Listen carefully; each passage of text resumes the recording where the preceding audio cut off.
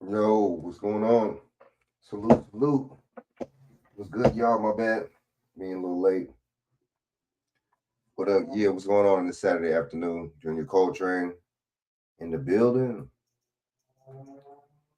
You know, in the building. Word up. You know what I'm saying? So, yeah, I got a lot to talk about. Excuse me, a lot to talk about. You know, we cats to get up in here, up in here. No, but so I'm on here right now, so I got a lot to talk about. I'm on here right now, so yeah, let me share this out. Share this out. Share this out. One more time, you know what I mean? So what's good with everybody, man, on the Saturday afternoon, man? What's good?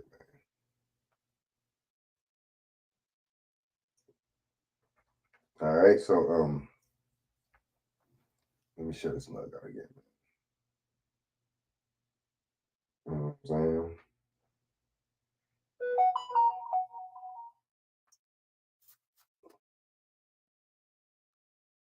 Let me get you know what I mean? Hold on. I don't know, man. All this stuff is just ridiculous, man. Y'all talking about this Diddy stuff, but meanwhile, what about this hurricane? You know what I mean? What about that's crazy. Motherfuckers like ratchet, scandalous, you know what I mean? Chaotic, you know what I mean? Dog Boss salute. What up? What up? Dark Boss in the building. Okay, Dark Boss is in the building. Yeah, man, we're gonna go in. It's gonna be a good show, man. We going in right now. Ready, I can already see. You know what I'm saying? Yeah, man. So we're gonna talk about Gavin Newsom. You know, vetoing a bill that would like why would you veto something like that? That make it to where black people, that have land out here in California, whatever, I'm saying, could recover their land. Why would you veto something like that? Why is there even a bill against that? That shit isn't that civil rights? Isn't that part of your these mugs, man? They make these laws, break these laws, and fake these laws. So, you know, we're gonna talk about that. We're gonna talk about this hurricane. We're gonna talk about what else that Gavin Newsom, the hurricane. We're gonna talk about this airstrike. Damn, I should have wrote this down. We're gonna talk about a couple things. All right, so hold up, y'all.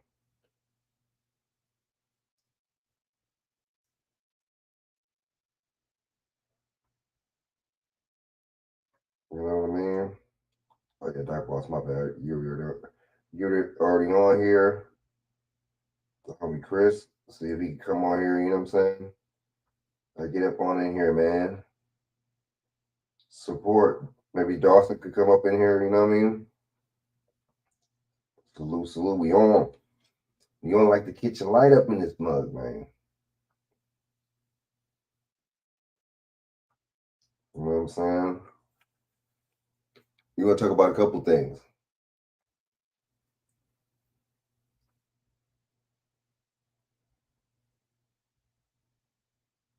We're gonna talk about a couple of things. Oh yeah, we're gonna talk about this Eric Adams thing. I already brought that up the other day, huh? Oh, we're gonna talk about the ports too. These we're gonna talk about these protests, man. You know what I'm saying? That's what we're gonna talk about. All right, so all right, man. So here it is, man. Gruesome Newsom.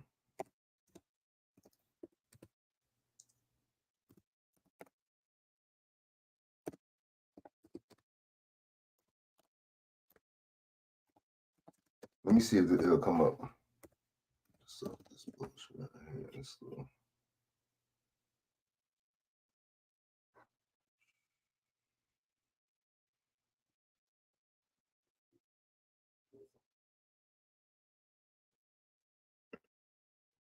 Look how slimy and grimy this guy is. You know what I'm saying?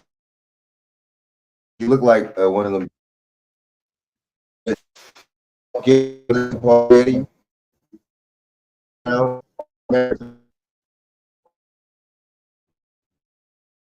those are all. Guess what? All of them were in California before. Jerry Brown was the governor twice.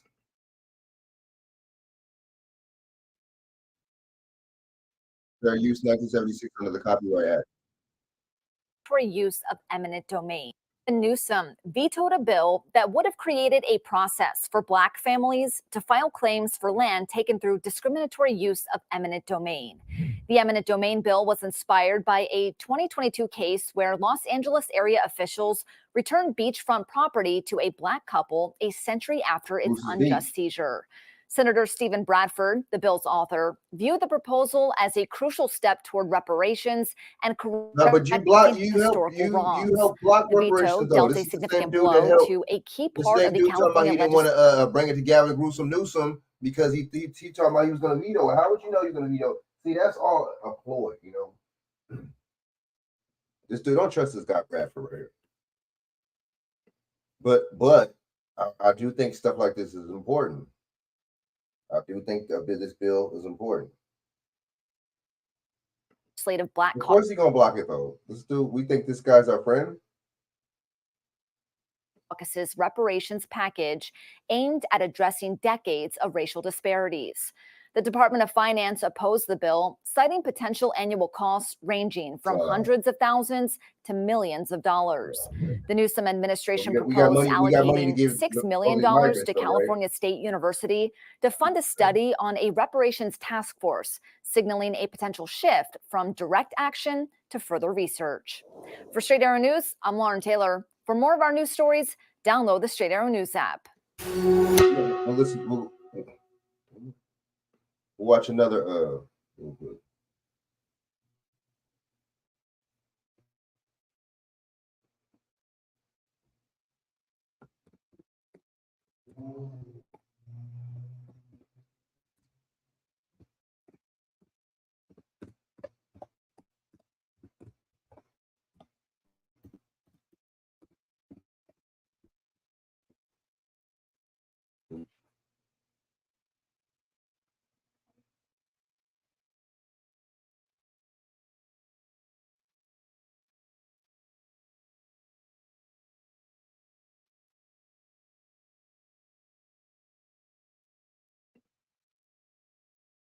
So look, Jameson. Why are we not making a big deal out of this? This is a big deal. Yo, what up? What up? Chris, let me know if you want to jump on and shit. I'm let me send the link out, man. Let me send the link out, man.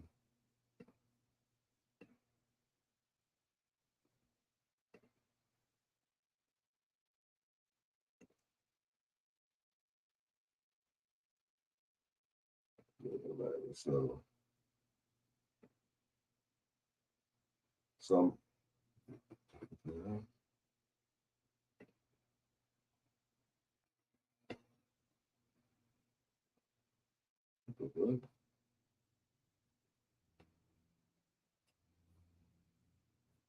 yeah, so let me this out.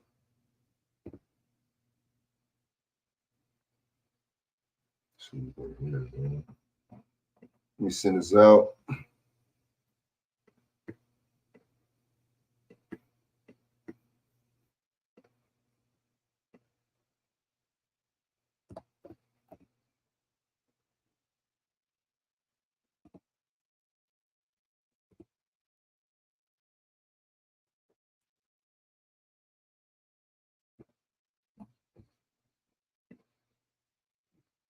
Real quick, you know what I mean?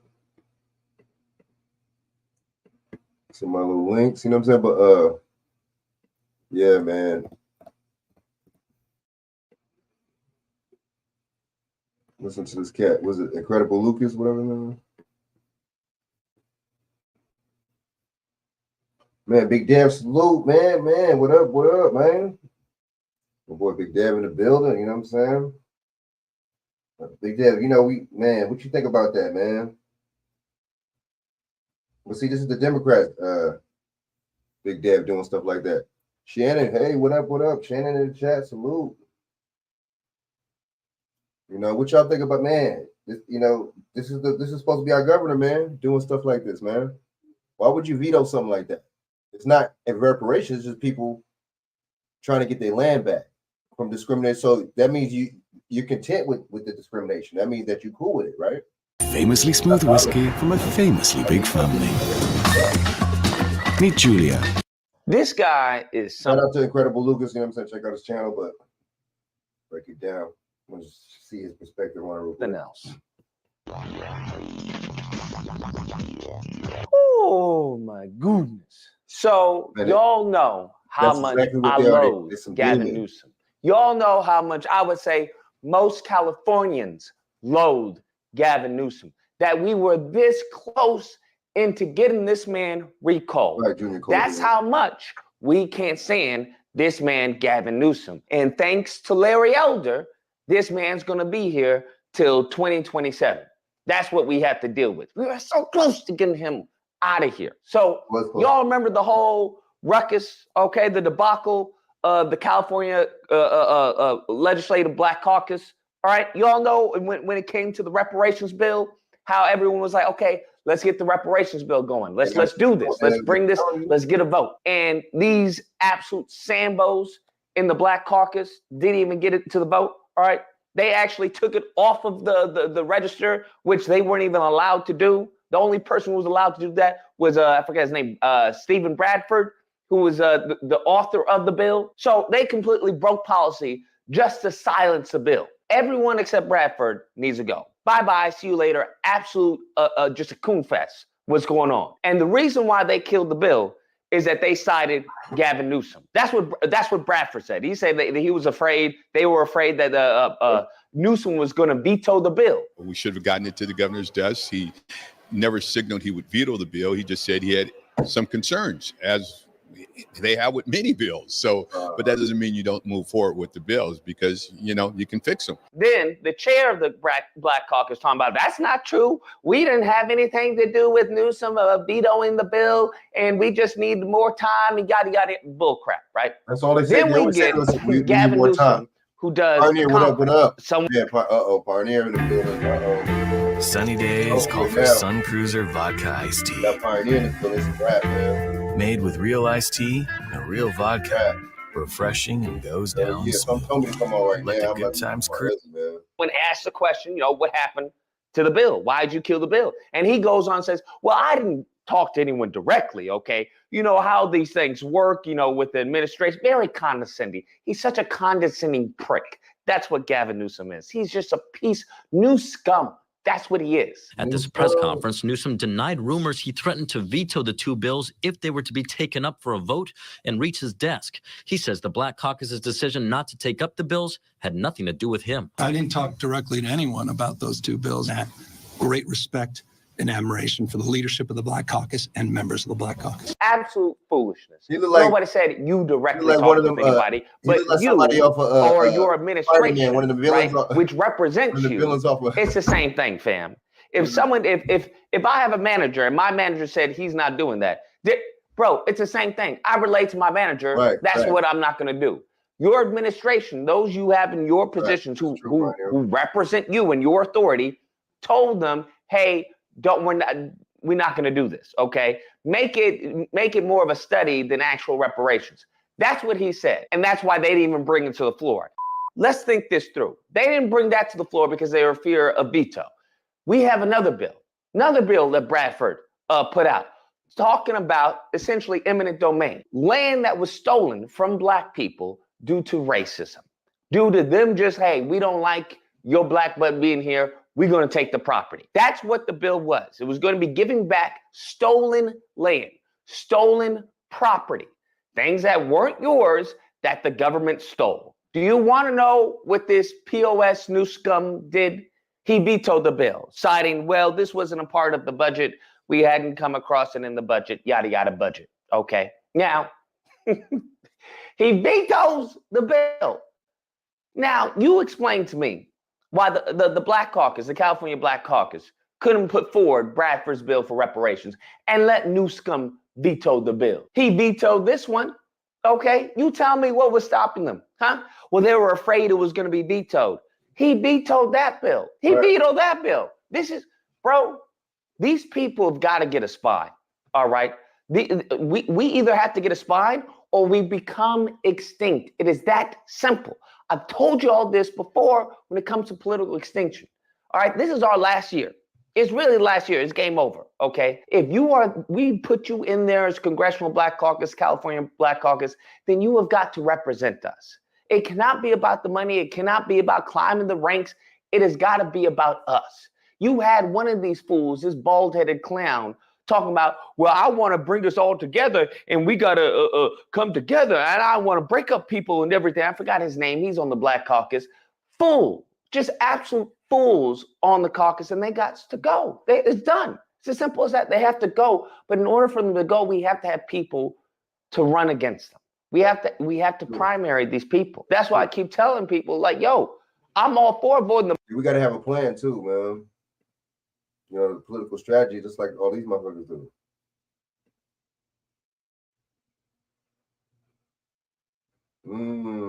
Federal level.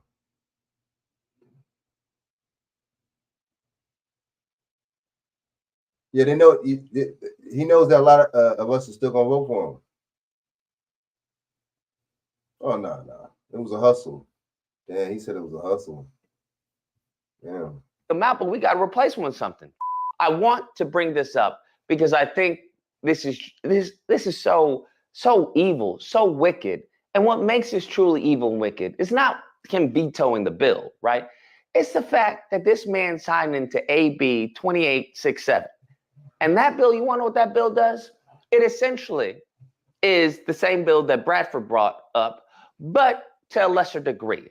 It's a bill that gives back stolen property, okay, artwork and things of that nature that was stolen during the Holocaust back to the Jews. I kid you not. This man not only signed it, but he signed it.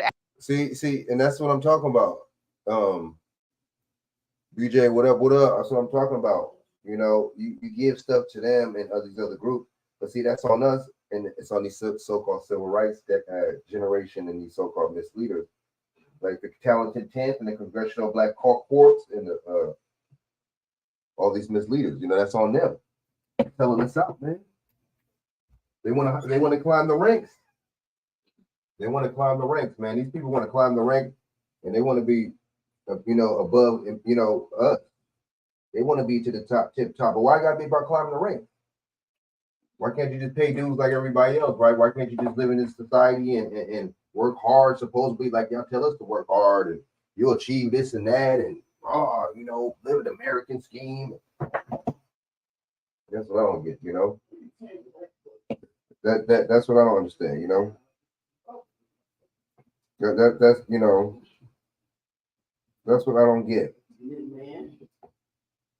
So I mean, so that's what I don't understand that part. So let me let this play. At the Holocaust Museum in here. Hi, I'm Jeff Miller, CEO of Trust Financial Group, with an important message about DSCR loans for real estate investors. These loans are a fantastic tool if you want to buy, get out of a hard money loan, or pull some cash out of an income-generating property. A DSCR loan focuses on a property's gross income rather than your personal income, and that is a game changer. If your property generates more income than it costs you to maintain it each month, you're in a good position to qualify. We don't even look at your personal income, so forget about tax returns, W-2s, or Schedule C income. To calculate DSCR, we take the current gross rental income or the projected gross income if you're buying a property, and we divide that by your full mortgage payment, principal, interest, taxes, insurance, and HOA if there is one. In here in LA, I don't know what to tell you, bro. I really don't know what to tell you. Okay, you're going to veto that bill, but then sign that bill? Is that what you tell me? You going to sign that bill? You're not going to cite budget or anything like that of, how much money is going to take to review whether it's actually theirs, look into the data, really? This is just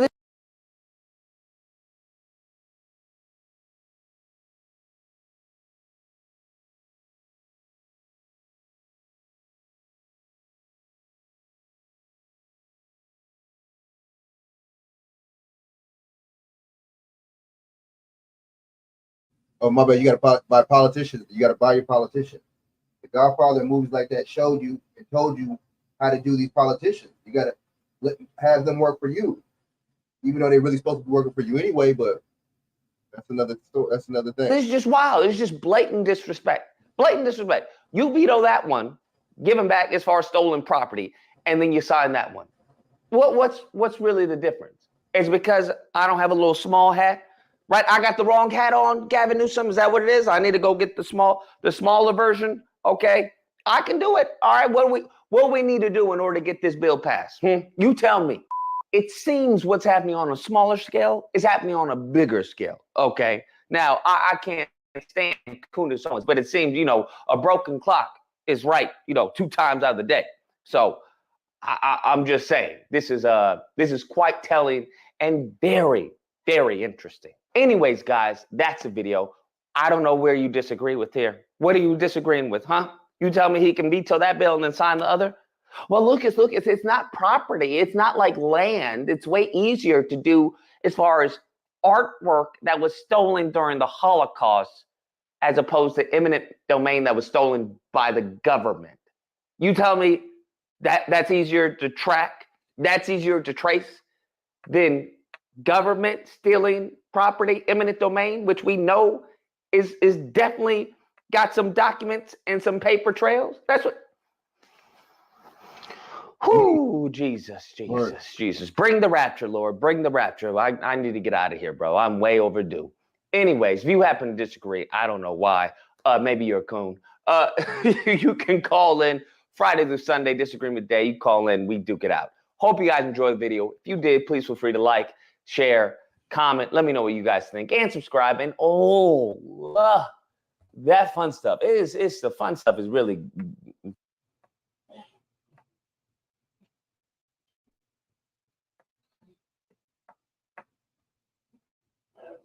We're going to go to. Free candy from a stranger? Bad. 10 free boneless wings for spending $15 or more on B-Dubs Go? So good. Hi, I'm accident attorney Kevin Crockett. When you call the Crockett Law Group, we... Good luck, everybody. This morning, a monster storm unleashing its fury overnight on Florida's Gulf Coast. Hurricane Helene, a catastrophic Category 4, showing no mercy, destroying property, flooding hotel lobbies, businesses, and homes, and submerging vehicles in oceans of water.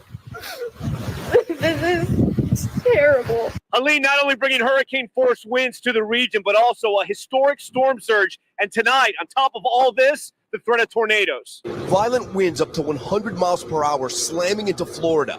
Floodwaters sending waves over this highway in Tampa. And treacherous driving conditions with trees blocking roads and this boat completely shored up. Unsurvivable storm surge transforming neighborhoods with chest-high water in some areas and homes completely flooded inside, leaving this man to take refuge in a kayak, and torrents of water slamming into bridges as well, turning roads into rivers. All of it inundating towns right in the center of Florida's Gulf coastline. I've worked here in this organization for 21 years. These are the highest surge numbers I've ever seen. And this moment lighting up the night sky, showing what appears to be a possible transformer exploding in St. Petersburg. The storm leaving more than 1 million customers without power across the region. Tampa General putting up an aqua fence in place to keep the water at bay, and it held up. In this backpack, I have... Some on Florida State's campus in Tallahassee forced to shelter in place. We're going to be awake through the night watching this through the window. The overnight landfall of Helene challenging for rescue teams, forced to save lives in the dark. As many as 40 people pulled from the rising water in Pasco County. And facing dangerous conditions with one crew in Pinellas County encountering homes engulfed in flames. Anybody in your house? In Clearwater, the elderly helped to safety, being carried out by first responders. Once the winds start getting up to a certain point, we even have to hunker down. And extraordinary rescues captured on camera, like the Coast Guard saving this man and his dog after his sailboat capsized off Sanibel Island.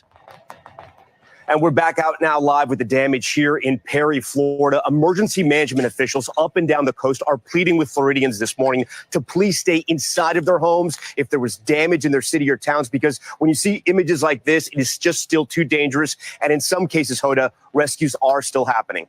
Back to you. Right, Tom Yamas for us there in Perry. Tom, thank you. Hey, thanks for watching. Don't miss the Today Show every weekday at 11 a.m. Eastern, 8 Pacific on our streaming channel, Today All Day. To watch, head to today.com/allday or click the link right here.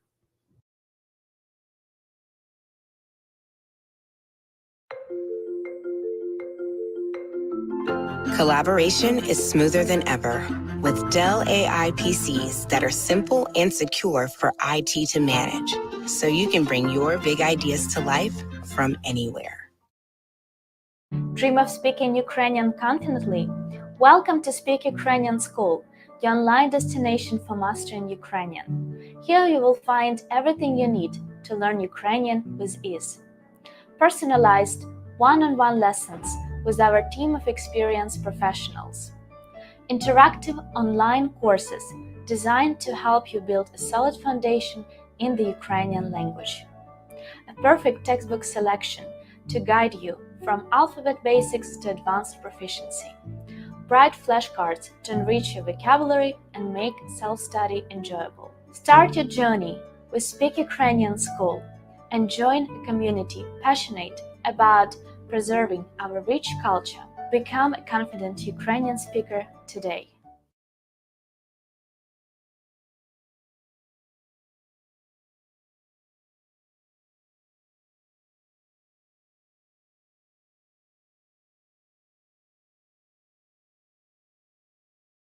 Floridians get these storms. They don't believe them. They think they're going to turn. They think it's hype. But this one's not hype, folks. I mean, we're talking a strengthening system at landfall, and it is huge. I mean, people compared Charlie to Ian, and that was their decision to stay because Charlie was a tiny little storm. This thing is so big. It's going to be pushing so much water. And I think a lot of folks are going to get caught off guard. A lot of folks still focus on that cone as the impact area. And this is impacting people all the way, Atlanta, Georgia is going to have hurricane force winds. So I think it's just showing you the power of the Gulf of Mexico. We've been talking all season about these water temperatures being very warm, and it's proving a powerful storm is going to have far-reaching effects. And the size is what scares me. Ian was a 4. We saw what that did. And another thing that I'm concerned about is everybody's so focused on this center line eye, but this system is so big. With Ian, we had hurricane winds 80 miles apart. So there's a lot of folks affected. Even if Tallahassee gets a little, this thing goes a little bit to the east, but as the mayor said, it's something that they've never experienced here. And, I think there are going to be a lot of power problems and trees down. It's going to be a mess. Definitely seeing waters are up. You can kind of see it. It's creeping up.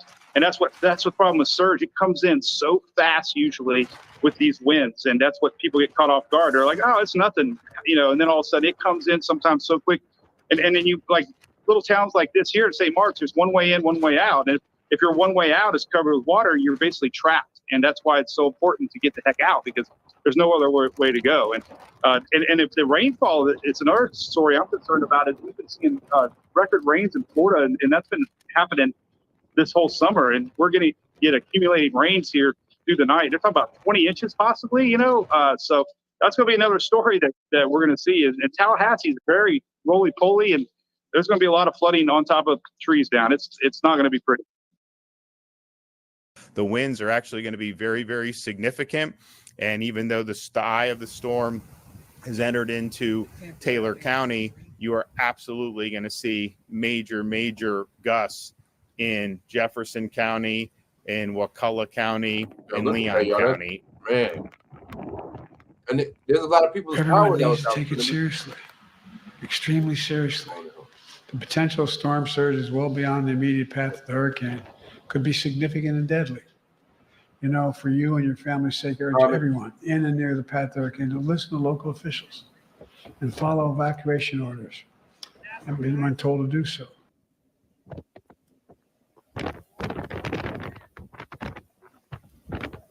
A lot of wind, a lot of rain, lots of debris. Almost getting knocked down out here. It floods sometimes when you have a bad storm, but this is the most I've seen it here in a while. The neighbors who live here say they did not expect this. They didn't think strong winds would come to Orange County, but they did. And this is what it left behind. Paneling is literally laying across the front of their home and on their lawn.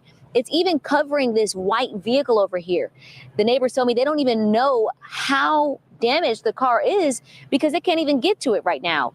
They are upset. They're devastated. Of course, this is an unexpected expense. They are, however, hoping that the insurance company can cover that. So I did speak to one of the people who live in this home who described what they heard when the roof was being torn off. So we were having dinner tonight, and as soon as we got done with dinner, all of a sudden you just hear this loud rumble for about 10, 15 seconds. And then you just looked out front and you see the roof just coming off. And for the past 45 minutes or so, it's just progressively gotten worse.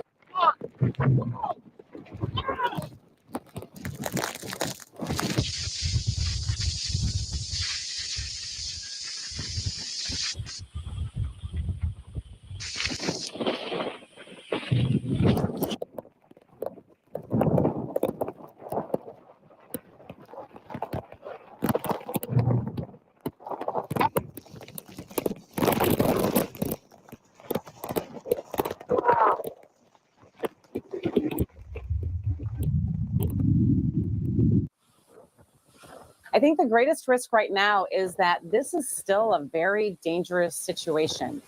Even though some of the storm surge is receding in Florida, it's still, the water is there and it's dangerous. And you need to exercise extreme caution in Florida if you're going out and starting to check in on your home. But if you are still in the path of the storm, with the flash flooding that you're seeing in Atlanta, what we expect to see in North Carolina, I'm worried about landslides in those areas. And so there's such a variety of threats that are coming from this storm. We're hearing reports of tornadoes in certain areas. And so there's still so much that's happening across many states. Yeah, it was record surge. Our previous record for storm surge was 4 feet. And last night we had about 7.5 feet, I'm told, this morning. So double what had ever been recorded in Clearwater. And that caught a lot of folks, old timers who have lived on Clearwater Beach by surprise, really throughout our Tampa Bay region, throughout our islands along Tampa Bay. And so it was historic, and being, over 100 miles away from the center of the storm, that was kind of unbelievable that we'd have the kind of impact we did here last night. Whoa. We had people who decided to stay last night, and they regretted that because I was getting calls from several of them saying, water's never threatened my home. It's at my doorstep, Mayor. What can I do?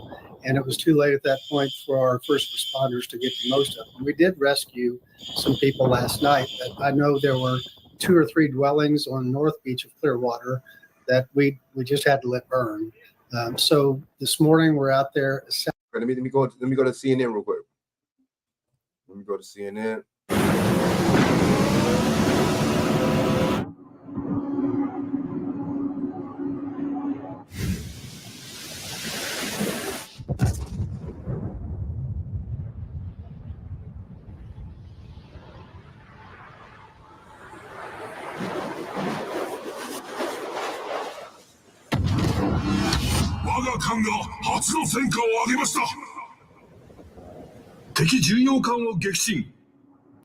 And the dramatic new video that you just saw in Derek's report of the man and his dog being rescued, well, this video is from the helmet cam of a Coast Guard rescue swimmer who saved them both. And he's our guest tonight. And we have his exclusive full video of the rescue. So let's watch how it unfolded.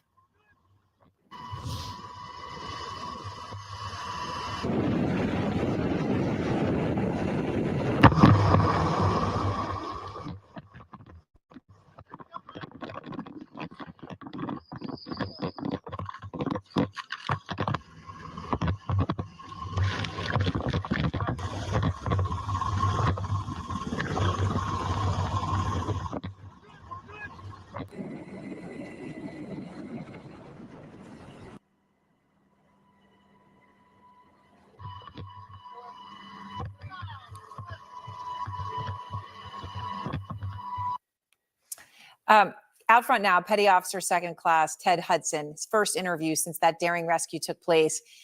Officer Hudson, it's terrifying to look at that, the wind and the waves. And going down from the helicopter, hoisting him up to rescue him.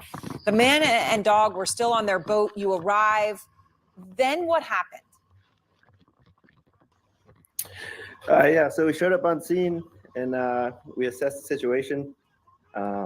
We immediately got me ready to go out the door. The flight mechanic patted on the edge of the helicopter for me to come out and get ready to go down. So they put me on the hoist and hoisted me down, and away I went. I mean, away you went. I mean, it's terrifying and it's incredible to see. I mean, so you go down, this is shot by your helmet cam. You see how high the waves are. You're literally looking down and then suddenly just going into those waves and then immediately start swimming to rescue. What was that like? It was a pretty, I think my adrenaline kicked in and I was just going. I didn't have to think about it too much. I've been in training situations in Oregon where I've been in big waves like that. And so I just didn't think about it. Kicked in, swam over the boat, and started telling them to get in the water so we can get this done as soon as possible, because the helicopter is in 60-mile-an-hour winds. The pilots have to control that the whole time. So it was a dangerous situation to be in, and I was just trying to get out of there as fast as possible. It's incredible, 60-mile-an-hour winds, and you went down. The dog obviously was terrified. How difficult is it to save an animal in that situation? I mean, just an animal who's in complete terror. Yeah, honestly, I was super happy to be able to save a dog. I've always seen people do it, and finally got to do it. The dog was a little skeptical at first to jump in, and then he finally decided that he had to jump in, and he swam right to me. So it wasn't really that bad. He swam right to me, and I just held on to his little life vest, and he seemed to do good from there. So then there's a moment later in the video, let me just show this, where the man reaches over to you to thank you. I mean, you saved this man's life in that moment of just, complete stress and shock. What did he say? He just said thank you for saving his life. Later, he got on he put a headset on and started talking to us through the helicopter. And he said, when he called the Coast Guard, that's when he decided to live. And then you were able to give him that incredible gift. I mean, he had to abandon his home to save his life. Where did he go after when you landed and he went on his way? Yeah, so we totally understood the seriousness of that situation, that he left his home. So immediately we Sector St. Pete, which is our call people, and they organized the fire department to come and pick him up and make sure he was safe.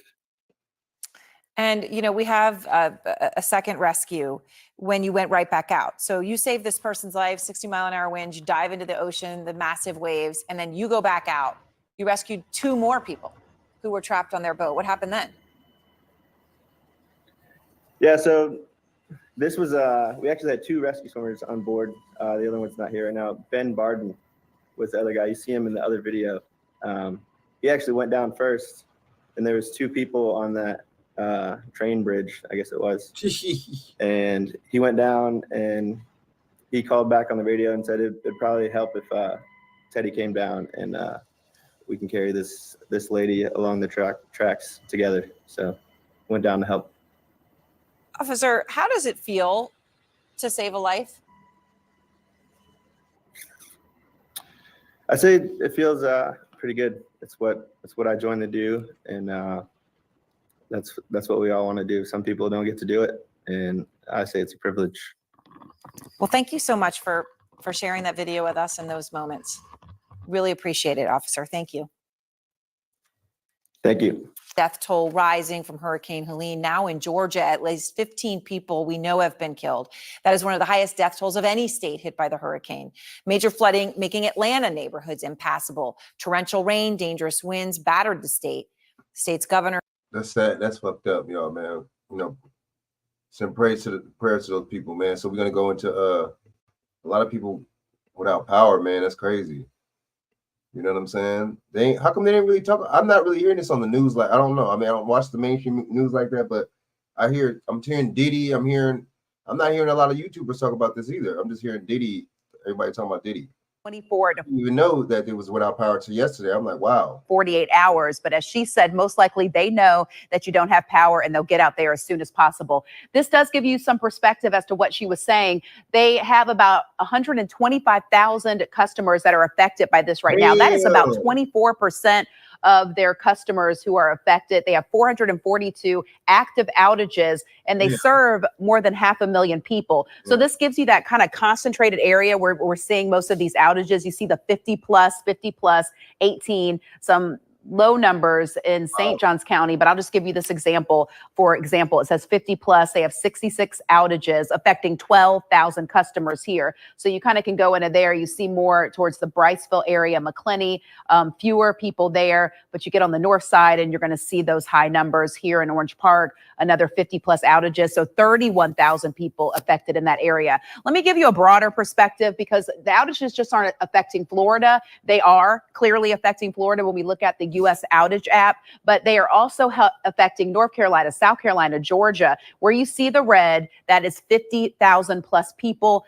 a lot more than that clearly. But if you do go to Florida, then you can kind of look and see that this concentrated area is where we're seeing a lot of those outages. And then when we go back, I'd like to just take a look at Georgia, same thing, all those outages more in that area where that storm is moving through. And then even in South Carolina and North Carolina, they are having a lot of outages there as well. But when you look at this app, it says 1.2 million people in Florida are affected, 800,000 in Georgia, 420,000 in South Carolina, and then 104,000 in North. I pulled up the JA website. They do say that they have 442 active outages and they serve 12,000.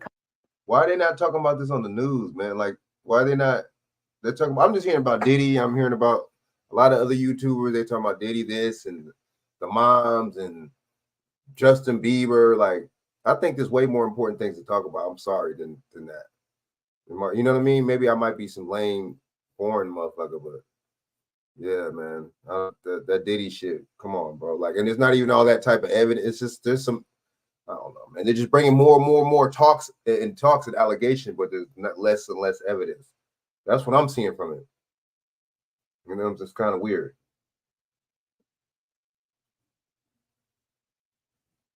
Yeah, true.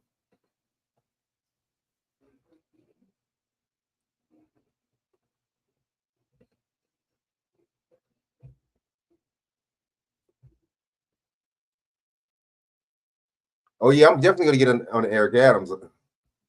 You know what I'm saying? That dude. Yes, I'm saying they go after both of them, right? And then didn't Eric Adams give Puffy the key to the city?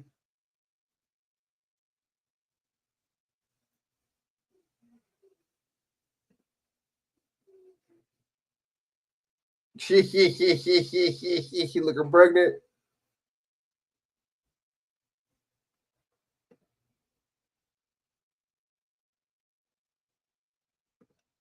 Kabami. Customers here. So you kind of can go into there. You see more towards the Bryceville area, McClenny, fewer people there, but you get on the north side and you're going to see those high numbers here in Orange Park, another 50 plus outages. So 31. Sounds like it's millions of people that without power. But you would think that the news would be talking about that shit every minute. You would think that they would be having updates.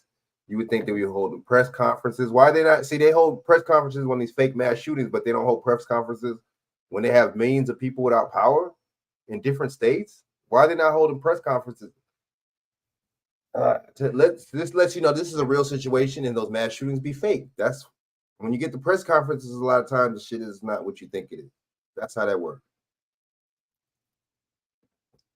Just like the master Trump, no smoke for the millions of Mexicans and Guatemalans who are already here illegally, but want to fuck with the black immigrants. Yeah, I didn't like that. That he was. It was.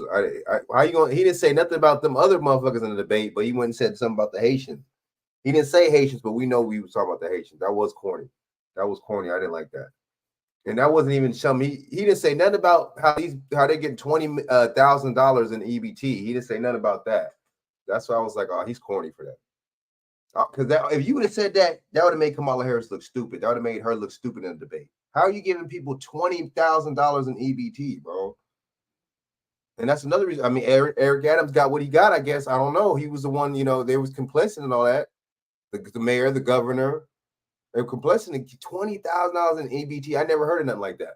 That's some shit to feed an army, $20,000 worth of EBT shit. And we all, and people know that shit rolls over, man. It rolls over. So I don't know, man.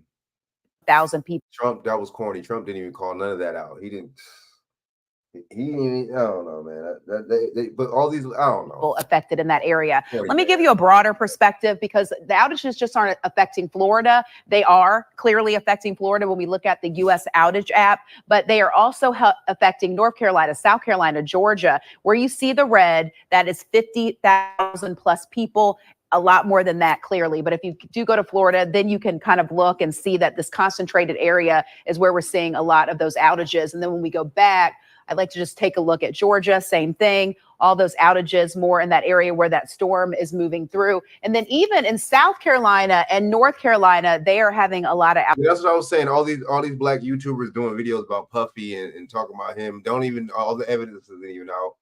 You know what I'm saying? Only evidence is out was what they want to put out.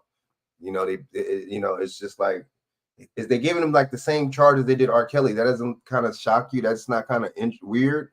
That's not kind of, and watch, they might hit him with the Mann Act. You know what I'm saying? But it's funny because I haven't heard nothing about any minors with Puffy. I haven't heard. So these are all adults doing consensual stuff.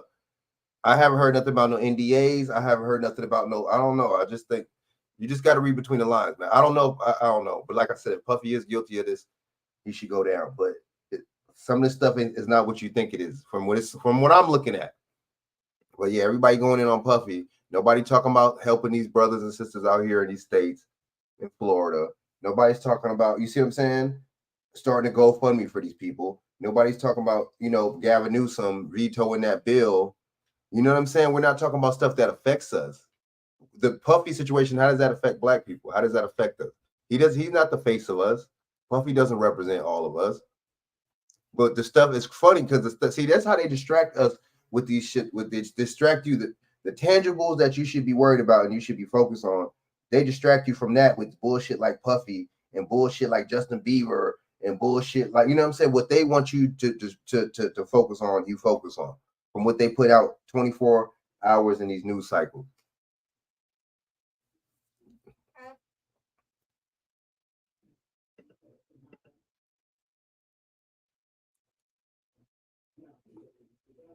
And then the thing is, and then they talk about, that's how you know something's not right, because they talking about Puffy's in a prison. Puffy is not in prison. You can't be a pretrialer and go to prison. You get convicted, then you go to prison. That's not how that works. So that already sounds suspect right there.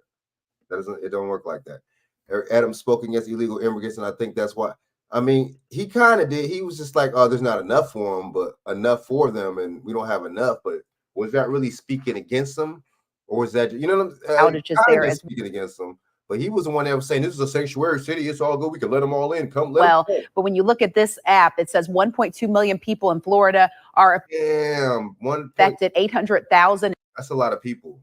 So we pray for the people in Florida, man, without power. You know what I'm saying? And a lot of YouTubers, these black YouTubers, are not going to talk about this. They're not talking about this. They won't talk about this. People on TikTok, Instagram are not going to talk about all types of people in Florida. Millions of people in Florida without power. And there's a lot of black people that live in Florida. So I don't know, I guess. Where's DeSantis at? I don't know. So, all right. So we're going to go to, what's the name right now? Who are we going with? The port strikes.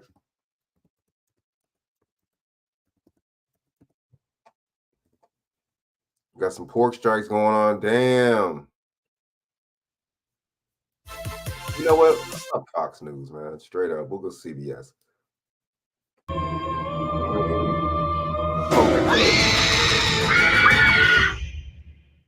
In today's Money Watch, at least 25,000 dock workers at East End Gulf Coast ports could walk off the job next week, impacting nearly half of the country's imports and possibly sending prices higher for consumers. Negotiations between the workers' union and the employers face a Tuesday deadline. Nancy Chen shows us how the ripple effect could affect what you buy in the stores. Well, we're stacked to the brim, produce all the way up to our ceiling to make sure we have what we need. I've never seen it like this. Anthony Serafino is running out of space at his company's global distribution center in New Jersey. If there's a strike happens, what happens immediately in this facility? So we are stockpiled with some inventory for a few days, hopefully a few weeks.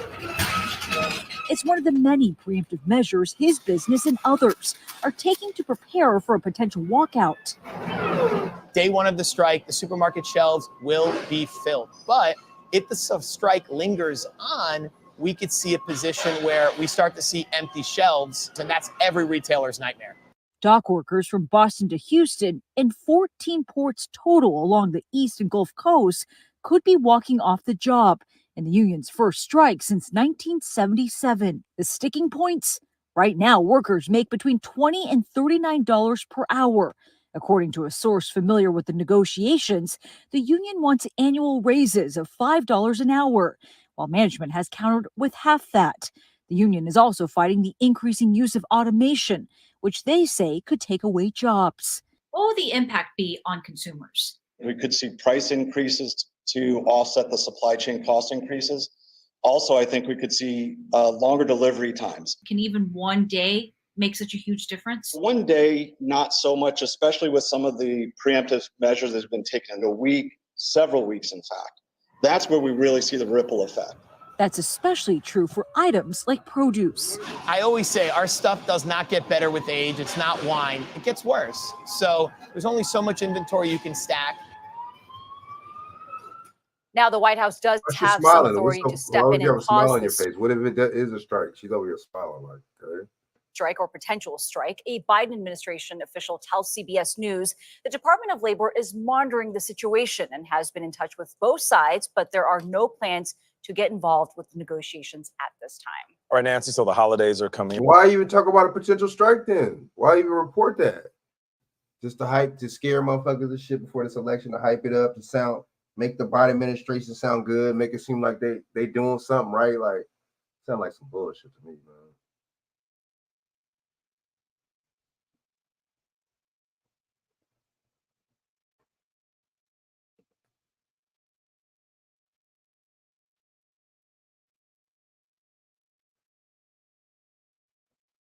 Yeah, he did. Yeah, he did. He did, Pioneer. Yeah, he did. He did have more pushback. Hell yeah, Brandon Johnson just a weirdo, man. You could tell he's boule, man. He just sold us out.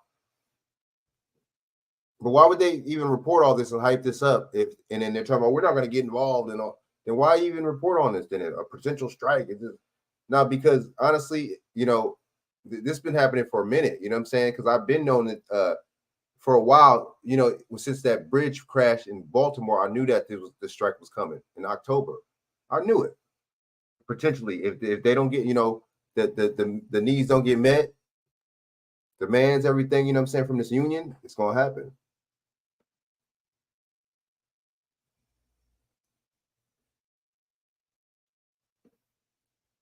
Y'all did Pioneer, man, Junior Coltrane. I'm not going to speak too much shit I don't know. No, you're right. He wasn't doing anything that the white mayors before him didn't do.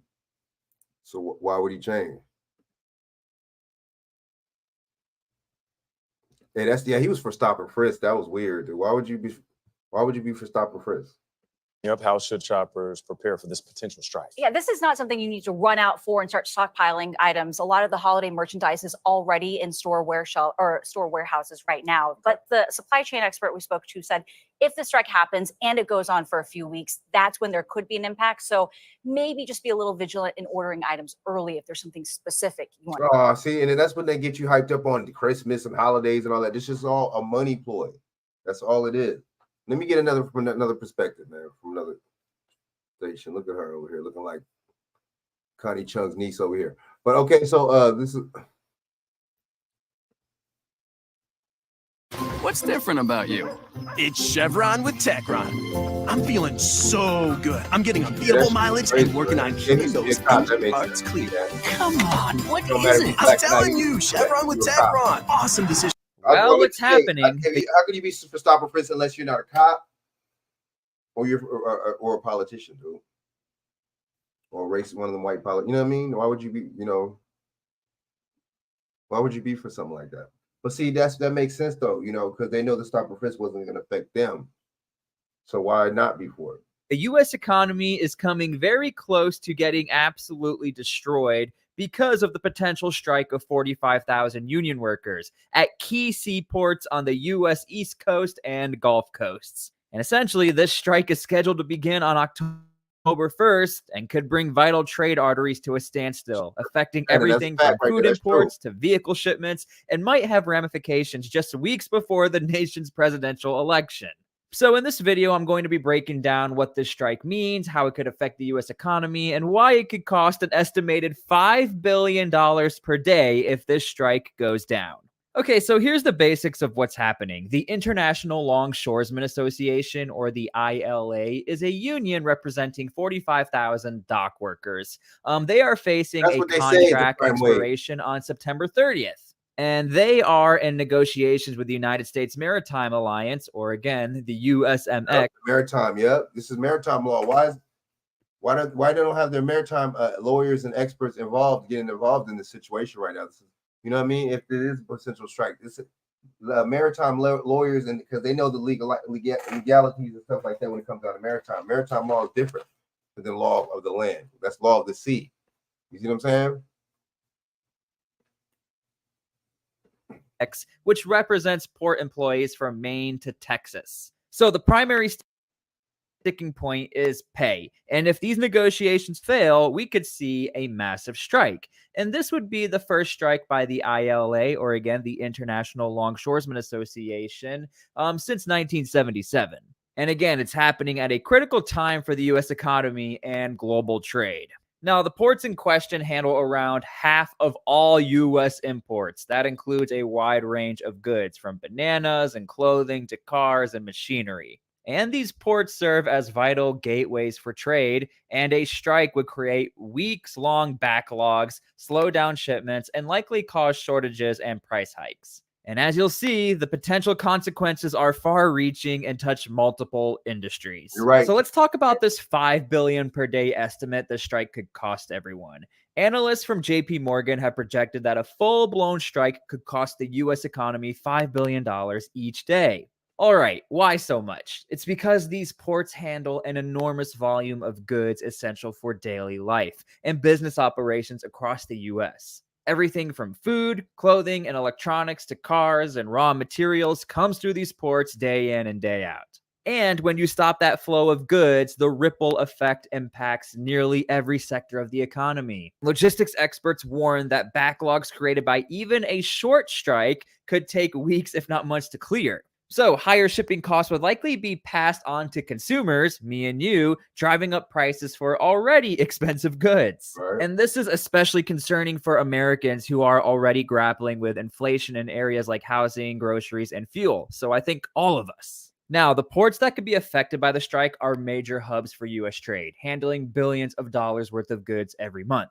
And I really want to harp on this because I don't think Americans realize this could literally cripple our economy, and it's only taking 45,000 dock workers to do it. For example, in the 12 months leading up to June 30th, 2024, all of these seaports processed $37 billion worth of vehicle imports alone, according to S&P. $37 billion. That's just the vehicles. They ain't telling you. The news is kind of chill about this, right? Global market intelligence. The important shit they don't talk about, but the shit that ain't important, they put all over the news, right? The puffy shit. I mean, how is that really affecting black people? You know what I'm saying? He don't represent all of us. He don't. Auto parts, too, are a key import on the East Coast, especially those from Europe, which are harder to reroute than goods from China and other parts of Asia. You know, we're talking your BMWs, Mercedes. Oops.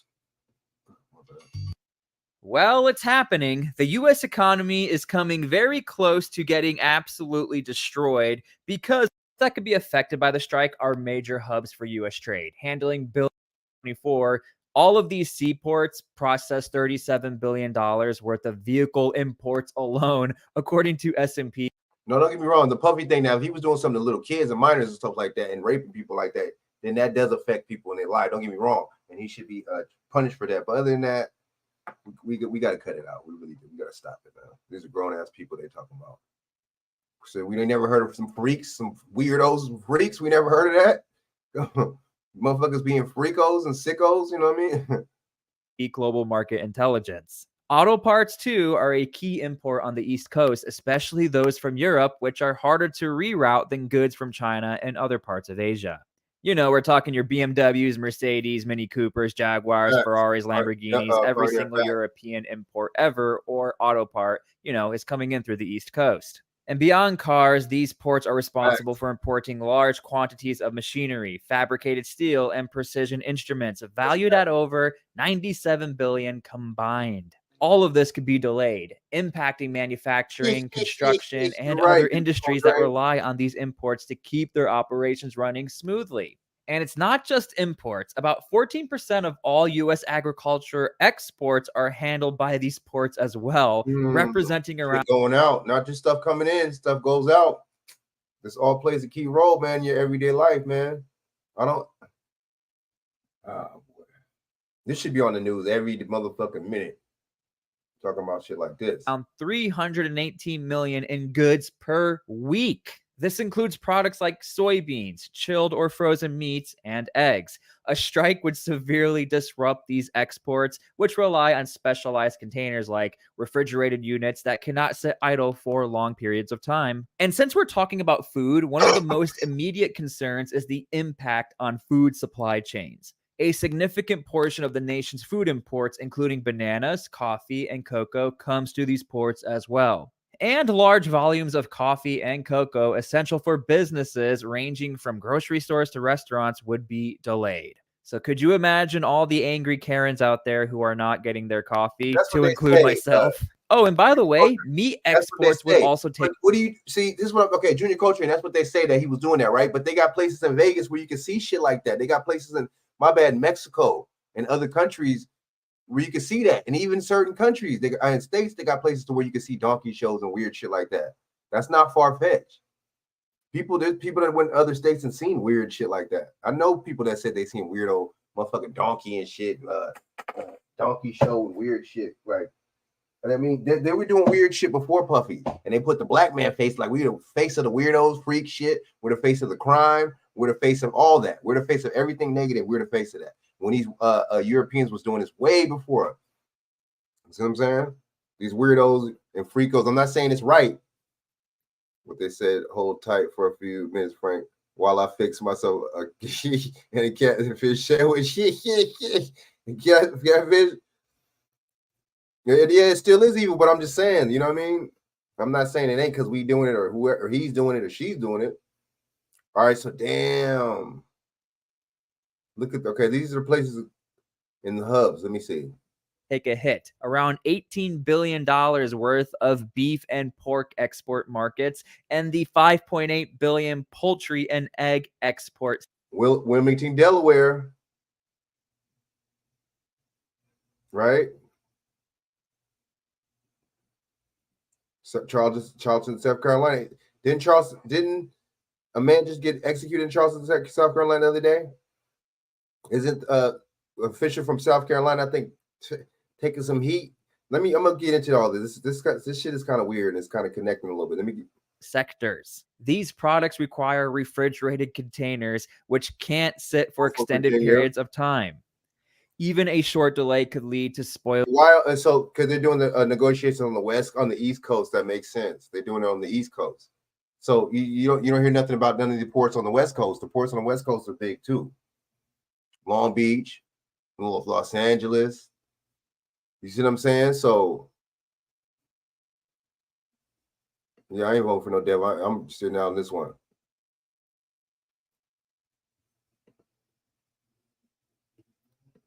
Shannon, right, Shannon. Shoot, there be motherfuckers be doing some weird, freaky stuff in all these other it ain't even just American motherfuckers doing that weird shit. You know what I'm saying? But what about the, you know what I mean? What about the Creed people and the whiteys doing it? Village and massive come financial on. losses. I mean, I'm not saying it's bad, good for us to do it. It's better or it's sneaky but come on, or exporters. So according to the U.S. Meat Export Federation, about 45% of all U.S. pork exports and 35% of beef exports are shipped via East and Gulf Coast ports. And disruptions here could lead to significant backlogs once again, affecting not just U.S. consumers, but also global markets that rely on U.S. agricultural products. So again, the implications here is not just we're affecting the United States. A lot of our partners are going to be extremely annoyed if they figure out allies, our trade people we trade, other countries we trade with, exactly. Out that these port workers want more money and they're not getting it. And now our allies are like, hey, where's our bacon? Where's our eggs? Where's our soybeans? The implications here are massive. Oh, and by the way, pharmaceuticals and medical supplies to me is probably the biggest scare of all of this. It's not just food and cars that are at risk. These ports handle more than 91% of containerized imports and 69% of containerized exports of U.S. pharmaceutical products. If the strike goes ahead, it could disrupt the supply of life-saving medications, which are often transported through major ports like Norfolk, Virginia, and Charleston, South Carolina. And look, any slowdown here would have serious implications for hospitals, pharmacies, and patients across the U.S. About 1/3 of all containerized pharmaceutical imports enter the country through these two ports. Very interesting. That's the news. Don't tell you that. Salute to this guy, T Sply. You know what I mean? I thought it was a T Fly. I'm like, oh, this guy, he ain't out with black people. T Fly, but it's T Sply. Salute to this guy. You know, independent, a lot of independent, what's his name? BJ, yeah, that's right. A lot of independent, what's his names? YouTubers be really breaking it down, man. Shout out to them. The news they're a bunch of clowns. For other countries that rape their daughters and sisters. The point is that you talking about Puffy and them doing donkeys and stuff like that, messing around with animals and stuff like that. Other people be doing that, dude. Like, I'm not. That's my point. That's not just. You know what I'm saying? It ain't nothing new. I mean, it's not even. You know what I mean? Might not even be true. They're saying that about Puffy. Like, how do we know that's a fact? That's what I want to know. You know what I'm saying? They saying all this about black. They say all types of weird stuff, crazy stuff. But at the same time, I mean, I wouldn't put it past Puffy if he. You know what I mean? I wouldn't put it past it because they're weird. Hollywood people weird. Holly weird. Holly tree from the branch from the holly tree. I mean, excuse me, the wood from the holly tree. The holly tree was sorcery. The holly tree was magical. You see what I'm saying? That's what Hollywood means. Could lead to shortages in critical drugs. And look, it's political season, so let's talk about the political implications. The timing of this strike is absolutely crucial. It's set to happen just weeks before the U.S. presidential election, which could make it a major political issue. The Biden administration has not yet stepped in to broker a deal, a stark contrast to last year when the White House intervened in the West Coast port negotiations. This hands-off approach could backfire if the strike leads to visible economic damage, particularly as voters are already concerned about inflation and cost of living. And look, retailers who account for roughly half of all container volumes are particularly concerned. And look, many have already rushed to import holiday goods in anticipation of a strike. But delays and shortages could still disrupt the crucial holiday shopping season. A strike that impacts consumer goods so close to the election could create political firestorms, especially if prices for everyday items like clothing, toys, and electronics spike due to supply chain issues. Now look, people, if the strike goes ahead, experts say the recovery process will be slow. For every day the ports are shut down, it could take 4 to 6 days to clear the resulting backlogs, according to analysts at Sea Intelligence, a shipping advisory firm. There are even warnings out there that a 1-week shutdown could take up to 6 weeks to recover from, creating lasting delays and driving up shipping costs. There are companies out there looking for alternative solutions, such as rerouting shipments through the West Coast ports or moving goods by air. However, these alternatives are often more expensive and less efficient, particularly for heavy or bulky items like cars or industrial machinery. And again, if the shipping costs go up, who do you think is going to pay for it? Me and you, the consumer. Right. So look, I'm going to end this video with this. The potential strike by 45,000 union workers at U.S. East Coast and Gulf Coast ports could have a monumental impact on the economy, international trade, and even politics. From shortages of everyday goods to delayed agricultural exports and pharmaceutical disruptions, the effects of a prolonged strike would be felt across the board. And with the deadline approaching fast, the clock is ticking for the ILA and USMX to reach a deal.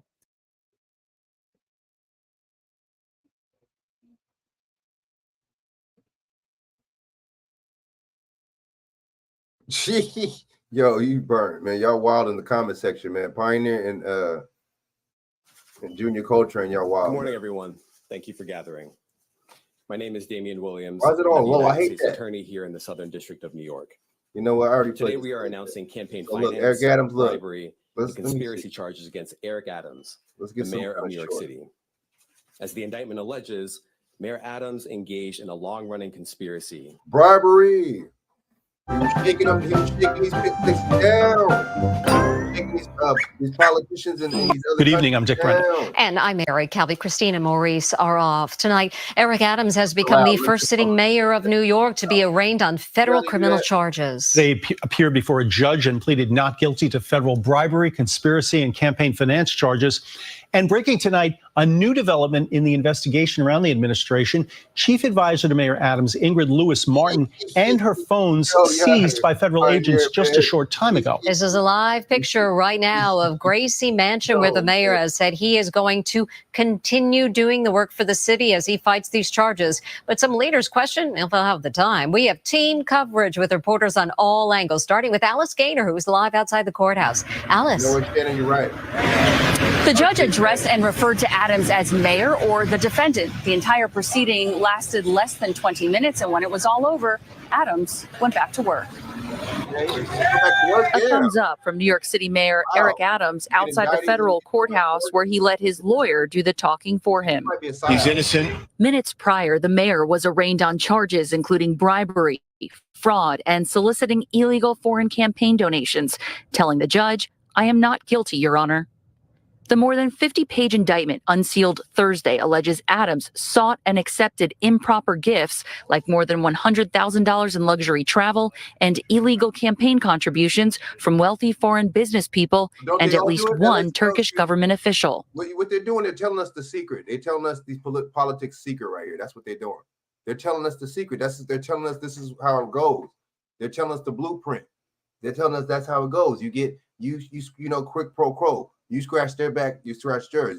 You get to get political contributions, all this shit from these motherfuckers when they got cut from other countries. It's easier to hide that from somebody for a foreign country than in this country. Alice was saying that we should jail Trump, even though was never, you know, he was never convicted, but he wants to give him the benefit of the doubt. And look what he's going through now. If True Puffy didn't do anything, Hugh Hefner didn't do. Ooh, if he didn't go after Hugh, why did it, man, go after flashy black man? Y'all are too much, man. Y'all too. Shannon, he shared it. Like 50 Cent said, they don't like you when you're too flashy. They like you when you're fucked up and ass you. Damn, yo, facts. This case isn't even a real case. This is the airline upgrade corruption case. Illegal campaign contributions, it's alleged, came via straw donors who contribute someone else's money to hide the illegal source. And those contributions led to $10 million in public matching funds to his campaign. See, they're giving you the blueprint. This might be true. Because they had a straw purchase, like a motherfucker that buys a gun for somebody else. Damn, they're telling us the blueprint. They're telling us how these politicians do it. That makes sense. You get somebody else. Let me rewind that real quick. Donors who contribute someone else's money to great corruption. Donor. Illegal campaign contributions, it's alleged, came via straw donors who contribute someone else's money to hide the illegal source. That's the first time I ever heard that term ever in my life, straw donor. So you see how all this shit that these motherfuckers do in these terms and all this shit that some people wouldn't even know about? These corrupted terms to hide and protect these corrupted people. And those contributions led to $10 million in public matching funds to his campaign. In return for all. So I see how these politicians get rich, right? That's how they get rich. That's how Nancy Pelosi has $100 million, and that's how Maxine Waters is a millionaire. You know, but yet downtown LA is in shambles. Hollywood is in shambles. You know, what's the name is like the black homeless hub, Skid Row. A lot of black people, homeless black people out there. All of this, prosecutors allege Adams used his influence to pressure the FDNY to open a new high-rise housing Turkey's consulate in Manhattan, despite safety concerns. The next week we'll be filing a motion to dismiss. We expect these charges to be dismissed. Adams was released under conditions that he not contact any witnesses or individuals named in the indictment, with prosecutors saying they will reach an accommodation for him to talk to family and staff, but not about the allegations. Interesting. And the mayor is due back in court on Wednesday. Mary, Dick? Alice, I got to ask you, mayor in court, what was his demeanor like when he was sitting there? When we walked into the courtroom, he was already sitting at the defense table with his attorney. He never turned around to look at anyone. He stared straight forward for the entire proceeding. When he got up to leave, we all had to remain seated in the courtroom as U.S. Marshals escorted him out. He looked at one court officer and smiled, but he did not look at anyone in the gallery. The courtroom was filled with mostly press. Alice Gaynor, live from the courthouse. Why would he be smiling? Alice, thank you. And let's bring in now political reporter Marsha Kramer. Well, Mary and Dick, there many are wondering if the mayor can hang into. Why does she sound like that? My bad. Why does she sound like that? She got a deeper voice than me. His job and for how long? And this is Mayor Adams' version. She sound like she smoked a pack of Cools a day. You hear me? Of the TV show Survivor. Call it Survivor Manhattan Island, where the challenges the mayor will face include swimming in the shark-infested waters of New York City. But it comes as the feds are keeping up the pressure, seizing the phones of his chief advisor, a woman who's been by his side for decades. It always starts with a problem. Interesting. Ingrid Lewis Martin is often seen by Eric Adams' side. She is his chief advisor and has been with him since he was a Brooklyn state senator. Today, she became the latest member of his inner circle to have her phone seized by the feds. They reportedly served her a subpoena as she was returning from a vacation in Japan. She will cooperate fully with any and all investigations, said her lawyer, adding that she is not the target of any case of which we are aware. This has some questioned how long the mayor could survive the ongoing federal probes. Until we hear from the mayor in terms of his response to the charges in the indictment, I don't think that anybody knows what his survival prospects are. I think we all hope the best for him, for our city. As Eric Adams went about the business of being mayor today, including a visit to a Harlem senior center, there was much speculation about how long he would remain in office and whether Governor Hochul would remove him. I think the governor, the mayor's decision, the feelings of the business community are, if the city is staying stable while the mayor goes through what he's going through, I think that we're okay. If things fall apart, we got a problem. Governor Hochul, who does have the power to remove Adams from office, called on the mayor to show the city he can still keep the city safe and deliver services. Sources telling CBS News New York it was a warning shot that the mayor needs to clean house and show he can regain the trust of the people. It comes down to whether you can actually fulfill your job responsibilities. And that's a question the mayor is going to have to answer. But he has to be very reflective about it. He has to say, can I do my job? Teachers Union President Michael Mulgrew voicing a concern shared by many. We're talking only at this point about one investigation. There are still 3 others. So, you know, if you can't fulfill your responsibility, and I'm hoping that he understands that as an elected official, that responsibility comes way before your own self-thoughts. With the list of administration officials having their phones seized growing by the day, the big question may be, who's next? The big question. It's a big question. Yes, Marcia Kramer, thank you. Our coverage continues now. We go out to Gracie Mansion. Jennifer Bisram is there with what the mayor was up to after that historic court appearance. Jennifer. Hi, Dick and Mary. You know, the mayor pled not guilty at federal court this afternoon. He left the courthouse, gave everyone a thumbs up, and then it was back to business. He had 3 public appearances this afternoon, and New Yorkers who were at one of those events say he was all smiles. Yeah. Shout out to all September birthdays. And just like that, Mayor Eric Adams back at duty, attending a birthday celebration at a Harlem Senior Center Friday, hours after pleading not guilty to federal public corruption charges in Lower Manhattan. He seemed to be happy, concerned. He came in with great spirits, and the seniors at A. Philip Randolph loved him. Pictures, and he was in a great mood today. The mayor all smiles, people in attendance saying a prayer for him. We're about to pray for our mayor. He says that he's innocent, and we all hope that he is. So we'll pretty much see the outcome of it. Since the indictment, the mayor has been... You can't say he's innocent, and you can't say you hope he is. Or I hope he is. Well, it sounds like there's some doubt there. A little bit. I don't know. Maybe it just, adamant the federal charges will not be a distraction to govern the city. How would that not be a distraction, bro? You're charged. You federally got charged, bro. You got indicted, man. What are you talking about? That's not good. Bro, this is not going to help your chances of staying in office to get elected again. None of that. It's not good. It's not good. I'm not going to be distracted or nothing. You're sure you're not going to be distracted? You got lawyer fees, bro. You know what I'm saying? That's not going to distract you?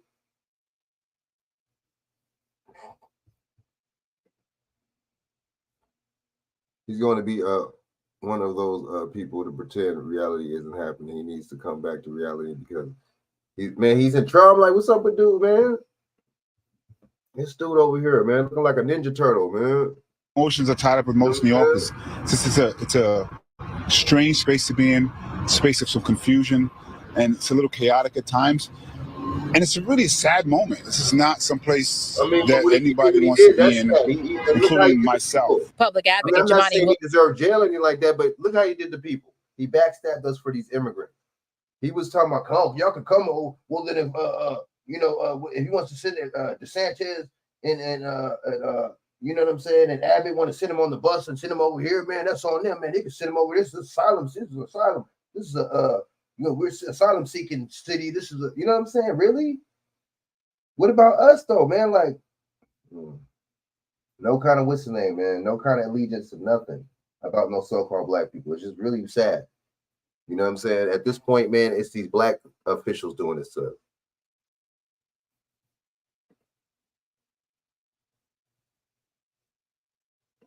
Man, all right. Williams asking the mayor to carefully consider New Yorkers during this time, as Governor Kathy Hochul and New York City Council Speaker Adrian Adams have. Can you do the job of making government continue to run? And can you continue to exude trust for the people of the city of New York? Hell no. Those are questions that I'm hoping the mayor's really grappling with in earnest. Like the mayor's, I ain't gonna lie, I ain't no Trump or I ain't no neither one, but if this was Trump, people would have been hyping this up. They'd have been hyping this up. They'd have been hyping all this up. Oh, listen, y'all, man, Trump, you know what I mean? But see, since it's a Democrat, you know what I'm saying? Since it's Eric Adams over here, I don't know, man. I just, this political stuff is just is corrupt. Steps down or is removed from office, the public advocate would step in as acting mayor until a special election is held. When you run a public advocate, this is a part that could happen. It has never happened, so it's not something you're expecting to happen. And it's not something I want to happen because that means that the city is in a space of confusion and chaos. It sounds like the city is already in chaos, man. Hold up. Man, these cats is wild, man. Oh, it'd be chaotic, bro. Look at New York, bro. York City should be next. Dublin, Ireland. Why? The games are over 3 hours long. A vision concocted by me and Jameson, 2 Irish legends with absolute. So But look at California, right? will formally apologize So for this is what I don't slavery get. and its Look, lingering effects so on Black this doesn't look good, right? Because see what they were doing before, they wasn't granting no reparations, and they were saying proof of studies, basically saying proof of studies, like as if there was some kind of lineage here, or as if there was some kind of slavery in California. So y'all did whatever, and y'all proved. Y'all say now y'all want to say, see, you want to veto and you want to say block the reparations thing, but at the same time, you talk about you apologize for slavery. So are you admitting that there was slavery in California? You see how they don't want to give you shit, and they don't want to give you your tangibles for what happened, for atrocities, but at the same time, they want to just say, oh, you know, I don't know. Sound like some bullshit. Americans in the state under a new law the governor signed Thursday. The legislation was part of a package of reparations bills introduced this year that seek to atone for decades of policies that drove racial disparities for African Americans. Governor Gavin Newsom said the bill was a step forward in recognizing the harmful injustices of the past. Step forward for what? You block the reparations thing, but then what is the step forward for? And then he just vetoed a bill recently. How you gonna see that? That's some symbolism shit. You just vetoed and blocked vetoed the bill that would give black people, you know what I'm saying, that would have black people their shot at their land back, and you vetoed that. But then you talking about apology for slavery? It just sounds like some symbolism bullshit to me, man. Apology, that's the docile shit. Fuck an apology. That's the Martin Luther King shit. Oh man, you know, fuck that. I need you to tell me that you did me dirty, like I'm stupid. Nigga, get the fuck out of here, man. What you going, man? You know what I mean? Instead of you facing the consequences and you saying you fucked up and paying me or repaying me or on how you fucked up. Oh, I just want to apologize. That's some docile shit. In Texas ain't facing federal charges of trafficking illegal, right? You done brought these motherfuckers from state to state. That right? That is weird because they ain't making them leave. He's paying them to go to New York. He can't. It's a con job. Ooh. What a damn apology. Neely Fuller Jr. said that the racists have a truck full of apologies they can give. Man, if that's all you want, that's true. We ain't demand, that's true. But see, you got these people, politicians, they ain't demanding shit. Apology t-shirts. Man, you ain't never lied. But Newsom vetoed a proposal Wednesday that would have helped black families reclaim or be compensated for property that was unjustly seized by the vetoed that. So on one hand, you apologize for slavery, and on the other hand, you veto a bill for black families to reclaim their land. Wow. Man, this motherfucker sounds like he's just mix signals, mix everything, huh? Just mix bullshit. That's what it sounds like to me. And black motherfuckers eat this shit up. We eat this up. Government, before joining the Union in 1850, California sanctioned slavery, terrorized black families, and polluted their neighborhoods, according to a report published by a reparations task force. To this process. Pioneer, you ain't never lied. That's so true. 80 years and 40%. Every parent knows when to go into protect mode. That's why Lysol cleans and kills 99.9% of germs. I think that should work. Don't just. We begin with Mayor Eric Adams. Motherfuckers working, man. Was making a public appearance at a church in Queens today. He has vowed to carry on with his responsibilities as usual after he was arraigned on federal charges yesterday. Christy Kalishian reports on the visit and asked the public advocate, who's next in line for the position, if the mayor should step down. Greater Allen AME Cathedral in Jamaica welcomed Mayor Adams Saturday morning. I know where that's at, man. He came in through its back entrance, keeping comments brief. Right now, the power of prayer. And so I do a lot of praying, and I'm looking forward when I leave here to go on and continue. But look how he was acting towards us, though. You know what I mean? When this migrant stuff, he turned his back on black people, man. He's a piece of shit. as far as I'm concerned. You know what I'm saying? Reparation white folks walking around with a damn t-shirt with a smiley face and the words "we apologize" under man, right? Anthony Johnson, a black man, was the very first American slave owner, and he should get reparations too because he's a black. He was evil too. But there was white slaves, though. Why does nobody talk about the white people working? I just call it working, really. So nobody don't understand why nobody talks about that.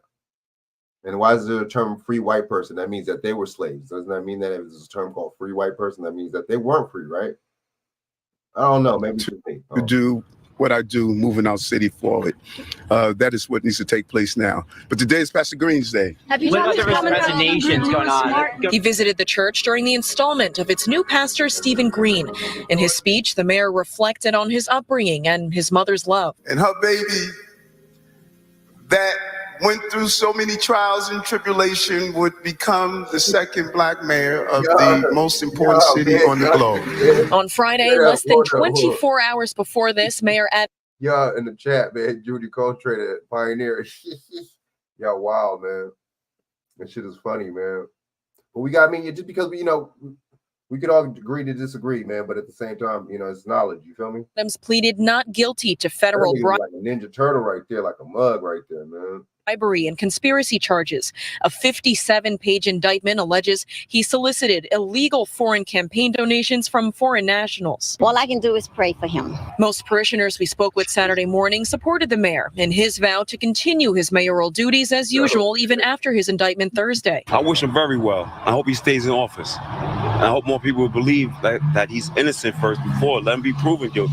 But parishioner Sandra describes the mayor's appearance Saturday as just a show. If there is smoke, there got to be a fire, but he needs to step down. On Saturday afternoon, public advocate Jumani Williams was at a climate justice fest. Williams would serve as mayor ahead of a special election. Should public appearance at a church in Queens today, he has vowed to carry on with his responsibilities as usual after he was arraigned on federal charges. After his indictment Thursday. I wish him very well. I hope he stays in office. I hope more people believe that he's innocent first before let him be proven guilty. But parishioner Sandra describes the mayor's appearance Saturday as just a show. If there is smoke, there got to be a fire. Black people, so-called, for the migrants? Did we forget, man, that's corny. Oh, man, if he's guilty innocent, we'll let him. Bro, even if, whatever the hell is going on with this shit, he said, F y'all black people. I'm bringing the migrants in. He said, F y'all black people for stop and frisk. He's a piece of shit, as far as I'm concerned. But it ain't no coincidence how him and Puffy both got indicted, though. Under the Biden administration, they'll just make shit silly niggas believe it and just say, well, half of slave owners were black folks and some silly ass dope. Y'all niggas, man. Y'all cats Pioneer. Let me guess, you homeschool boy, y'all stupid. Do you do some research, bro? You want to really just y'all too, man. Y'all, man, got me lying. Y'all me dying over here, man. And he needs to step down. On Saturday afternoon, public advocate Jumani Williams was at a climate justice fest. Williams would serve as mayor ahead of a special election should Adams step down. He says he has not spoken with the mayor. If I have to reach out, we'll reach out. But my staff always and still is communicating with the administration staff and the mayor staff in terms of getting the business of the city done. Obviously, in a time frame like this of confusion and concern, that does get a little bit more difficult. The public advocate has not echoed mounting calls from state and local officials for the mayor to step down, but he says he hopes Adams can help provide some stability for New Yorkers by restoring faith in the city government. The mayor is expected to appear back in court next Wednesday. Christy Kalishian, CBS News, New York. Let's go into this air strike. No matter who you are, there are times it can be tough to be yourself when you have severe asthma. Triggers can pop up out of nowhere and lead to an asthma attack. But no matter what type of severe asthma you have, Tespire can help you. Let's go to some more propaganda right now. You know what I'm saying? The propaganda continues. لكن هذه حال الحرب أيضا وحال الصراع.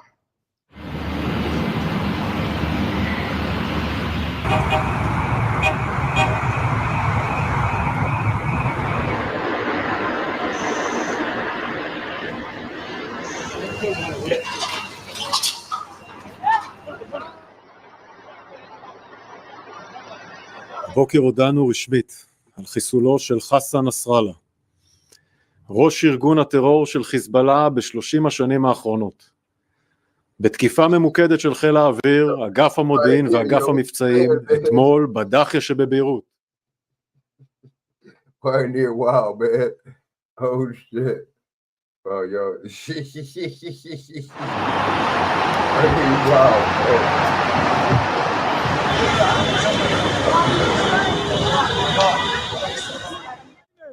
Y'all dudes is crazy, man. All right, so hold on. You come on a fight for. This shit got me dying, man. This shit got me dying.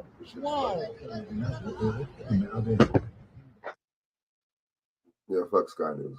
All right, so look, let's go over here. Hezbollah has confirmed its leader, Hassan Nasrallah, was killed in an Israeli airstrike on the Lebanese militant group's headquarters in Beirut. Now, the group, which Australia designates as a terrorist organization, has vowed to continue, quote, confronting the enemy, with hostilities threatening maybe Polynesian or something, to escalate to a broader regional conflict. Our Europe correspondent, Filipino or something? Catherine Diss is in Jerusalem, and our North America Bureau Chief Jade McMillan is in Washington monitoring global reaction to the news. The situation on the ground here. All of a sudden, look, all in the Biden administration, all of a sudden, a Hezbollah leader got killed in an airstrike. It sounds like Bin Laden 2.0, man. Come on. Where's the proof? Show me. Man, where's the body? Yo, where's the body at? I want to see a body in this motherfucker. I need to see a body, man. Is tense. The fighting has been intensifying on both sides, rockets flying across the border on both sides of this conflict. Israel continuing to target Dahia, which is the suburb in Beirut South, and also the Bekaa Valley, trying to now target, it says, weapons which it claims are buried in bunkers deep beneath residential areas. It must be windy as fucking Australia in this motherfucker. Damn. In Beirut and across Lebanon. And on the other side, we're seeing retaliatory fire coming from Lebanon. They're trying to strike deeper into Israel to try and hit Israel's second largest city, Tel Aviv, which sent air raid sirens droning across the city today. But so far, it seems that Israel's Iron Dome aerial defense system has managed to intercept most of those missiles, so the damage is minimal. Let's take a listen to what some residents in Beirut have had to say after being displaced by the latest fighting. We cannot go back home. Our homes have been destroyed, all gone. What else can I say? We heard from people living in our area and who are still evacuating that airstrikes are heavy. They are dropping missiles, they are burning buildings, they cannot rescue injured people nor retrieve martyrs from the ground. They are bombing one area after another. And Fazia, we've heard from a whole gamut of senior leaders within the Israeli government today who have said that Israel is continuing to stay the course, that it is determined to eliminate Hezbollah's threat to not just its people, the country, but also to the world. We also heard from Prime Minister Benjamin Netanyahu, who spoke in a late-night address. He said that Israel has settled the score, that this is a historic turning point and will change the balance of power in the Middle East. He also said that Nasrallah wasn't a terrorist, he was the terrorist. And by killing him, it means that they will be able to return Israelis safely to the north of the country. Nasrallah was not another terrorist. He was the terrorist. He was the axis of the axis, the central engine of Iran's axis. Translating over here. What's going on over here? I thought he knew English. Didn't this dude live in New York? Didn't he go to school in New York? This guy, what are we doing over here? So we over here translating this shit, you know what I'm saying?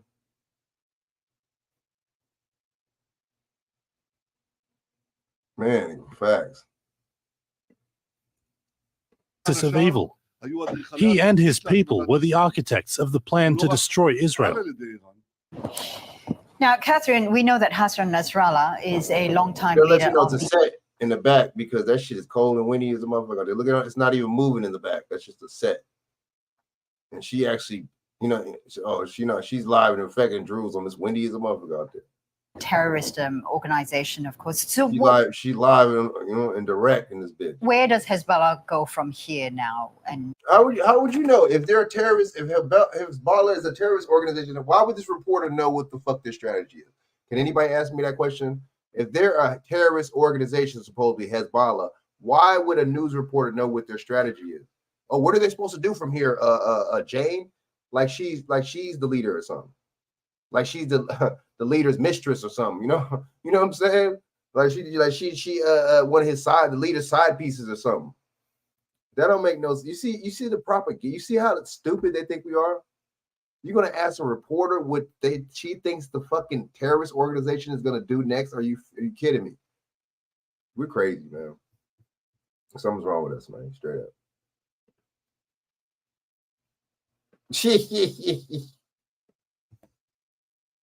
Look at him. Is there a possibility that we could actually see a broader regional war?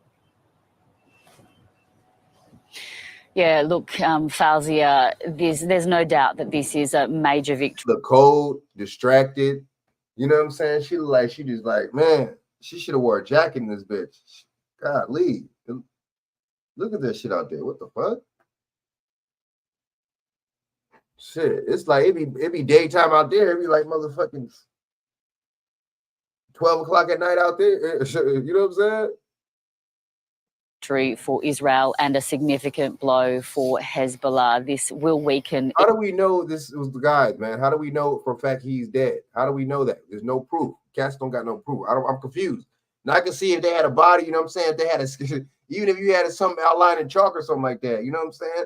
But yeah, they didn't give you no blood. You ain't see no body. None. I don't know about this, man. I don't know about this.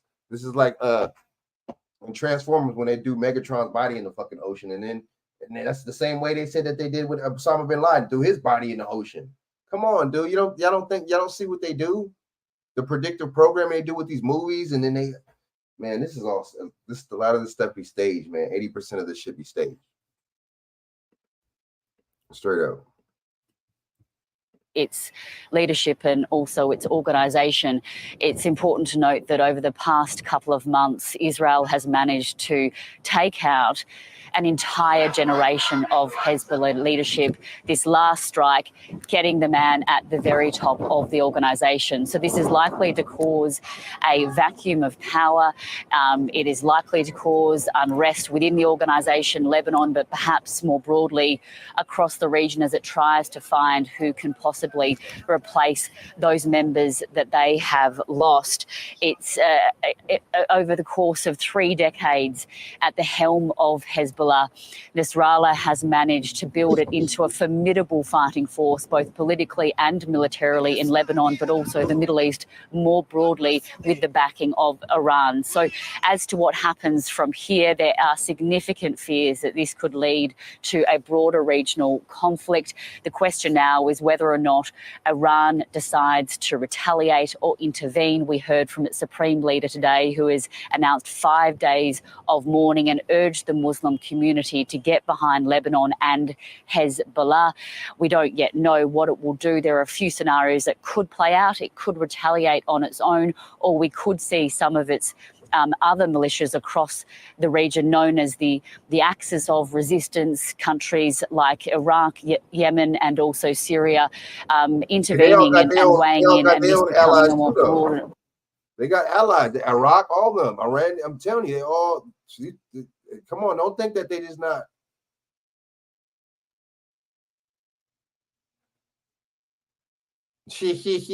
Now cool's up.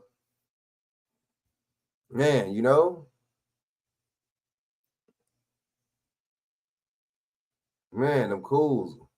She smoked some camels, them humps. Man, and they get paid, Shaq, right? Shaq, what up?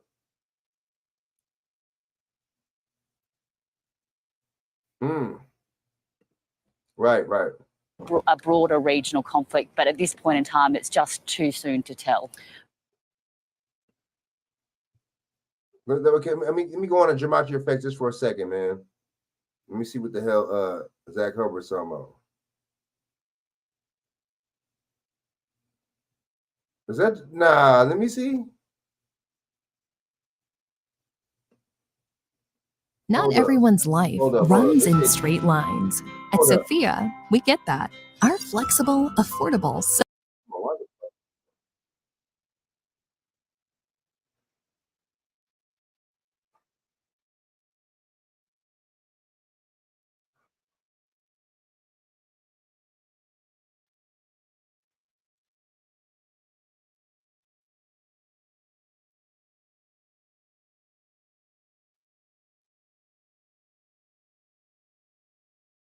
Right, Harp.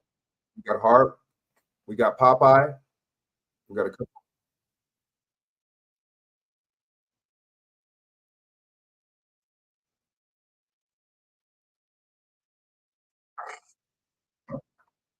Mm.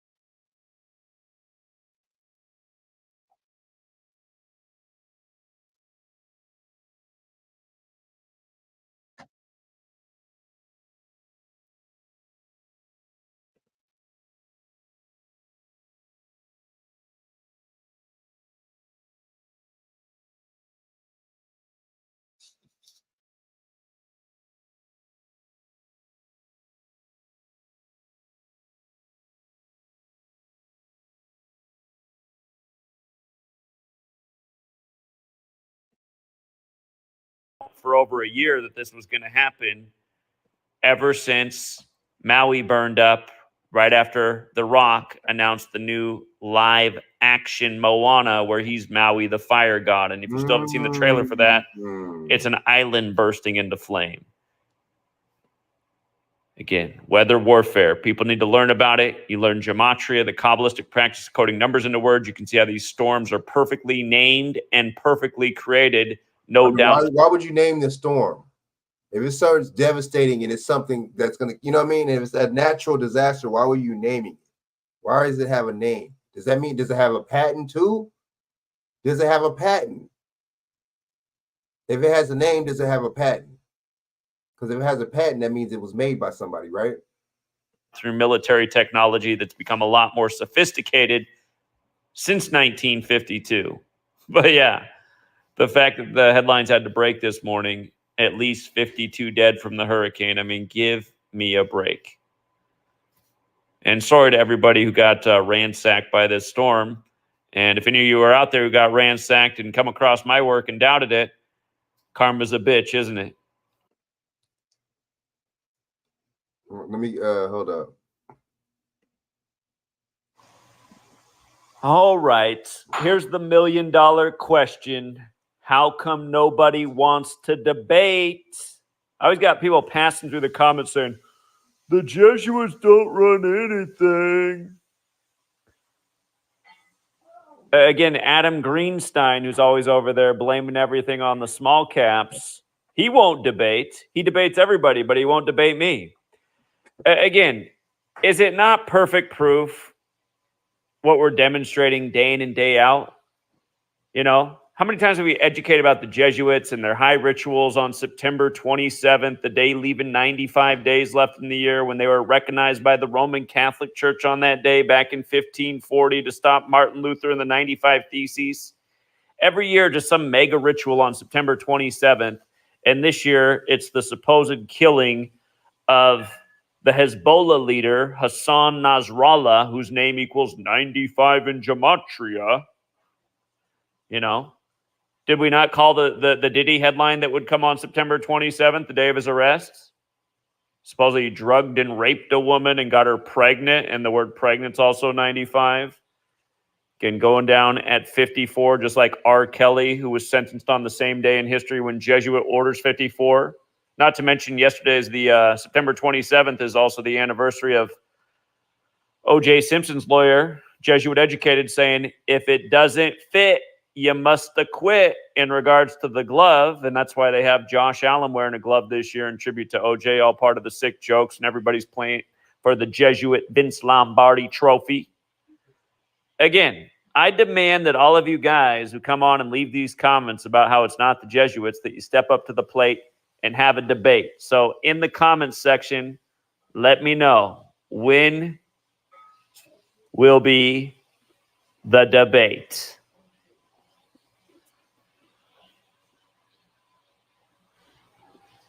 I'll be waiting. And I'm also planning to kick your ass. Breaking it down. Until next time. Oh boy, Zach Herbert breaking it down. All right, let me see. Let's do one more.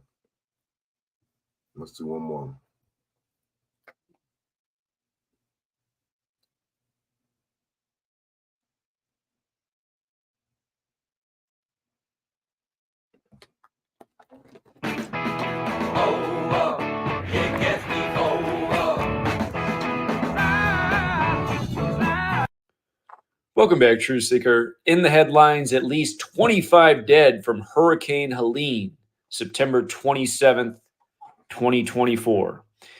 And recall, this storm rapidly turned into a hurricane on September 25th, which was the anniversary of JFK giving his weather control speech to the United Nations. That was given September 25th, 1961, if you want to look it up.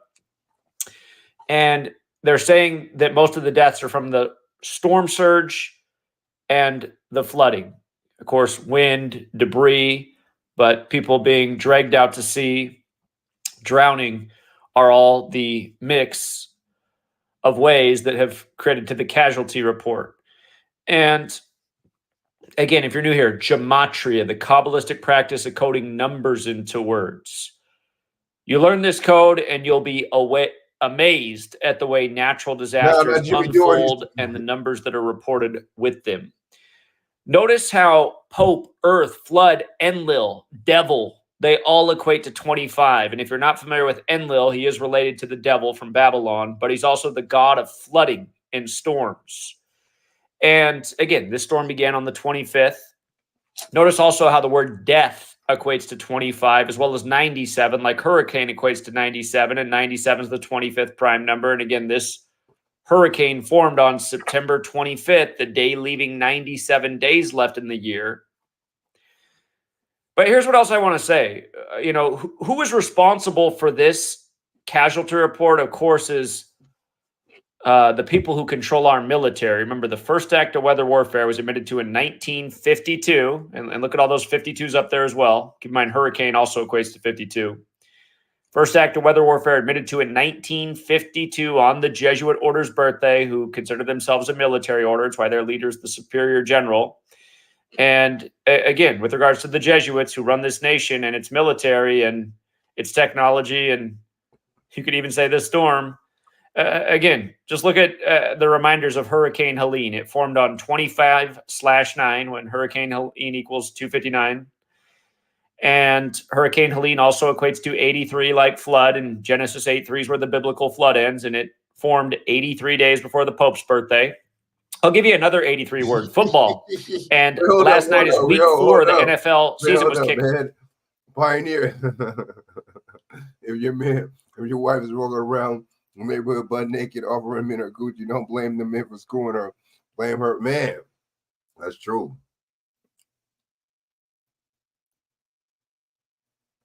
Man, right, facts. Kicking off as Dak Prescott, number 4, led his team to a win. They let you know that the storm had pumped up to a category 4, like right at kickoff time of week 4. Again, football equals 83, like this storm. And if you go back before this college football season began, it's on my Patreon. You watch what I said about the Miami Hurricanes. I said, look for them to start the year 5-0, and for there to be a major hurricane around the time they become 5-0, because it's all synced with The Rock, who's in the Weather Warfare movie, who was a Miami Hurricane, who's 52 years old right now, and his birthday's 5-2. And I said, if Miami starts the year 5-0, then they're going to play in his hometown, San Francisco, against Cal, which equals 50. So, funny enough, the only ranked game in primetime tonight is the Miami Hurricanes, who are a 17.5-point favorite versus the Virginia Tech Hokies. And this is the region that's getting hit by this storm. We'll see if it impacts the game tonight. But again, we called all this out before the season began. And I told you guys weather stuff would get extra wild when The Rock turned 52 because they've been using him. Remember, they synced up the storm in Hawaii last year with The Rock. He just put out the live action Moana trailer where he's Maui, the fire god, and then Maui burns up right after by the numbers, by pretty much the same numbers, which we talked about a year ago. Again, you guys think this stuff's a joke. The joke's on you. And for those of you guys who think it is a joke, you need to pull your head out of your ass. These deaths are on your ass. Yeah, you heard me right. These deaths are on your ass. It's the American people's ignorance. That's the reason this still goes on. You know, if everybody was up to light speed where we are, this would all gotten shut down a long time ago. I wrote my book about weather warfare in this code. Alonzo, facts, it's getting close to 10 years old now. Salute, Alonzo. And you still can't get anybody to talk about it. Side of weak, afraid people. Say, well, Zach, I can't share it because the people will make fun of me. Facts. It's a loser mentality. These deaths are on you, loser. Speak against this evil or you are a part of it. Exactly. Period. Exactly. And if the dummies can't grasp it, learn to speak better. I don't have the dummies ever talking shit to me. No, they get it. You know, I'm out here in Washington State. We're having a fucking windstorm while the hurricane's happening in Florida on the same day, the anniversary of JFK's weather control speech. This stuff's not an accident. Coast to coast, the same stuff going on.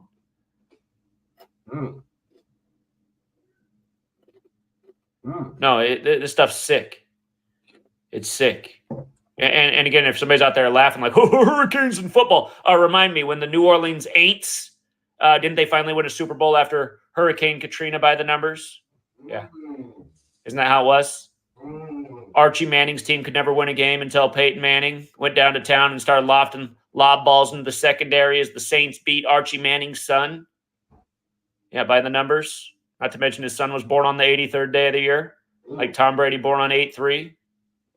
Yeah. Yeah. Yeah. Take your laughs and shove them up your ass. He's breaking it Joke's down. on you, dumbass. He's breaking it down.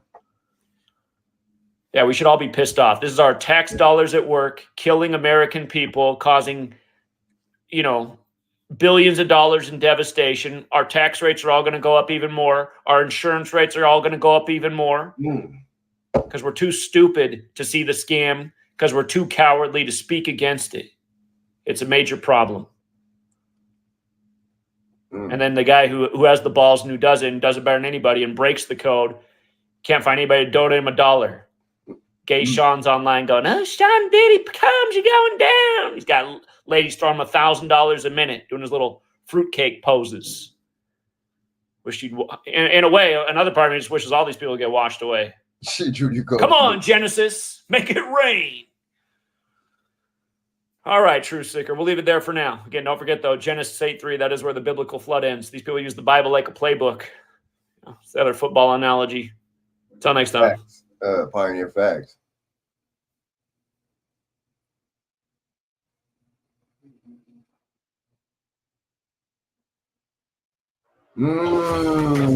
Damn, dude. Pioneer spins with facts. That's true.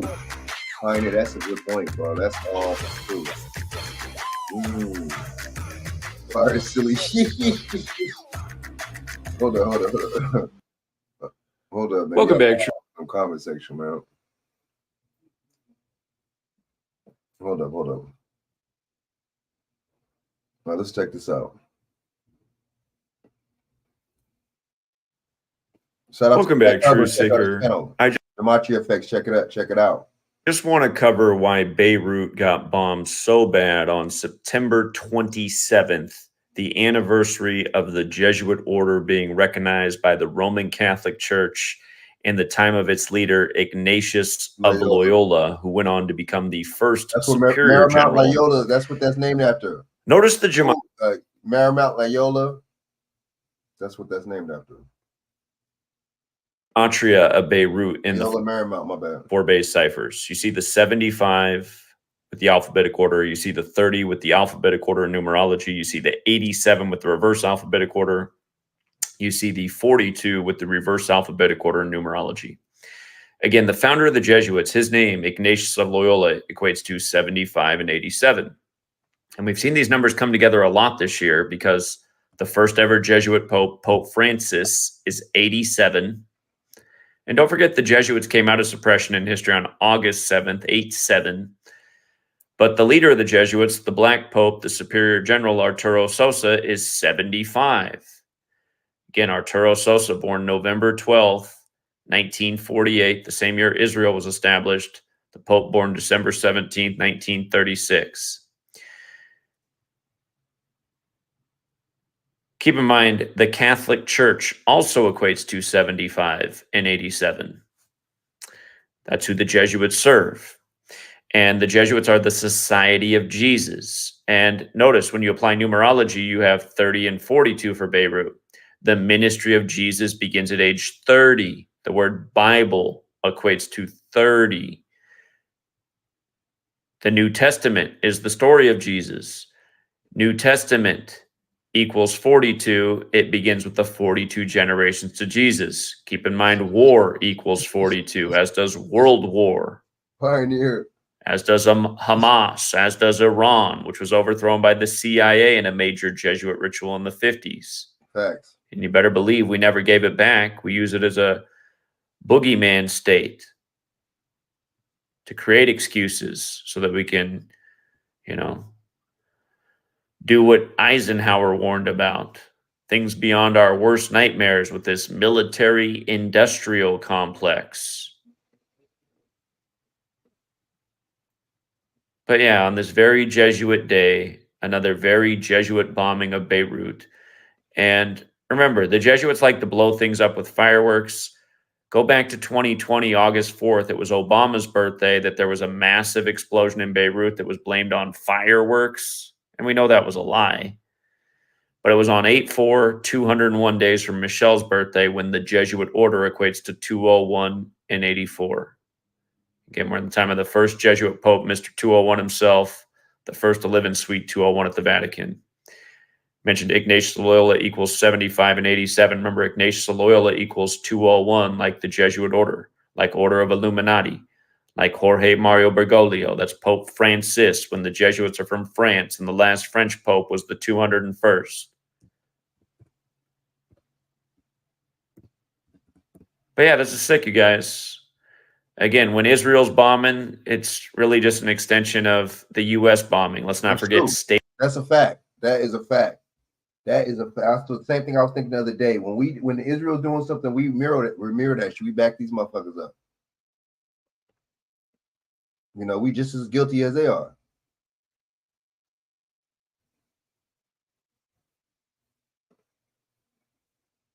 We're just as guilty as these motherfuckers are on everything. On everything.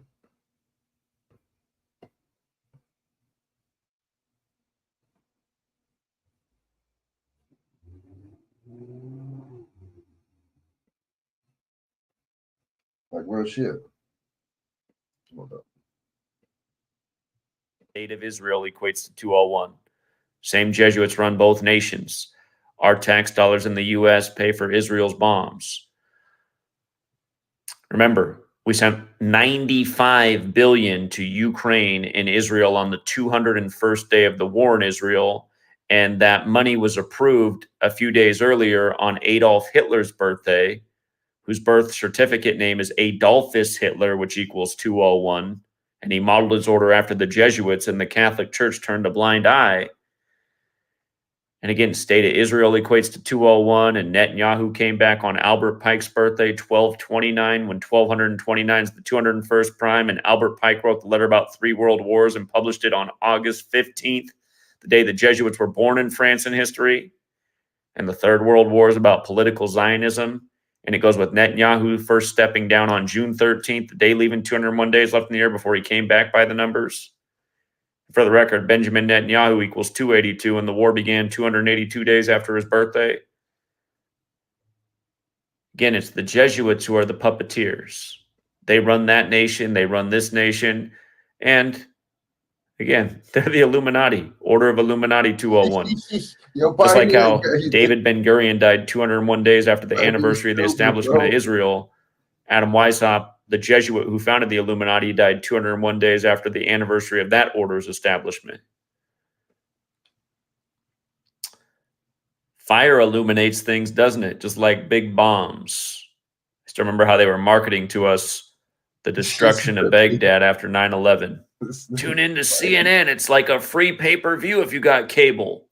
The bombing of Baghdad. I'm sure they went to commercial breaks to outcast bombs over Baghdad, seeing as how they're both Atlanta area. Right. Anyway. Dawson, what's going on? Dawson in the building. Salute to Dawson in the building. You know what I'm saying? Yeah, I'm listening. It's some good information. Yeah, man. Yeah, Didn't they just give Israel some more money? Man, that's what I'm saying. He was here and Vladimir Putin. Let me get on that right now. He sure did. Yep. You're right. What's the name? It was right. But got you Zelensky. focused on some damn reparations. That got all your damn reparations to Israel and illegal immigrants, Ukraine, and everybody else, Taiwan, shit. Facts. On the facts. Dawson, you cooking. That's true.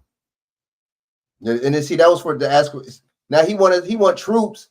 This fool want American troops to go over there and fight. Who is this? He want to do what, Frank? He want American troops. Watch. What? Watch.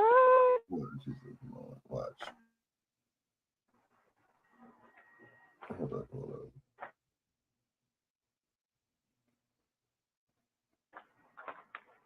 But see, Donald Trump met with him too. What's this all about?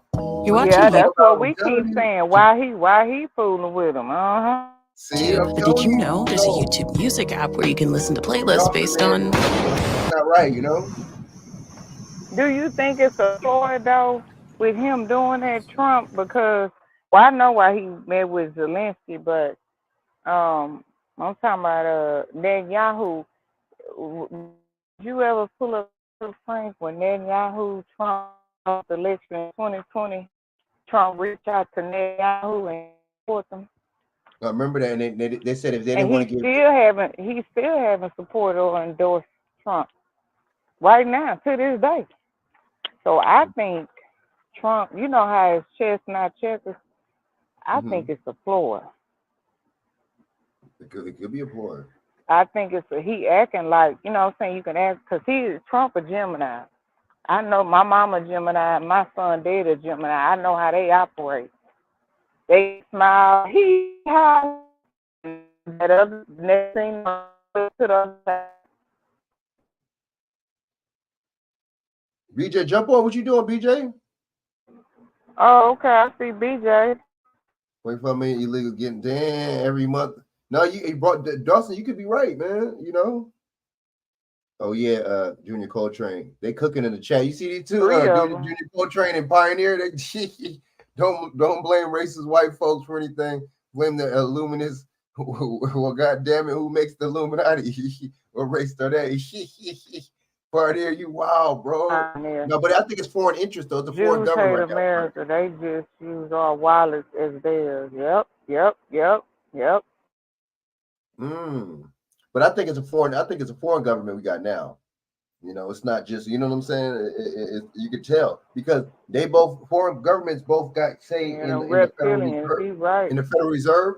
They both got say in the Federal Reserve. Yeah, them too. Yep. That Federal Reserve. Yep. In prisons, that foreign people can invest in our prisons too. What's that all about? What is that all about? You know what I'm saying? Yeah, it's a good I'm telling you, what did the Pioneer don't tell us about some damn reptilians? Have y'all ever seen these demonic reptilians that want to pass the blame on white folks just making shit up? Right. He said the reptilians is the foreigners. Okay, what race are the foreigners? I keep saying that these foreigners are mine. Man. And what? No. Yep, members of the Federal Reserve. That's why I keep saying we allow these foreigners among us. That's gonna be my new term now. All right, let me let this play real quick. Okay. Okay. Yes. This is an actor. You know, thank you very much. It's an honor to have the president with us, and he's been through a lot. He's been through a tremendous amount, like probably almost nobody else in history, if you really get right down to it. And we're going to have a discussion and see what we can come up with. But a great honor to have you. Thank you so much. Thank you very much. Thank you so much, Mr. President. Thanks so much for this meeting. 5, 5 years plus. So we had, we had a meeting again here in New York in September, and now there are a lot of challenges in Ukraine, United States, and of course I want to discuss with you. I think where we are together, I think we have a common view that the war in Ukraine has to be stopped and Putin can't win, and Ukrainians have to prevail, and I want to discuss with you the details of our plan of victory. Well, thank you so much. Thank you very much, everybody. Thank you. Thank you very much. You have a question for the president? Anybody? Why did you decide to meet? I think it's me or to both us. Okay, thank you so much. First of all, it's very important to share all the plan, all our steps, how we can strengthen Ukraine. And of course, we have to decide it now, because after November, we don't know who is. Only Americans decide who will be the president. But we understand that till November, we can't stop Putin. We have to do it. We will try on the battlefield with our heroic soldiers. But we understand that after November, we have to decide, and we hope that the strength of the United States will be very strong, and we count on it. That's why I decided to meet with both candidates with all honor to them. Thank you. Mr. President, Mr. President Trump, so what are your expectations about this meeting? So what I expect to hear from the President Zelensky, what are your expectations? Say it a little louder, please. What are your expectations from this meeting? What do you expect to hear from Nothing. Look, this is a meeting, and we have a big race going on right now. I guess 37 days left, and we're leading in the polls, so we'll see how it all works out. Hopefully it'll work out, but if it does, we're going to work very much with both parties to try and get this settled and get it worked out. It has to end at some point. It has to end. He's gone through hell, and this country has gone through hell like few countries have ever. Like it's happened anywhere. Nobody's ever seen anything like it. It's a terrible situation. And I will say I have had a great relationship. It was very honorable. I don't even know if you know this, but when they did the impeachment hoax, it was a hoax, just a Democrat hoax, which we won. But one of the reasons we won it so easily is that when the president was asked, it was over a phone call with the president, and he said he could have grandstanded and played cute, but he didn't do that. He said, President Trump did absolutely nothing wrong. He said it loud and clear, and the impeachment hoax died right there. He could have said, well, I don't know. And I never even told you this, to be honest, but he was like a piece of steel. He said, President Trump did nothing wrong. We had a very nice call. He congratulated me on his victory. It just won. I remember that. He could have played cute, and he didn't play cute. And so I appreciated that. So we have a very good relationship. And I also have a very good relationship, as you know, with President Putin. And I think if we win, I think we're going to get it resolved very quickly. I really think we're going to get it resolved. I hope we have more good relations. We're going to have, I see. Yeah, but it takes two to tango, and we will, we're going to have a good meeting today.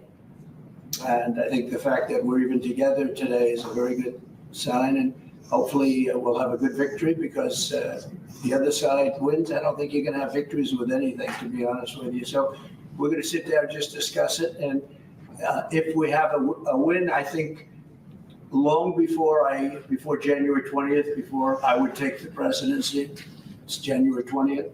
But long before that, I think that we can work out something that's good for both sides. It's time. And by the way, the president knows that too. He wants to get something done. He doesn't want to do this. And so we look forward to having them in. I look forward to being with him. But what I said is true. He was a piece of steel. He gave a very honest, straight answer. And that it really essentially ended the impeachment hoax. And I appreciated that. Thank you very much, everybody. Thank you, My bad, Dawson, my bad. Thank you very much, everybody. Please escort out the front, right? What y'all talking about in the chat? Is you two fellas? What happened?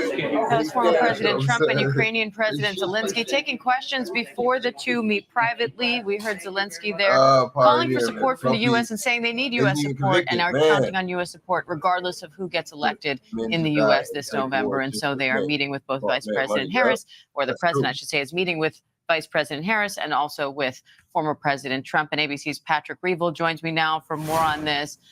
Patrick, how significant is this meeting given Trump's previous comments on Ukraine and Zelensky at the debate and on the campaign trail as of late?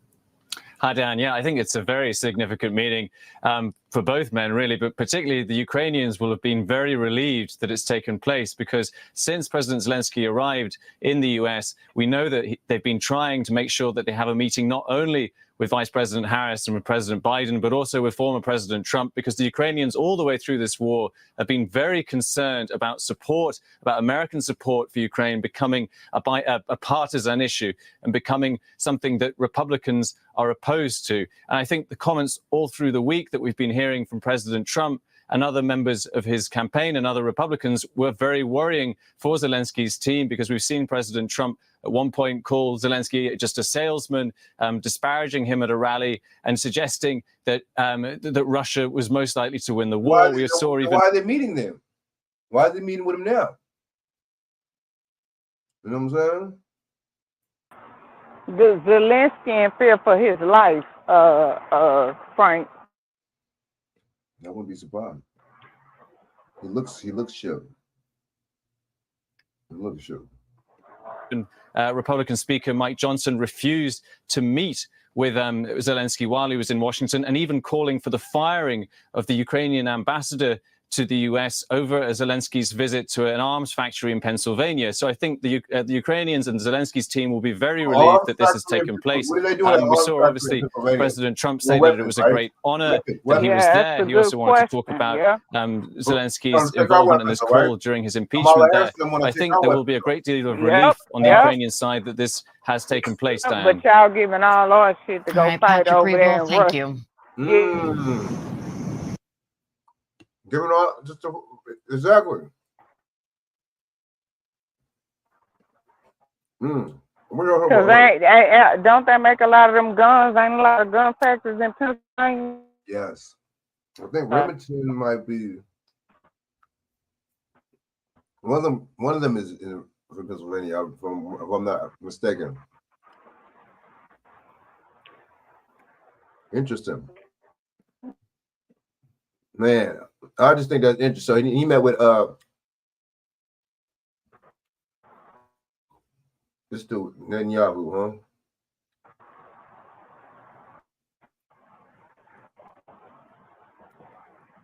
And look, Fox News is covering this. Y'all watch Fox News too. They don't be saying that about the free people. Nah. Fox News, you gotta watch out for Fox News. Passion. We got some rain.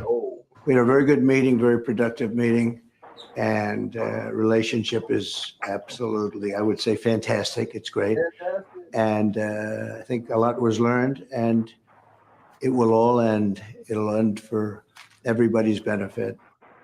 Ukrainian President Vladimir Zelensky concluding his whirlwind visit to the U.S. by meeting with former President Trump in New York City yesterday. This following his separate meetings with President Biden and Vice President Harris, where he presented his victory plan. President Zelensky spoke donors and the lobbyists and the bankers.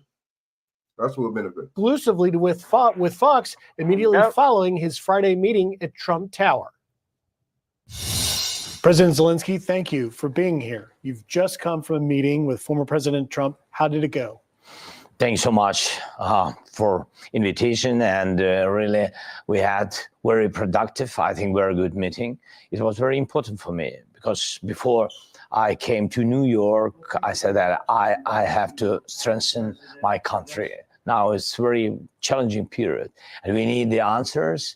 I mean that we need the answers from the United States because you are the leaders in support from the very beginning of the war. And for me, it was very important to share our steps steps in our plan of victory, what can really strengthen us to be strong. Y'all really think they could beat Russia? I mean, come on, man. Seriously, thinking men and women.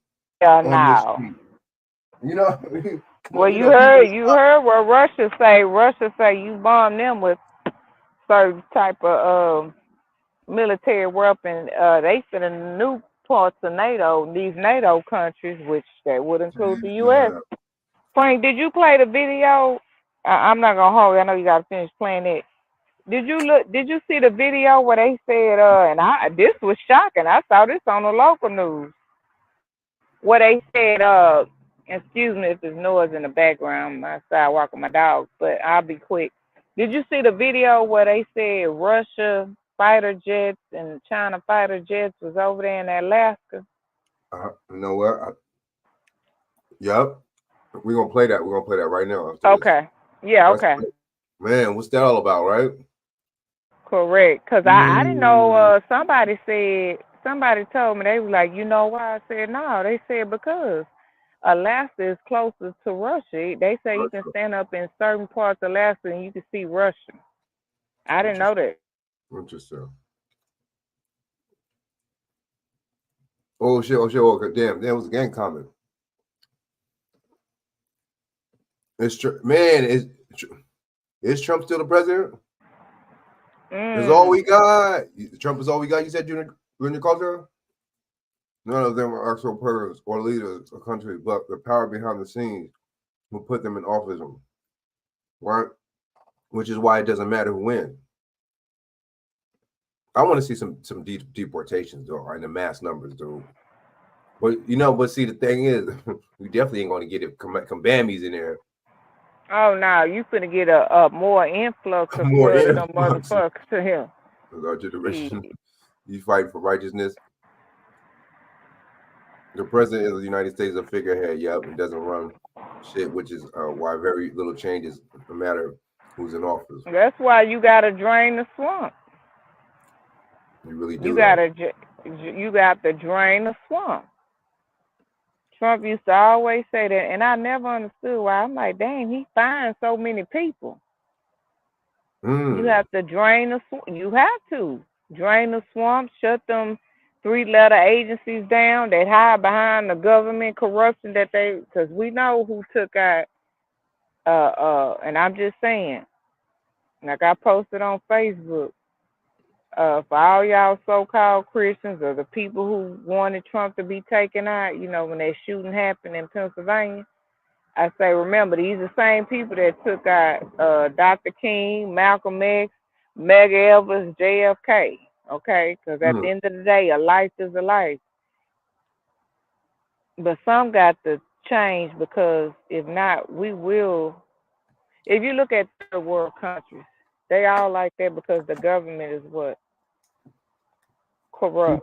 Super corrupt. Are we not dealing with that right now? We're dealing with it here too, exactly. And that's why the swamp really hasn't been drained. That's why, we know the solution, but the solution hasn't been happening yet. None of these people in the office are trying to do it either. Job boss, what up? And that's why the good thing is that's why some of these states gonna have to secede from the United States. I mean, Texas already got it's called Texas, meaning like seceding from the U.S. That's why all these businesses moving here to Florida and everywhere else. Well, I'm talking about we gotta start thinking like the wealthy people think. Is it like you said, like the corrupt people think you said? No, the wealthy people. How the wealthy, like your Elon Musk is your what's the Shark Tank guy, Kevin O'Leary. It hurt him to move from Massachusetts. He moved all his businesses from Massachusetts to Florida. He moved one of his data plants over there in Norway, somewhere like that, and then he moved some of his other business to North Dakota. So as you can see, they're going into states where the laws are more friendly for their businesses and bottom line. But at some point, you hell up out of California too. Right. Shaq, did you play the video? Shaq said the people in Canada stop paying their mortgages, credit cards. See, when we gonna do that shit? No. Shaq said, go look it up, cause he said he sent it to me on Instagram. Instagram be tripping. They only let me see like the 5 latest posts, and they won't let me see no other posts if somebody send me something. But he said you could pull it up if you want to write it down. In Canada, over 1 million some people stop paying their mortgages and credit. Why we can't do that? Why? You know what? See, man, everybody stop paying their rent. Everybody stop paying their mortgage. Stop paying your credit cards. Stop paying everything. And I get this. Excuse my language. I want to get your video. This country would turn around overnight. These corporations will start getting their act together. Oh, they just got a taste of it with Budweiser. The Dark Ball said there's some people in New York that's not paying either. What? Oh, really? Interesting. See, I mean, I'd say New York and Chicago are like some as the black people in this country right now that got some ball. Yeah. Chicago, the black people in Chicago ain't fucking around. Them well, I show it's gonna be on fire because I show don't like them take. Yeah, she is on fire, huh? We'll start charging, and then we start evicting. Yeah, that is true though. But if massive numbers to do it, I don't know. Well, the thing is, it's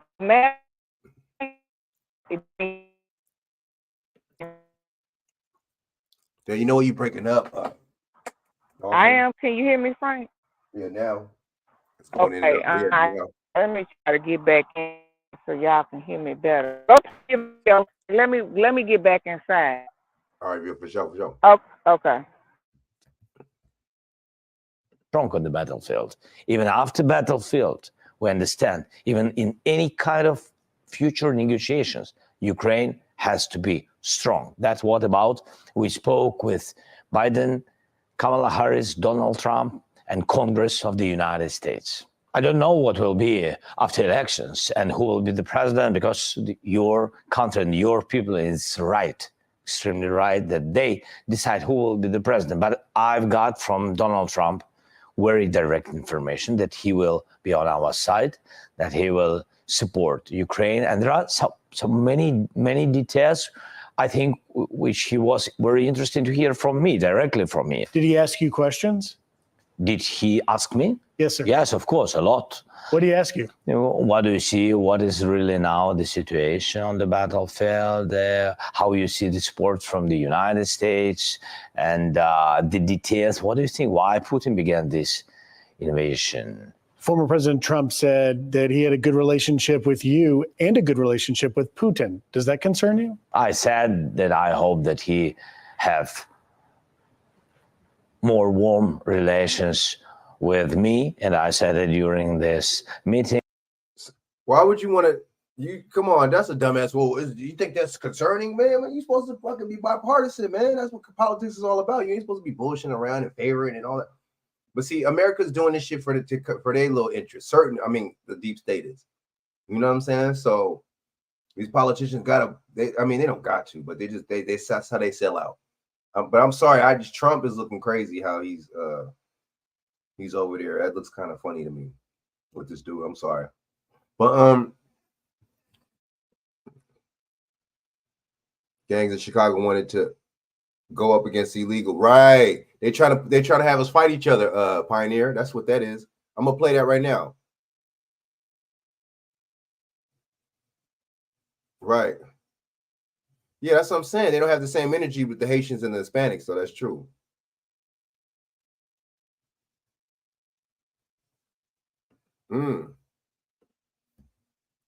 And really, I understand that that Donald Trump has relations and had relations during when he was the president. You told the New Yorker recently that you didn't think Trump knows how to end this. Did he say anything today to change your view of it? No, I said that I think that we understand much more better than everybody, really, including Donald Trump. what's going on in Ukraine and how to stop him. It's difficult to understand. Yes, with all our respect between the United States and Ukraine, but we are on the big distance, and if you are not in the war, you can understand. Of course, you are smart people and you read a lot and you support it a lot, but if you're on the distance, big distance, and you didn't come to Ukraine during the war, because Ukraine during the war and Ukraine before the full-scale invasion, two different countries. So without this experience, you can't really understand how to stop Putin. And that's what I wanted to share to President. And what is the price of this tragedy, bloody invasion of Putin? You have said that, and you're seeking the authorization to use weapons the way you want to strike deeper into Russia. In your meetings with President Biden, Vice President Harris, or Trump, did you get any reassurance that you're closer to getting that authorization? We are in dialogue, but that's important because we want to use it only on military targets. That's so important for Americans to know that we are speaking exactly about military targets. Are you any closer to getting that authorization? From any? Yes, we began to work. We took the plan with details and we gave this plan to Biden. Yes, we shared some ideas about it with Kamala and with Donald. I don't have skepsis about it now. I'm more positive, but we will see. You know, it doesn't depend on today. It doesn't depend on our side. We did our work. I think we did it very well. Let me ask you, you talk about needing the support of everybody, but Speaker Johnson didn't meet with you. He's upset about this trip you made to Pennsylvania. Did President Trump raise the Pennsylvania trip? No. Do you regret this trip? No. President Trump didn't raise this topic. And I think it's clever because, to my mind, because I was in Utah. And so I had. All right, this dude's burnt. All right. He's an actor though. How you think he know English like that, like good like that?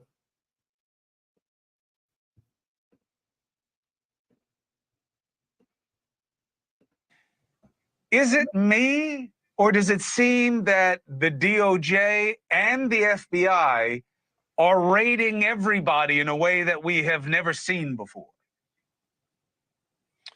Well, Chris, I would absolutely agree with you that this is relatively unprecedented for a police commissioner and so many in his inner circle to be under investigation. And you pointed out correctly that the second police commissioner in the last 3 years appointed by Mayor Adams just resigned. And that led us to where we are now with Commissioner Donlin. Now, Chris, if I can just take it down really quickly to the micro level, and you and I had spoken before, I know Tommy Donlin personally. I've worked with him in some of the most austere and inhospitable places across the globe on terrorism investigations. He's a man of probity and character. The questions here is, what was the search for? I don't have any inside information. I certainly read and hear things through channels and through open source, but I can tell you this, and trust me on this. I've written about it and I've spoke to many outlets about Tommy Donlin. I don't sense that this guy could even spell corruption and could be imbued with malfeasance or moral turpitude. This is a straight shooter, and I think that's why he was selected by Mayor Adams. Now, we got to wait till the dust settles.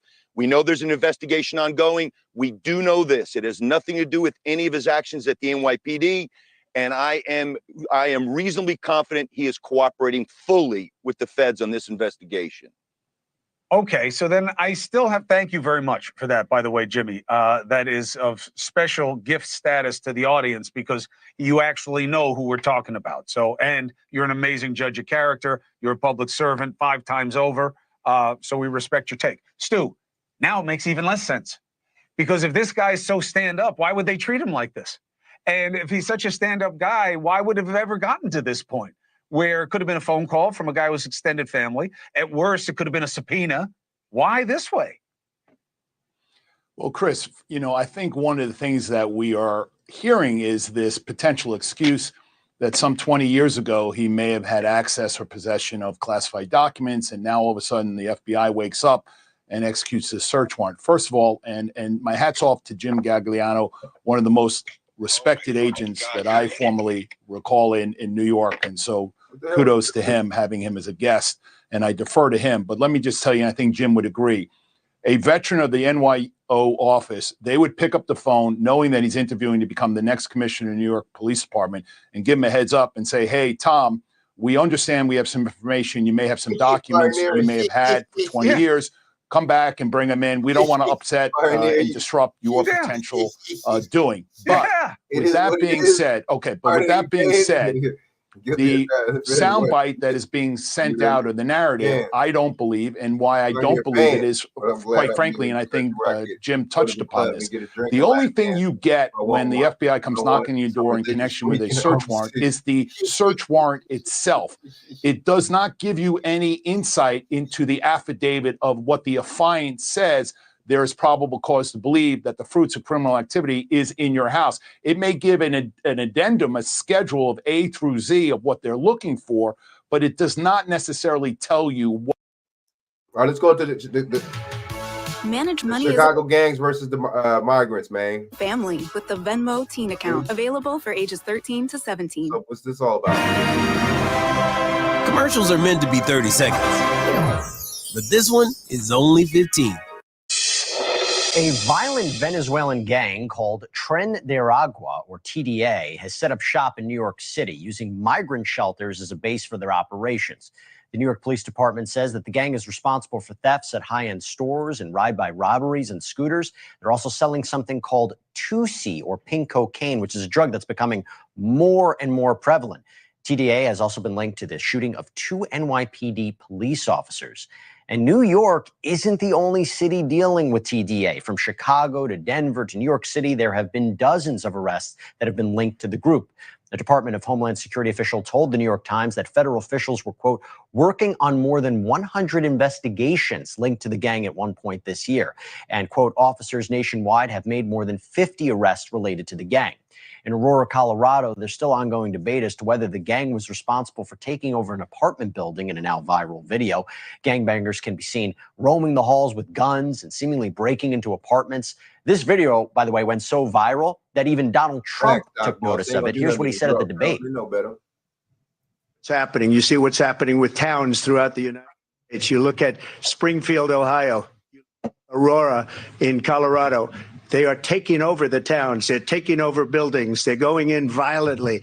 These are the people that Xi and Biden led into our country. Okay, so we're joined right now by somebody who used to be in a gang in Chicago, who went to prison for 20 years for murder, and he thinks that TDA is such a problem in the city that he fears an all-out turf war is about to break out between the TDA and local Southside gangs. Tyrone Muhammad is with us. He's now part of a group called Ex-Cons for Community and Social Change, Ex-Cons for Trump. Thank you so much for joining us. So why do you believe that a turf war might be imminent? What you have to thanks for having me, Jesse. What you have to understand is that Chicago gang culture is not like what it used to be, where during the Clinton 1994 crime bill, you removed men who actually controlled the streets that was rather respectful to his neighbors as well, if that's not oxymoronic, right? Rather respectful, and also had a link to the communities that they lived or was involved with. Now you have a situation where we have now cliques, crews, and sets that don't follow certain guidelines and structures that were set by founding gang leaders and founding gang literature, right? So what happens is now you get these new gangs, these new terrorists. I call them terrorists because the very fact that you can allow people to cross our borders and potentially harm American citizens that go unchecked with no regulation and then placed in communities that's already disinvested and violated by by the policies of this current administration in Chicago and big cities and throughout this country is a violation of democracy and really treason. And with that being said, now these young men don't live by those same codes. And these guys come in, they blend in with the Puerto Ricans, the Mexicans, and other Latin Americans, and they're integrating into their gang culture. And what they're doing is starting to set up in our various neighborhoods, taking over abandoned buildings, taking boards down, making those buildings their own, and then setting up outside of the shelters that they're in to pretty much as a way of tagging those blocks and communities to say, hey, this is our turf.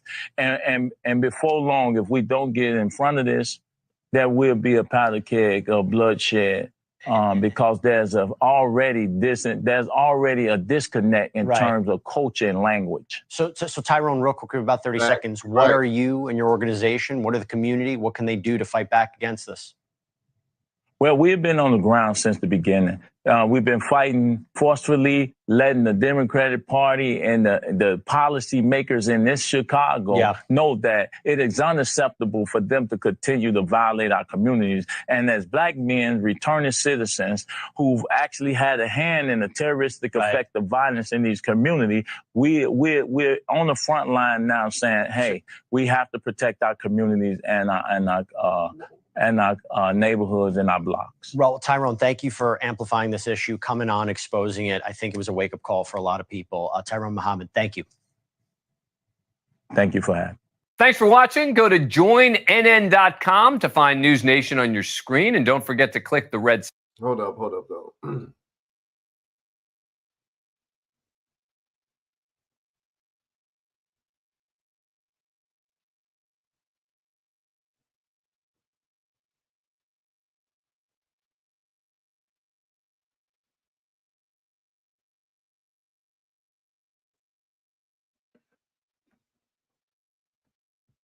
I'm Michelle Steele. Fair use. 1976 under Copyright Act. This gives me allowance to report on this video, commentary and educational purposes.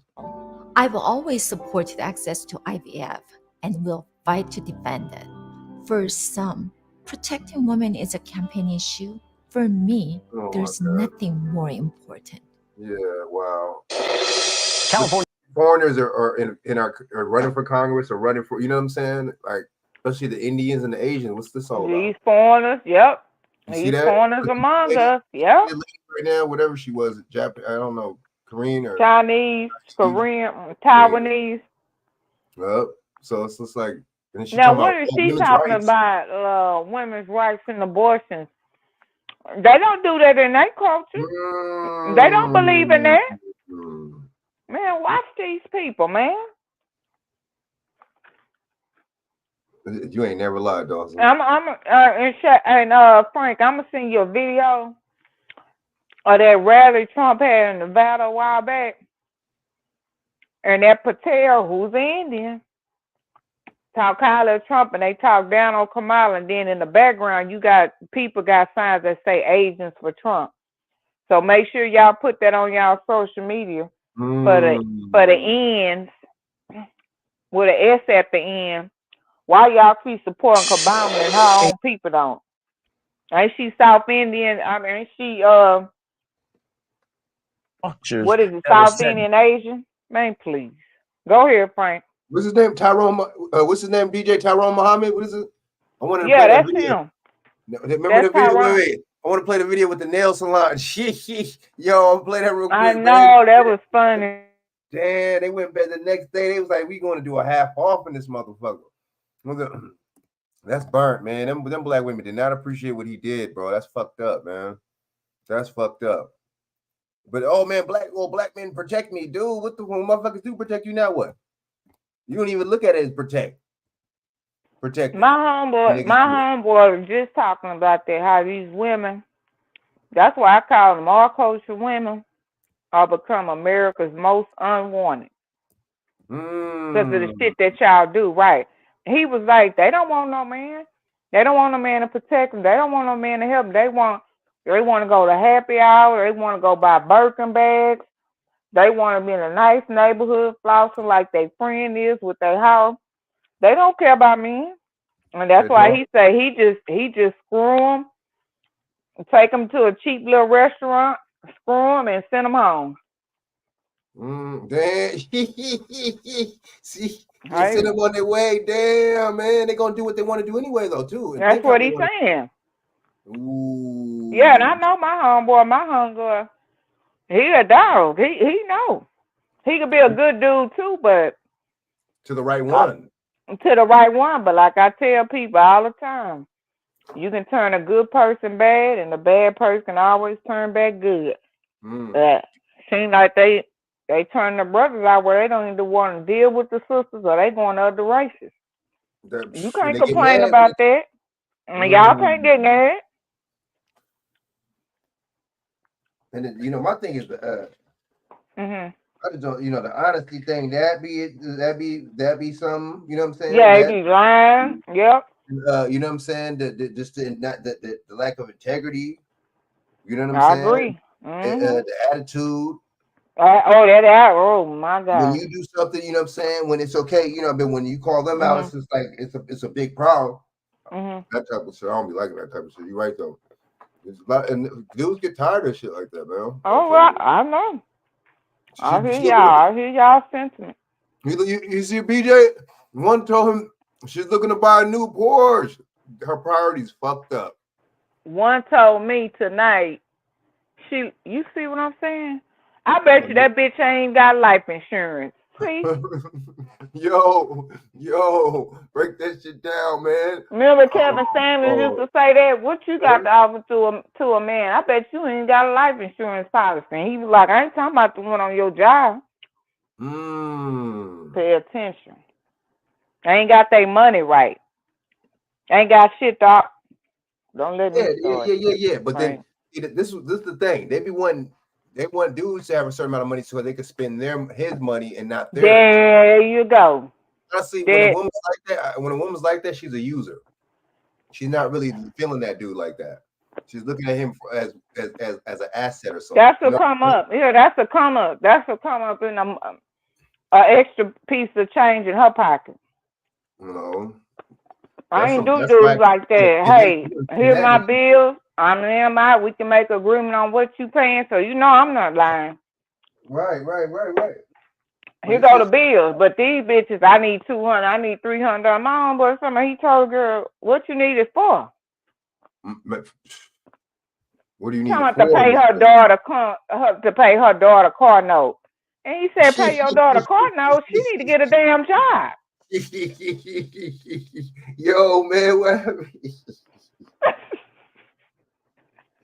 What happened, damn? I know she needed something called she needed to invest in something. What is that? A job. That's something she needs to invest in. What did he say? Crazy. The only way to marry a black woman is to keep her broke and job, so you can control them with money. There is nothing they love. Ain't that sad? That's sad. What I've noticed about a lot of sisters is that they respect intelligence and decency. When it's with a white man, that's true. When the white man is intelligent, right. Yeah, when it's daddy, books and shit like that, they're not feeling. When a brother's like that, he's lame. He's a square. He's sorry. Correct. Yeah, when daddy's smart and intelligent, it's cool. But when it comes to a black man, they expect him to be street thuggy, stupid, and brute. Right? They think that's masculinity. Just because you're a street dumb nigga. Just because you're a fake thug or a gang member, they to get pregnant by Ray too. By Ray or Pookie, man. Right? Yeah, they get pregnant, lay up and get pregnant by Ray and Pookie, and pass the brother up. That guy some pass him right on up. Ain't that something? Boy. Many African women. I don't seek the behavior of black men. It's a turn up, man. It's crazy, man. Junior Culture, agree with Pioneer. Right. Black man acts like that. Oftentimes, they'll claim him lame, soft, make fun of him. Man, even if the white man she loves is the exact same. And look, Pioneer, and a white man be up there doing slave play on their ass. Ain't that so? And we'll put them in a body bag, too. We'll put them in a body bag. Well, put him in a body bag. Wait, they're quick to do something. Put hands on the Remember black. the story that went viral not too long ago? Frank, what it was, 5 sisters that came up missing and dead from their zaddies? It was all on Instagram. It was like 5 back to back, man. Back to back to back from their zaddies. Yep. That's how we telling people, these females, they be like, oh, and they be like, oh, you know, it's this and that, or be like, oh, you know, black, they seen growing up, black men doing and cheating, and it's like that's stereotype shit, man. We can't say the same about black women. We got dysfunctional black women in our family. We can't judge and label. And I'm not dating black women in my family. I'm dating other black women. Do you see what I'm saying? Exactly. That's 2 different things. Exactly. My family might be just happen to be dysfunctional. That's how that works. Right. That, you know what I'm saying? I might be a female that didn't have a dysfunctional family. That's a matchup, not versus. I don't like staying in realm in dysfunction like that. You'll never get nothing. I mean, it's gonna be hard for you shit to get accomplished, and people you be so ignorant to the point where you don't even think that you have a problem. You don't even think your family has a problem. You're living in. Because you're immune to it now. It's common courtesy, common sense, and then you get with a person be like, nah, that ain't how you act. That ain't how you supposed to carry yourself. What do you mean? Because it's all they know in this day and age. Now, I'm the opposite. I saw stuff I shouldn't have seen when I grew up. So I'm the opposite. I did the opposite. Oh, no, you full of drama. You doing, I got to go. I got to go, bro. I'm the opposite. Because what I saw growing up, some of them, they just continue the same old cycle. Then it goes down to the kids. Then it goes down to the kids. Right. For the kids, that's why I be telling people. I was just, even with my own family, whoever, I be using the generational. Same. I use the same example. It starts from the top. Your mom's mom, her mom, you know, her, and then you and whoever. It's just like whatever trauma stays. You know what I mean? That shit don't go. If they don't get no counseling, if they don't talk to motherfuckers about that shit. There you go. They don't, you know what I'm saying? That's the key thing, counseling and therapy. Yep, because they think it's, I don't know. Who want to be in that type of chaos all the time? Who wants to be in that? Who wants to be in that kind of chaos? Exactly. That's what I be asking myself. Yeah, they think you can't walk off trauma, man. You can't just walk it off and just shake it off and sleep it off. That's trauma. Trauma's not good. You know what I'm saying? Not at all. What the hell would we think? I don't know, man. And a lot of people don't know their trauma and all their stress stuff. That's shortening your lifespan, man. Damn, see up. That shortens your lifespan. Oh yeah. We see that in the hospital all the time. All the people coming there sick with all of them because they stressing, working too much, trying to take care of him. And I used to tell my patients, the same people you stressing over, working hard for, when you dead and gone in that box, they gonna keep doing what they want to do, and they ain't gonna give a damn about you. They're not gonna give a damn. Especially when you're trying to help grown folks. But you know what I noticed too?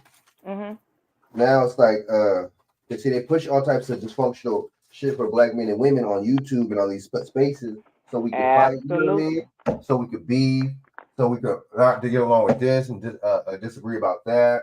You know what I'm saying? It's like a lot of this shit is a part. These motherfuckers, a lot of these media outlets be a part of this shit too. Well, that's why I say when you let the government into your home, and when I say that through social media platforms, okay, pay attention because we really know who owned and started Google. I learned that not too long ago.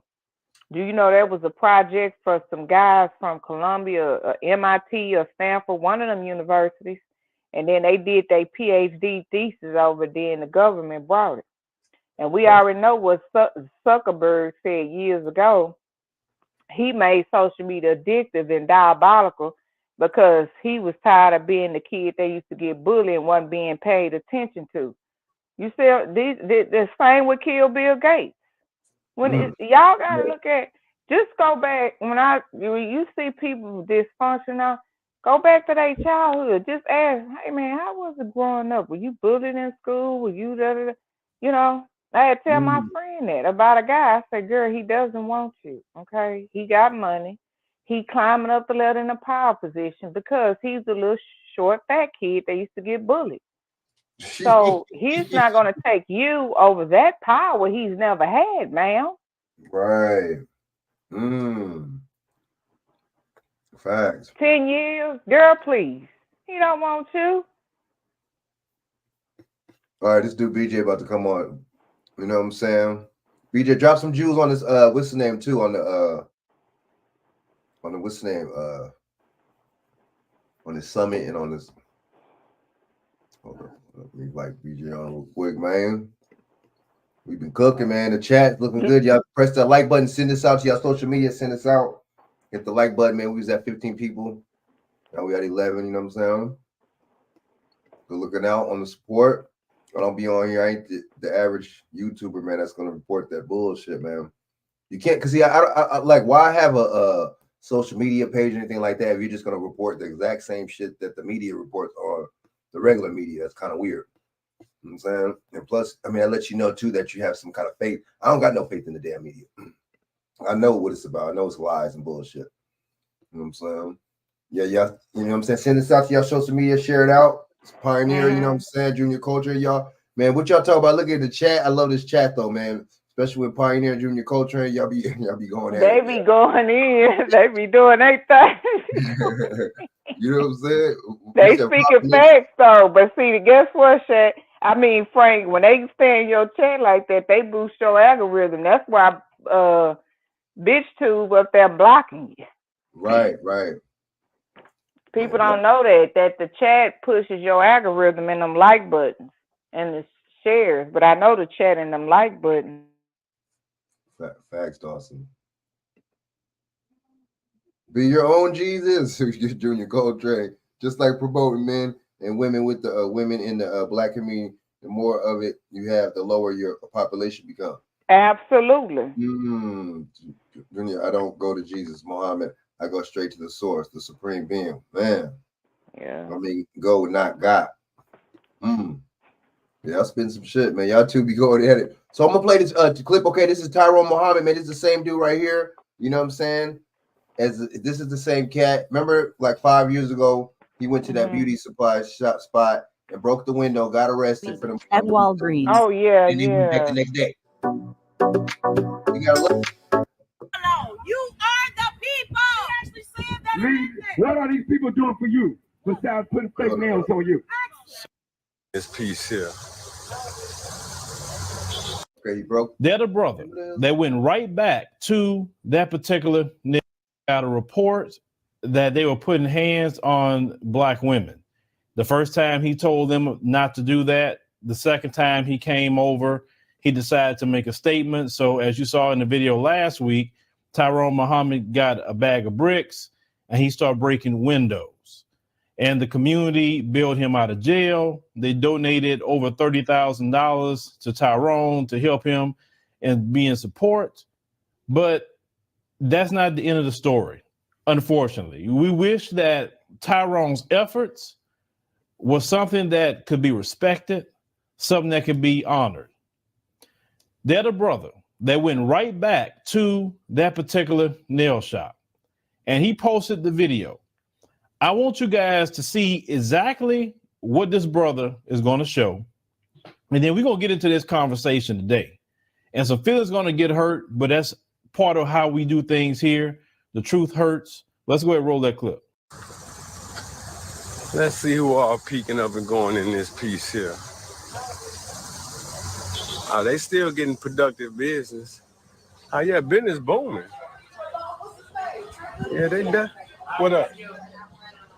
What up, Delilah? You know people by name everything. That's sad.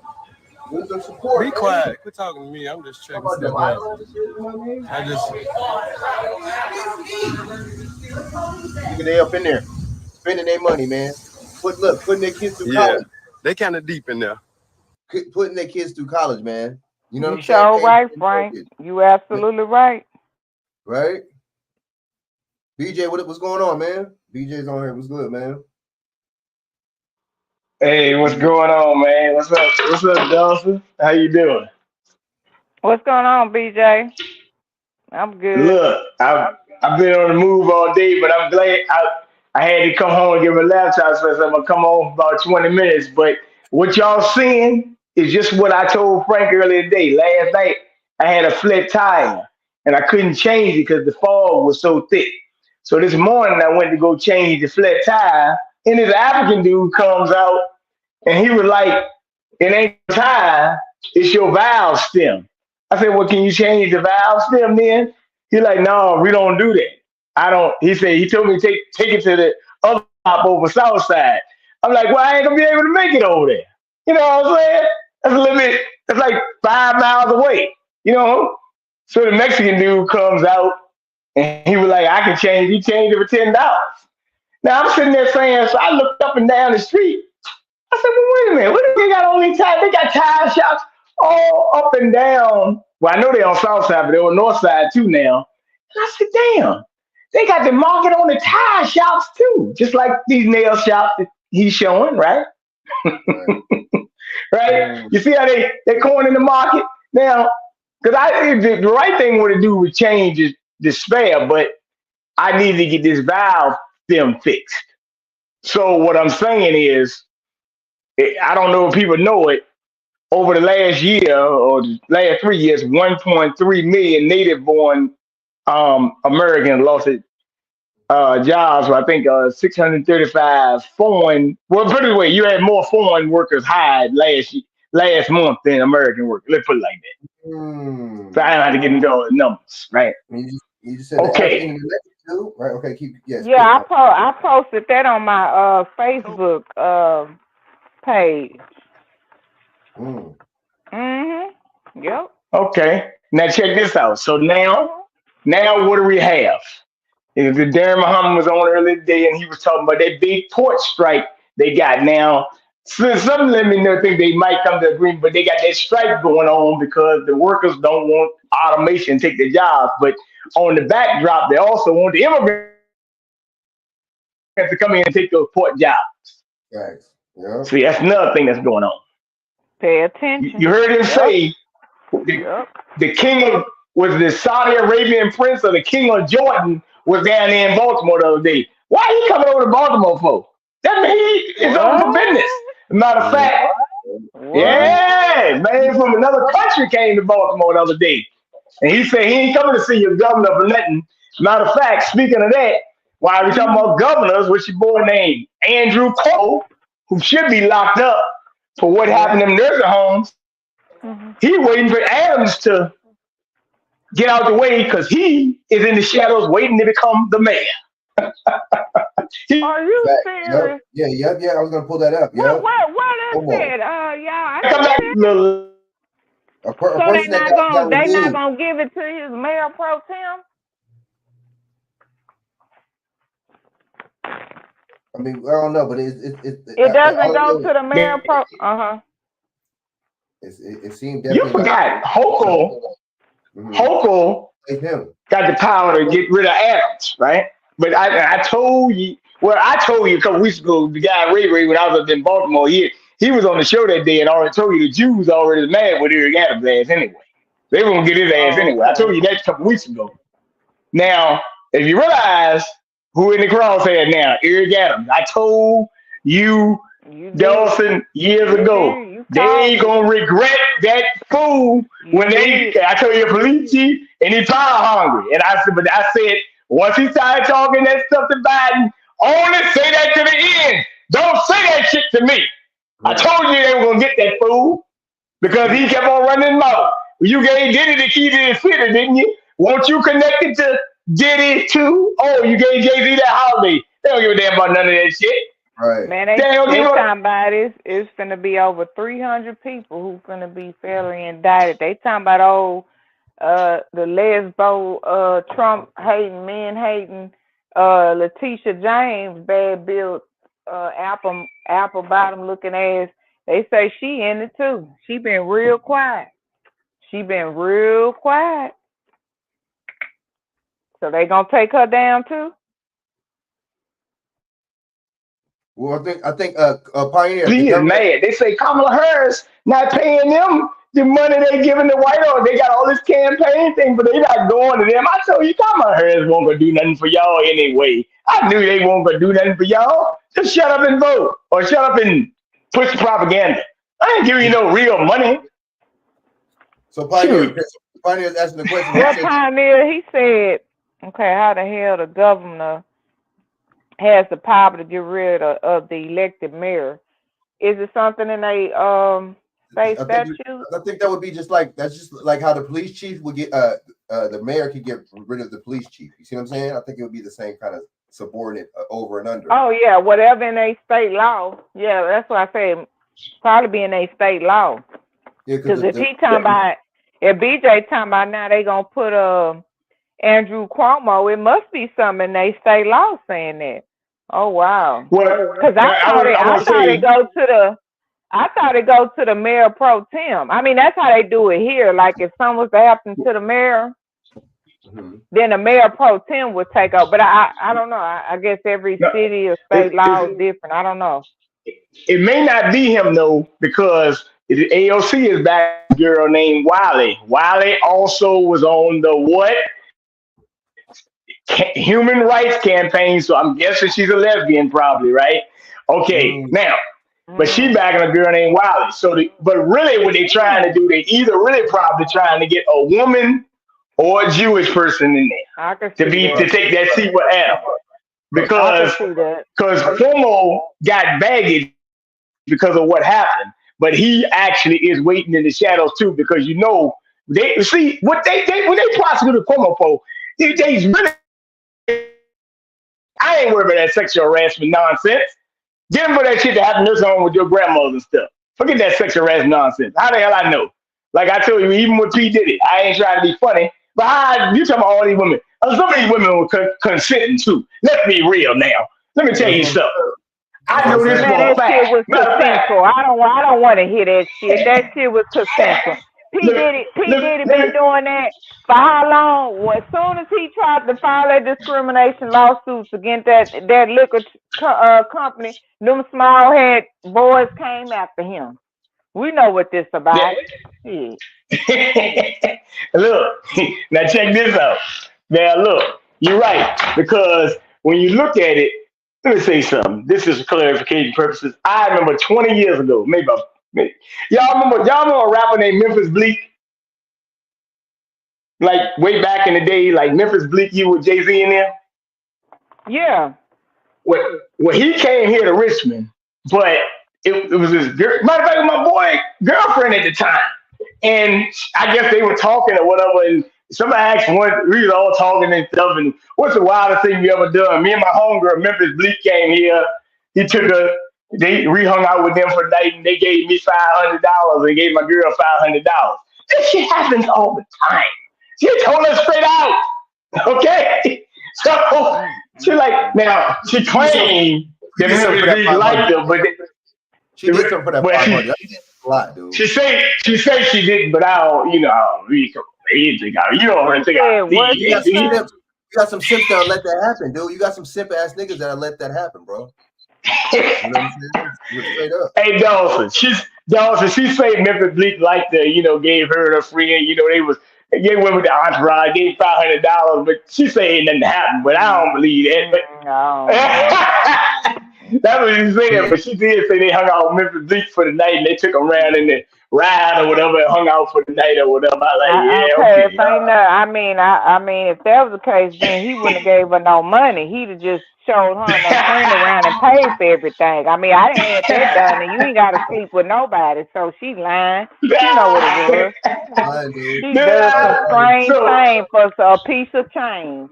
But this happened I remember this from 20 years ago. So what's going on with Diddy? Ain't nothing new. Come on, people. Don't let them distract you. What you should have been worried about when the UN was up there talking about that pact for the future.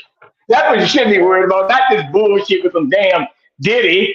Look, let me tell you. Only thing I will say about Diddy is you got a couple of people like I don't know, maybe LeBron James that said ain't nothing like a Diddy party. Or maybe Miss Kamala Harris, who was up there in the Hamptons with Harvey Weinstein. As a matter of fact, since you're talking about Harvey Weinstein, didn't the governor of Maryland hang out with Harvey Weinstein? Oh yeah, what's more? Yeah, that one Dawson you say looked like a funny bald head. Then you got another one. It just so happens something must be going on, though. So you say these foreigners are mourners, because I was in the store earlier, and the girl had a name tag on in the store, and guess what her name was, Dawson? Her name was Rihanna. I said, whoa. I said, wait a minute. They be making up them fake names. That's why you gotta ask them when they call or you see them from them pointed. Nah, what is your real name? What is the name you giving at birth? They do that shit. They get them like American, like people in the Filipinos. They'll say, I'll be like, "What's your name?" "Oh, my name's Tom. My name's Bob. My name's Jack." I say, "Give me no." That Filipino's name, real name. You know they ain't their real name. Thank you. Come on now. You know they ain't their goddamn name, man. They trying to Americanize that shit, man. You know what I mean? When I talked to her, I said, "Damn, this girl is a foreigner, though." You could tell she was a foreigner because when she started talking, I said, "Oh yeah, she won." I want to make sure I heard that voice. Y'all know they hired a lot of them. They hiring a lot of them foreigners up there, like Walls, TJ Maxx, and Marshalls. Have y'all noticed that? That's right. But this was in Kroger. This was Kroger. My bad. Kroger. This was Kroger. Yeah, they hiring them in. Yeah, they hiring them in the grocery store too. Cause I was in Sprouts. They had some of them in there. But see, remember my bad. No, go ahead. Now let me say something about that Ross thing. I'm glad she mentioned that because one day I had to go in Ross and get a pair of basketball shorts because I had forgot some other ones and I had got like some swim trunks. Well, guess what? You go in Ross always now have a long line and have one person working, and a lot of people get mad. That's why I don't even like going in Ross no more because it be packed. So when it's packed like that, you don't really want to go in this store. You know what I'm saying? Because I mean, when you got 10 people waiting between one person, and the last time I went in Ross Dawson, I ain't tell a lie, it was a bussy in there, and I told you about it. He said, "Man," he said, "Dang," he said, "I'm sorry, man. It's a long day. I'm calling out work tomorrow." He said, "Man, that guy over there, he looked like Malcolm X." And the guy walked up and he said, "Man, he said, did anybody tell you look like Malcolm X?" He said, "Me?" He said, "Yeah, you." He's like, "No, man." He was like, "I just want you to know you're real handsome." I said, "Oh, this dude's a bussy like a motherfucker. Get the fuck out of here with this shit, man." That's fun.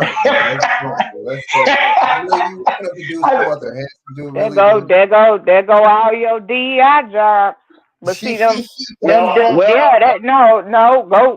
Frank, y'all go look up what DEI really was about. See, that's why I say the sister girls keep getting played, okay? Because what they were doing, they put the sister girls in place for DEI, but then they start finding them and putting the trans and the LGBT people in place. Go look it up. With DEI, Kamala Harris already told them. Frank, I forgot. My bad. Hey, look, you good. Hey, Dawson. Well, I want to say one thing about Miss Harris. Miss Harris told her DI buddies, look, keep quiet right now. Don't mention it right now. Stop talking about it right now. Just wait till after the election. Don't talk about that. Keep that quiet. Why she not helping us say their jobs then? Well, I mean, hey, man, she told the LGBTQ and them, we're gonna do that, but now, I heard about hold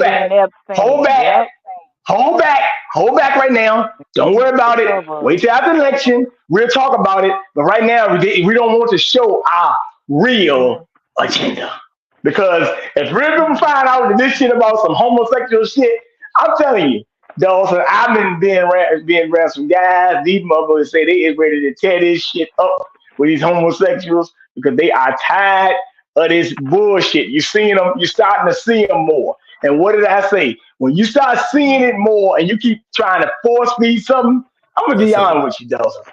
My brother and them used to tell me all the time back in the day. They had gays back there, of course they did, but they knew where to stay. These motherfuckers coming out of pocket, they going to the zenith with it. Yeah, and matter of fact, I had a girl told me that she told me the guy told her, "Yeah, I'm looking at your man, and what you gonna do about it?" Oh my God. Yeah. That's fighting. Hey, look. That's some fighting shit. That's fighting. Exactly, Fighting Frank. That's fighting. That's some fighting shit. You know what I'm saying? Wow. Hey, so Peachwood, salute Peachwood. So Diddy and Epstein were both caught because victims came Yeah, forward. read what Peachwood said. That's a great point. But yet no other names were mentioned. Man, it's a cover up. That's Where's right. everybody else at? That's You're right. trying to get them for RICO, right? You can't get one person for RICO. 10 in his hands and 10. Oh shit! His phone messed up again. I think he been having problems with his phone. Yeah, mine too. Justin better hope Bieber doesn't. I said that too, Peachwood. Diddy better hope Bieber doesn't say anything because of the jury is going to love the little white boy. Exact. I said the same thing. I said, watch. He better hope Justin Bieber don't come out. Peachwood cooking. That's real shit.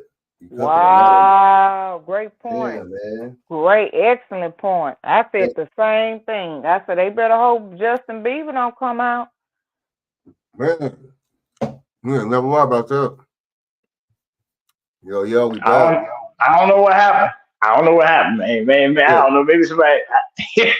Hey, man, shit, this life, man. But yeah, I was just saying. Frank, are you gonna play that? Hold on, BJ. Frank, were you gonna play that video about I don't know if you found it with the fighter jets, China and Russia. Oh yeah. And then the one I think Shaq said.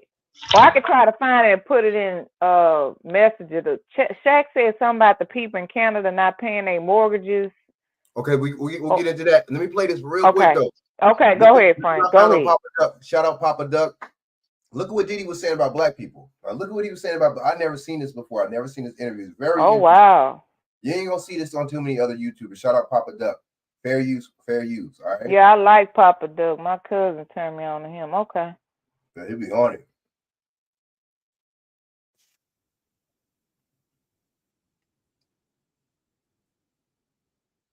Leverage, and so we started our Black Party with some young, fearless Black activists, elected officials, and I've stepped up and put the money behind it. This is the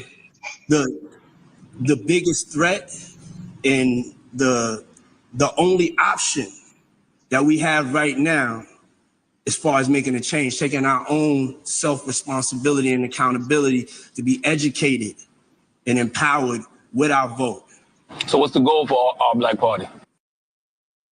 This is the Google Pixel 9, and this is a dance tutorial. But with Circle to Search, it's also a where to buy that wavy mirror in the background tutorial. Whoa, nice move.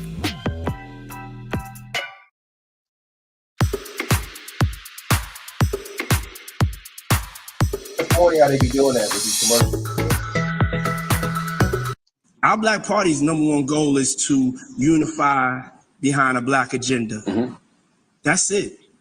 You could be a part of the Democratic Party, the Republican Party, you could be an independent, but if you're Black, you wasn't born Republican, you wasn't born Democrat, you wasn't born independent, you was born Black. And we have to seize our political power, because it'll just be more the same, being pushed this way, being pushed that way, and we expecting a different result. But the definition of insanity is like doing the same thing over and over the same way, expecting a different result, and it's not going to happen. So we have to change the tone. We got to start with us stepping up and really taking the responsibility and accountability to be a part of this political movement. The hardest part of that is going to be getting other Black people to buy into it. This is not for all Black people. You know what I'm saying? This is not for the scary ones. This is for the ones that want to move things forward and want to get to the smoke. A Black person spends an average of like 5 hours on Instagram a day. If you could give Instagram that time, 15 minutes you could give to educating yourself. And our Black Party's that platform. So when we get down to the local elections, when we get down to the school board, we get down to the judges and the justices, that's so confusing for us. We've never played this game. This is another level of gangster. But I played this game before, you know? I started in 2004 when voter died, and this is the evolution of that thought, of that empowerment, of that independence, of us taking self-accountability, so we're not caught with our pants down like this election. Right now, we're not gonna get nothing. We caught with our pants down. We're not organized. We're not ready to really take this on. I went through the experience of politics. I played the game with the Democratic Party. The people that I went and campaigned for, after they got elected, I don't feel like they really did anything to change the reality of Black people. Like I was blessed enough to find God come to me and tell me my purpose. And he told me my purpose is to play a part in saving the Black race. The Vote or Die Diddy was about politics and, trying to be supportive. And also, they kind of guilt us in the votings, They do, man. They do all types of stuff, little tactics, though. But I wonder what made him say this after all this time, though. But as I evolved, I realized this is a business. This is a transaction. You know what? That right there, dude. You know what? Whatever he's guilty of, whatever the fucking case is, whatever. He's right. This shit is, you do something for me, I do something for you. That's what politics is all about. Well, didn't Dr. Claude Anderson say that has always been saying that? It's quid pro quo. Always, yup. It's quid pro quo, right? What you do for me, I'll do for you. I scratch your back, you scratch my back. I keep telling people. Salute, pioneer. Politics run your life. Religion or your culture or moral values control your life. But the main thing is the politics. That's going to be if you could pay your bills, if you're going to be able to afford your rent, your mortgages, if your kids going to be able to go to decent schools in your neighborhoods or have decent school districts. That's all and I got thrust into it when we went out to kill.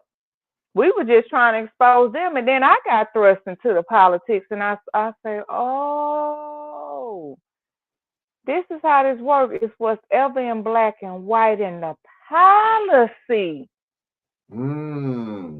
is how things work. Look what Vote for a person, not no party. That's why I keep posting on Facebook. It's right versus wrong.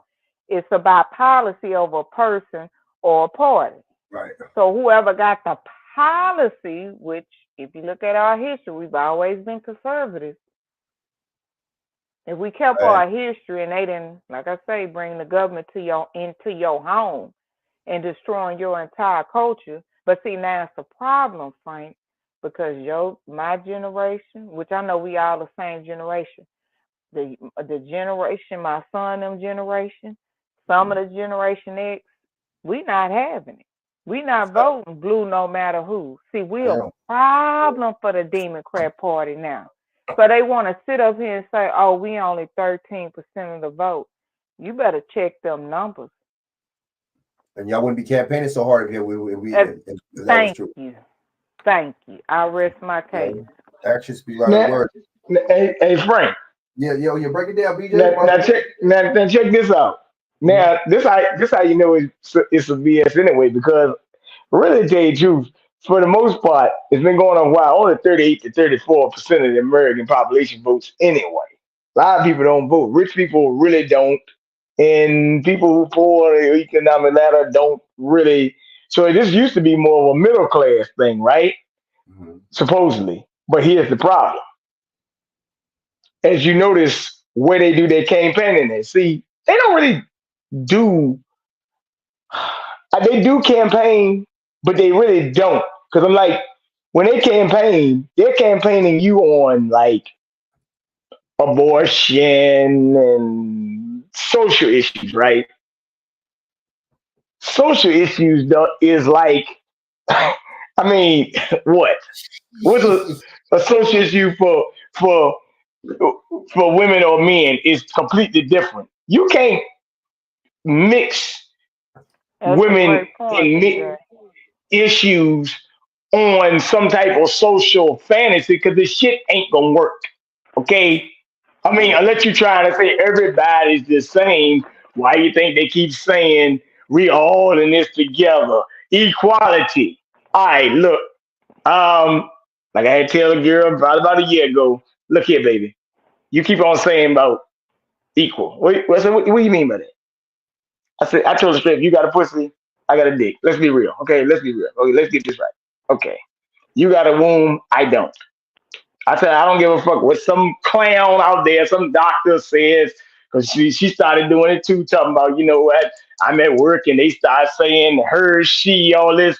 I ain't no her, she, fuck that pronoun shit. Okay? Right. Let's be real. Right? Okay. You know what you are. I said the doctor's office by that.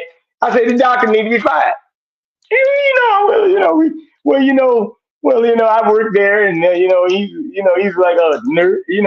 That's how they talk to us and stuff like that. I said, look here, man. Tell them call you by your name. What's your name? Okay, there you go. She was like, she said some new thing they started doing, but that's how they've been going with it, right? They want you to announce by pronouns. That's why they keep on talking about it. And actually, Dawson's actually right about this when she says, and matter of fact, Dawson, on October 9th, and matter of fact, even tonight, I don't know why they got the person you call Glorilla. Here we go. There you go. Here. Glorilla. I think they're having a big thing down at the Hampton Coliseum tonight, and then coming back for Virginia State homecoming week in the middle of the week with Boss Man D-Lo. All right, so but you call him Glorilla the person. Actually, they trying to call us persons now. You realize they say what they gave Billie Jean. They just gave him somebody the other day person of the year, right? Remember they gave I did see that, BJ. I saw that. Yeah, on the People magazine. Yeah, I saw that. Person of the year. See what I'm saying? Person. Okay, but remember they gave Bruce Jenner Woman of the Year. See the difference? You see how they played you? They say Person of the Year, Woman of the Year, right? So I just hate to say it to the sister girls. I mean, look, sisters, you look here. The moment Barry Soetoro or Barack Obama, who they say somebody tried to get in his car or something the other day. AKA Gay Bomber. Gay Bomber, but go ahead. The minute he stepped in office, so these sisters already got replaced back then. They just was dialing down. But you realize, I do realize one thing they doing right now though, Frank and Darren Muhammad mentioned it. It's supposed to be an election year. Now they told you about the guy Marcellus Williams, but you had 5 men executed that day, right? Right? You had 5 men. You had 5 men executed that day. Now check this out. What was that at, BJ? I saw that. What was that at? That was in St. Louis. That was the guy that got executed on Tuesday. I saw that on Facebook. Some people posted it. Yeah. That's right. Wow. Okay. But if you realize, over the last week, Eric Adams, they went after him. The guy named Franks out there in Arizona, they went after him 10 something. So like Darren Muhammad was saying, and the guy in DC, white, they've been going after these black men politicians for a while. This is some modern day buck breaking shit they doing these black male politicians. I ain't saying they good or it's good, they good or bad. Because I told you I ain't never like Eric Adams. I told Dawson I ain't never like Eric Adams the moment I laid eyes on him. Because I know what they did with Eric Adams. Eric Adams was up there with some Bitcoin guys in Puerto Rico, and they had some Jewish guys around him, and they said, women, get them Jewish guys out there. Put some black men up there, make it so they won't know what it is. They moved him off the stage. But unfortunately, Eric Adams, you realize that these guys are not really with you. They just use you as a facade. See, I told you they getting so good with it now. They don't need these Negro proxies anymore. All they gotta do is if they get a Jew in office, say you anti-Semitic. That's all they gotta do now. Dude, you believe it anyway. Matter of fact, watch out for next week. Shaq, I'm gonna tell Shaq, I wish he was here.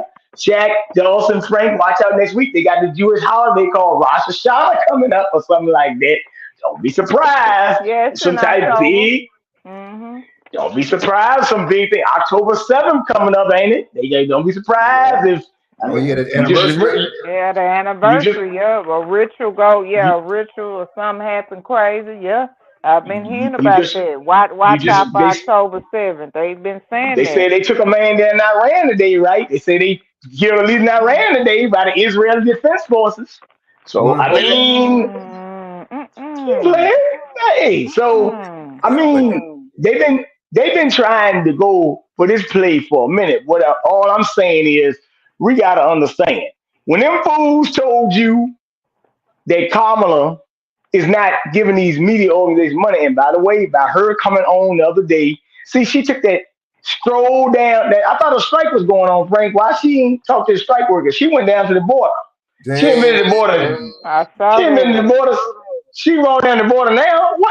What happened? Or since Dawson, everybody been on the Jackson 5 so much. I mean, I just gotta ask Miss Imhall a question. Distraction. What have you done for me lately? That's What have you right. done for me lately? What have you And done I for ain't me seen, lately? but and why are you going to the border as of late? I just need to know why you're going.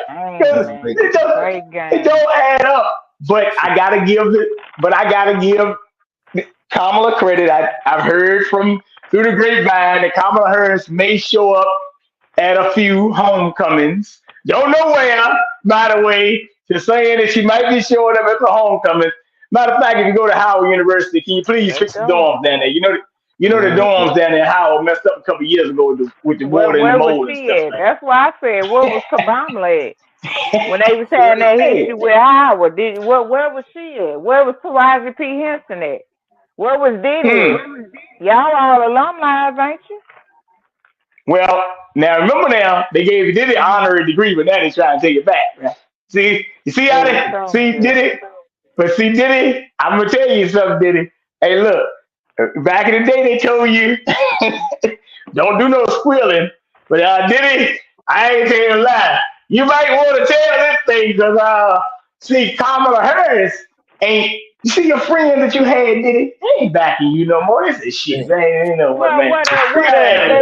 The thing is I saw some other videos of Diddy, Frank and BJ in the audience. I saw some other videos where Diddy was even out there supporting Gay Bomber when nobody even knew who Gay Bomber was. Did y'all see that footage? He was out there. So when he talk about I created vote or die so as to be a part of the political party, but now I guess he realizing now. Because to me, on that video, how he talking, I don't know if he high or he just nervous in desperation. You see how he talk? Because you weren't talking like that before, did he? Hell no, you So when was this video, Frank? When was this video? Let me see. That was doing COVID. Because That was doing COVID. I'm trying to see. Was that during COVID? That Puffy video? Yeah, that was doing COVID. It was? Yeah, that's the one with Charlamagne. Because remember he was talking, but the matter was he told was it because he told you had to vote. So I mean, he told you Trump was out of office, right? Or was Trump still in office? That's a good question. Or was he still in office? That's what I'm trying to figure out. No, I think that video that Frank just played was when the COVID thing happened, and they said that they would need to get something for the vote, but then they switched up and said, "Well, we want something. Give us a black woman," and that's when they came up with the Kamala Harris bullshit. That was some bullshit, dude. See what I'm saying? Gonna fall for that. But Diddy went along with that shit, y'all. But he did go along with it. Charlamagne bitch ass. All of them went along with that shit. He got some dough out of it. He got some dough out. He got some money out of it. Of course. He got some money out of that. Of course. Like, so don't get mad. Now you mad, Diddy. What? That's why I said when Diddy got caught, where Kamala Harris at him? Where all your vote or die supporters? Huh? Where's Tamika Mallory? Where's my son? Where all y'all clicking? Where they at? Right. Where Al Sharpton at? Huh? Right. Where they at? Huh? And then you go hire Ben the Amelie. Big Trump. Let's say, Trump, who's another foreigner among us. That like you heard what the white folks said. Get ready. You gonna see Diddy be unalive soon. Just get ready. Oh yeah, them white folks know. Diddy be unalive soon. Cause they got all the tapes and the footage now. So I guess they on this. Surprisingly, huh? No, we're gonna say that, Dawson. You surprisingly? No, I was saying somebody made a point, y'all. They said the FBI was there at Diddy's house, but they didn't raid his house. It was raided by Homeland Security. They said the FBI supposed to do that. What's up with that shit? What's up with that? Why did the Homeland Security? That's what I was saying. Somebody was like, somebody correct me. I forgot who it was. They were like, oh no. I'm like, oh, okay. I could have sworn, man. I mean, I ain't a dummy. I ain't the smart, you know what I mean? But that doesn't make sense. The Department of Homeland Security focuses on other things. They don't focus on it. Doesn't work like that. You know what I'm saying? If it was something like that, the FBI would be involved. Federal Bureau of Investigation. Correct. You know what I mean? It don't work like that. You know what I'm saying? You don't just jump from the Department of Homeland Security like that. You know what I'm saying? It doesn't work like that. It don't work like that. You know what I mean? And then see, the thing is with that, you know, that, and then they how did they indict him in New York and they didn't even raid the New York home? It doesn't make sense. And look, that's a good question, Frank. That's a great point. Look at the broad right now, the little Armenian looking broad. You know what I'm saying? She said from 20 years ago, bro. 20 years. I don't know what this problem is. What Diddy accused her? Watch. She 20 years ago. Oh, the one that was crying and stuff. Yeah, I'm like, and then she had come on, man. Was it Gloria? All red old man. Hey, Nance. You know yeah. You know what I'm saying? And she was talking about Hey man. Hey man, Frank, I just want to say the Reds need to go ahead and jump off the ship. Matter of fact, you got a couple of Reds there. I smell some cheese right now. I'm like, wait a minute, what's up, man? Hey, look, inside telling, because somebody gonna be I don't know about Diddy though, man. I just really look at him. I really think they use him because I'm like, they could have been got Diddy years ago for this shit, man. You know, Diddy had the white parties, then Michael Rubin started doing the white parties. Matter of fact, I mean, even your boy Tom Brady being these white parties. You know Tom Brady, Dawson. Tom Brady was at one of the white parties. I knew something was weird with him. He was sit up there and make his son kiss him on his lips. I didn't understand that shit. CJ Stroud was at the white party. Got going and on, man. Well, I told you them Jezebels and them soul snatchers got him. So I want to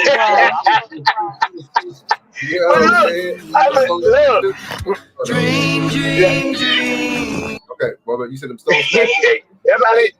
That's how they do, man. Hey, look. I called them. Hey, look. Speaking of, but I just want to say one thing before I go, man. Frank, I got to bring this up, man. That all that jaw jacket on that damn view with Sonny Hopkins talking about Kamala can be what identifies she wants to. You see, Candace Owens broke that video down yesterday, and you know they crashing out with Candace Owens again, right?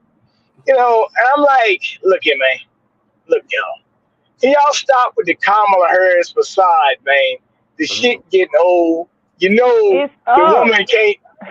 She can't put five sentences together every time she do. I look, man, I'm about to go get me a battery and put it in my back, man, because this woman got to be a robot, because she always starts talking about the border. Trump killed the border deal. And this, that, and the thing. I'm like, look, woman, you got a different line, please. Look. I'm getting kind of like nauseous here when I hear the same old line. And, you know, I grew up in a middle class. Let me tell you something, man. Come on, man. Let me tell you something. Do you really think this woman grew up in middle class? That bitch grew up by Berkeley University. Go look that shit up. Oh, I know. Please. Well, and matter of fact, Dawson, let me bring this up. Since you talking about that, you know, there's been a shift in the college football thing. And check this out.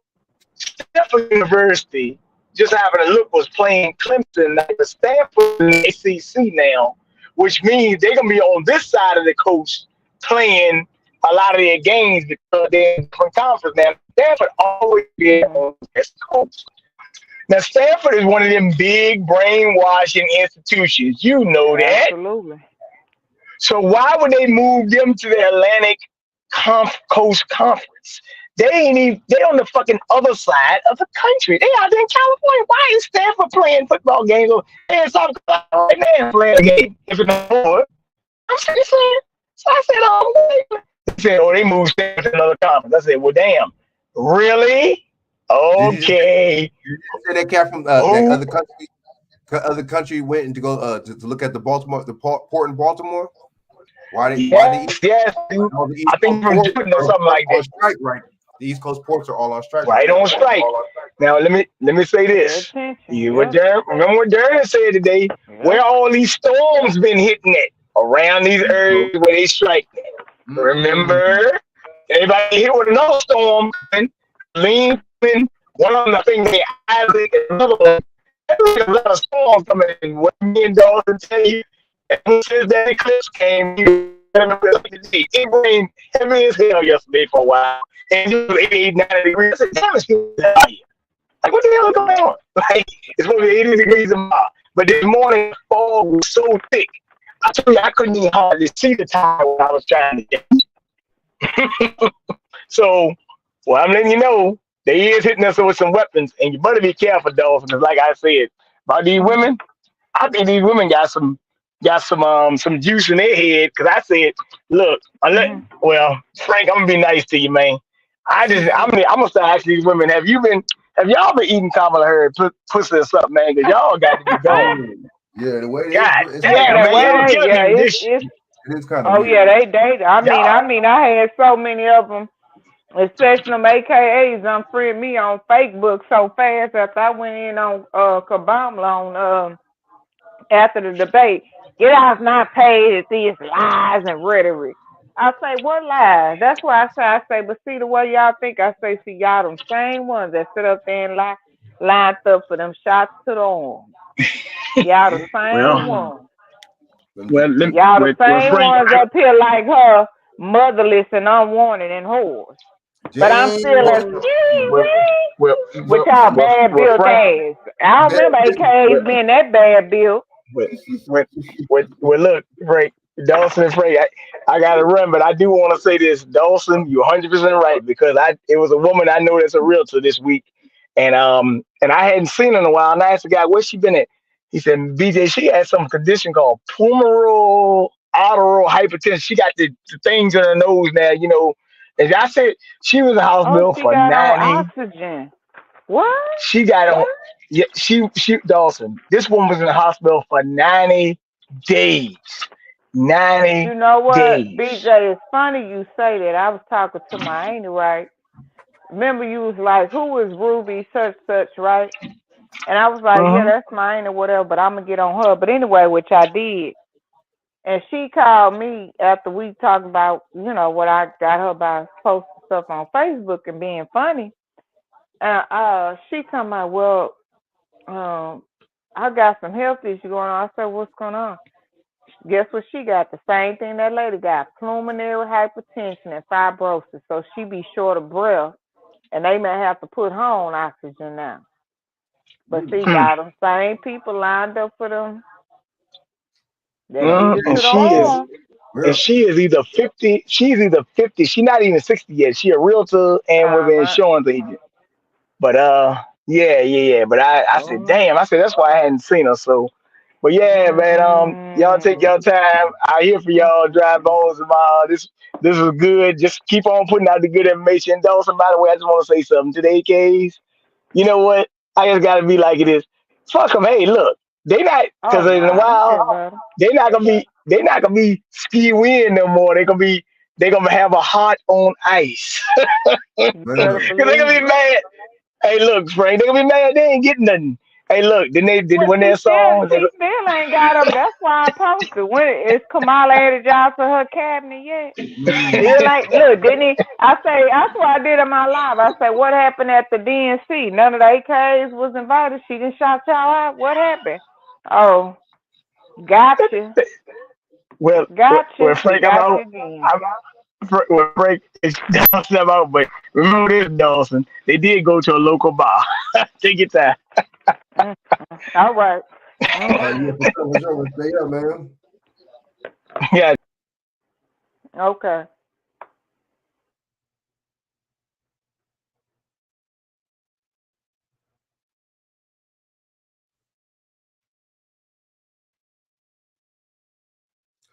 Word, hey, yeah, but yeah, okay, so word, man. So let me play this other video real quick.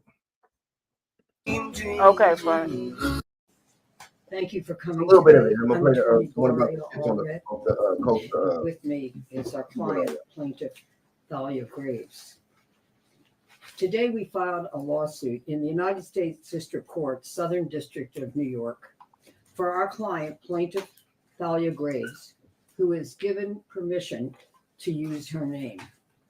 The case number of the 26-page complaint is 1:24-CV-07-201. Oh man, she looked bad already. Anyway, before In that, her lawsuit, Thalia, through her attorneys, sues she looked like Eddie Monster. Monster. Remember Eddie Monster from the Monster? Also known as Show? the Remember defendant, what's the other one? and another individual Right. and other boy. entities.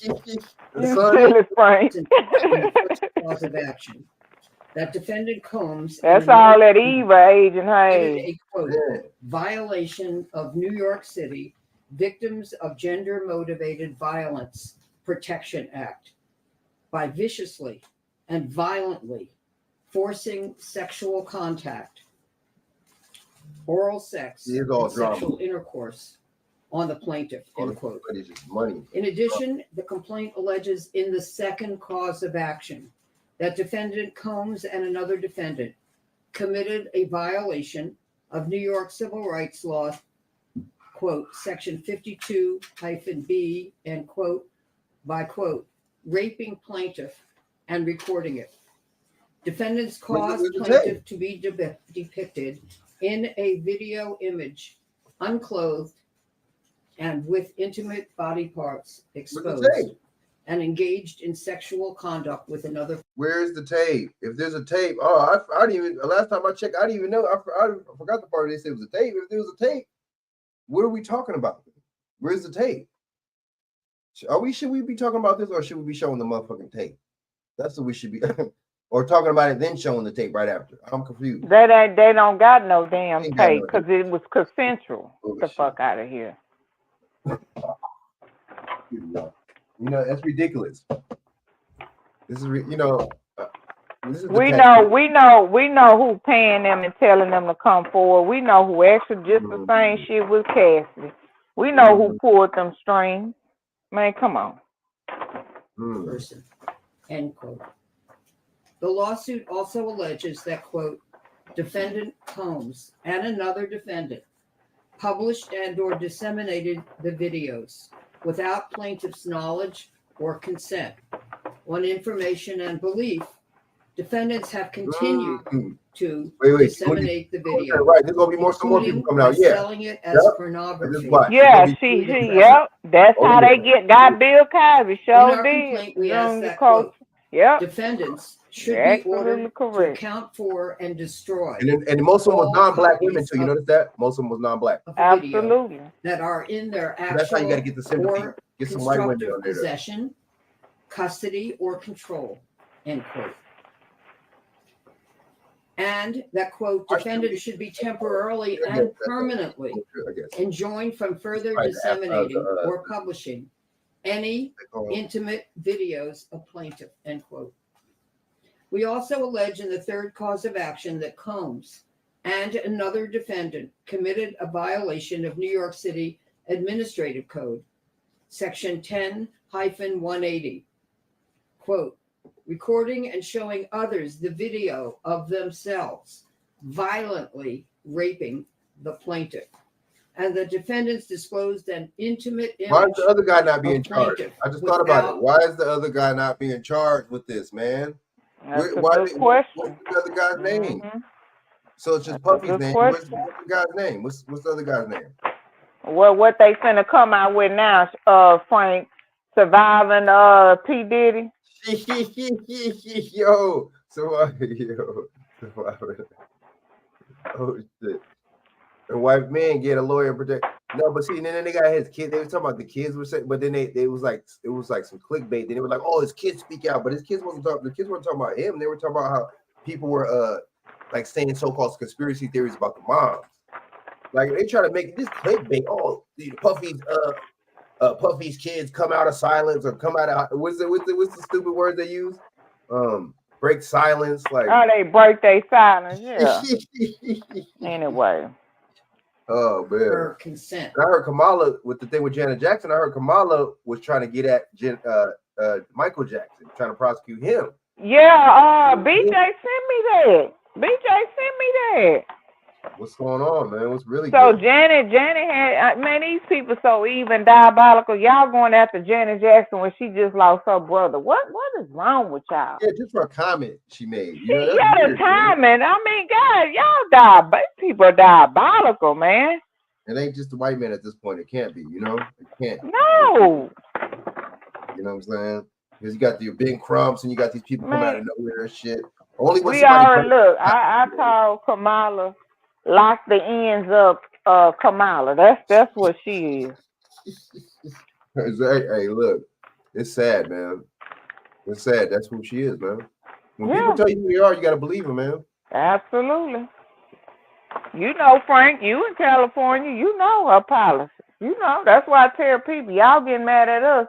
Well, just go ask somebody in California that look like me and you. Ask them about Kamala. Watch what they gonna say. Just watch what they gonna say.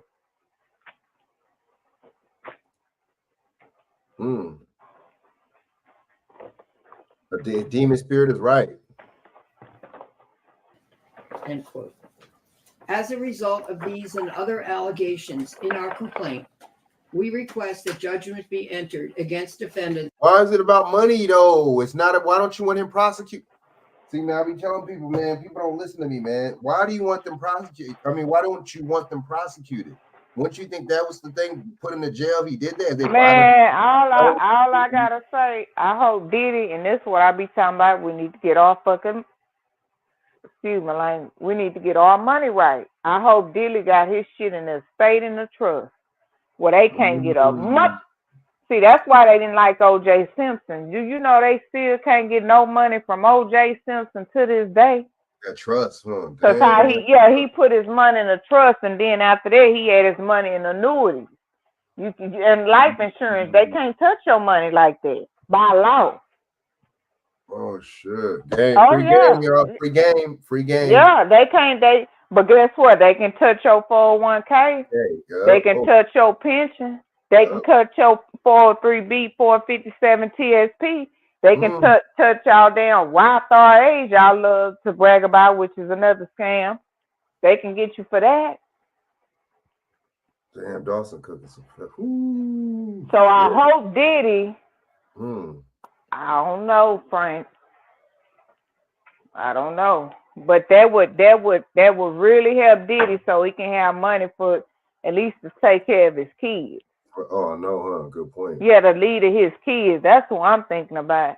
Kid, right. That's important. You see how the media is not talking about them kids like in a good way, like how would they survive if something does happen, or who will, they don't care. Will it be okay? Like they don't give a fuck about kids, but they don't care about you. And this administration don't care about no kids. They trying to kill kids.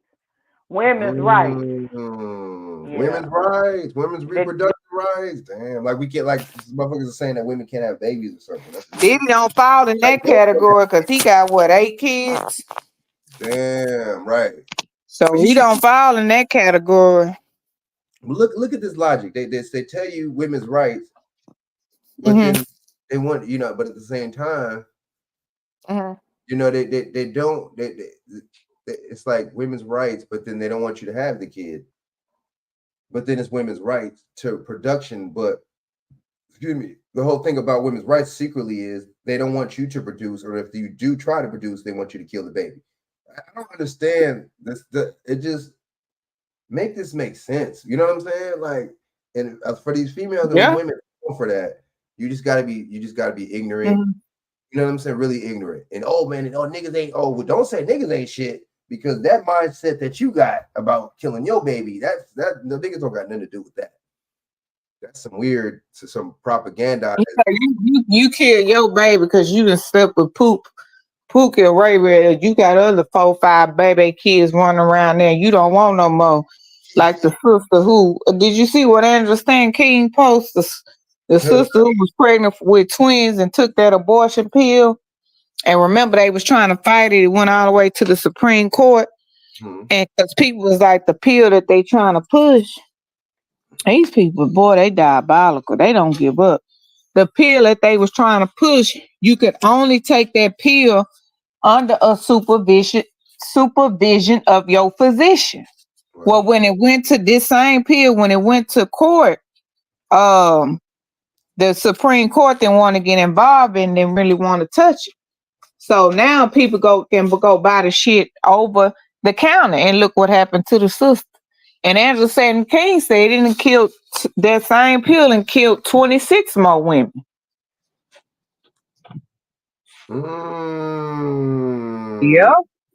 Yep. So I used to always say birth control is self-control. I just gonna let them splash up in y'all like that. That's what I don't be getting. It's like I don't understand. I mean, you can't.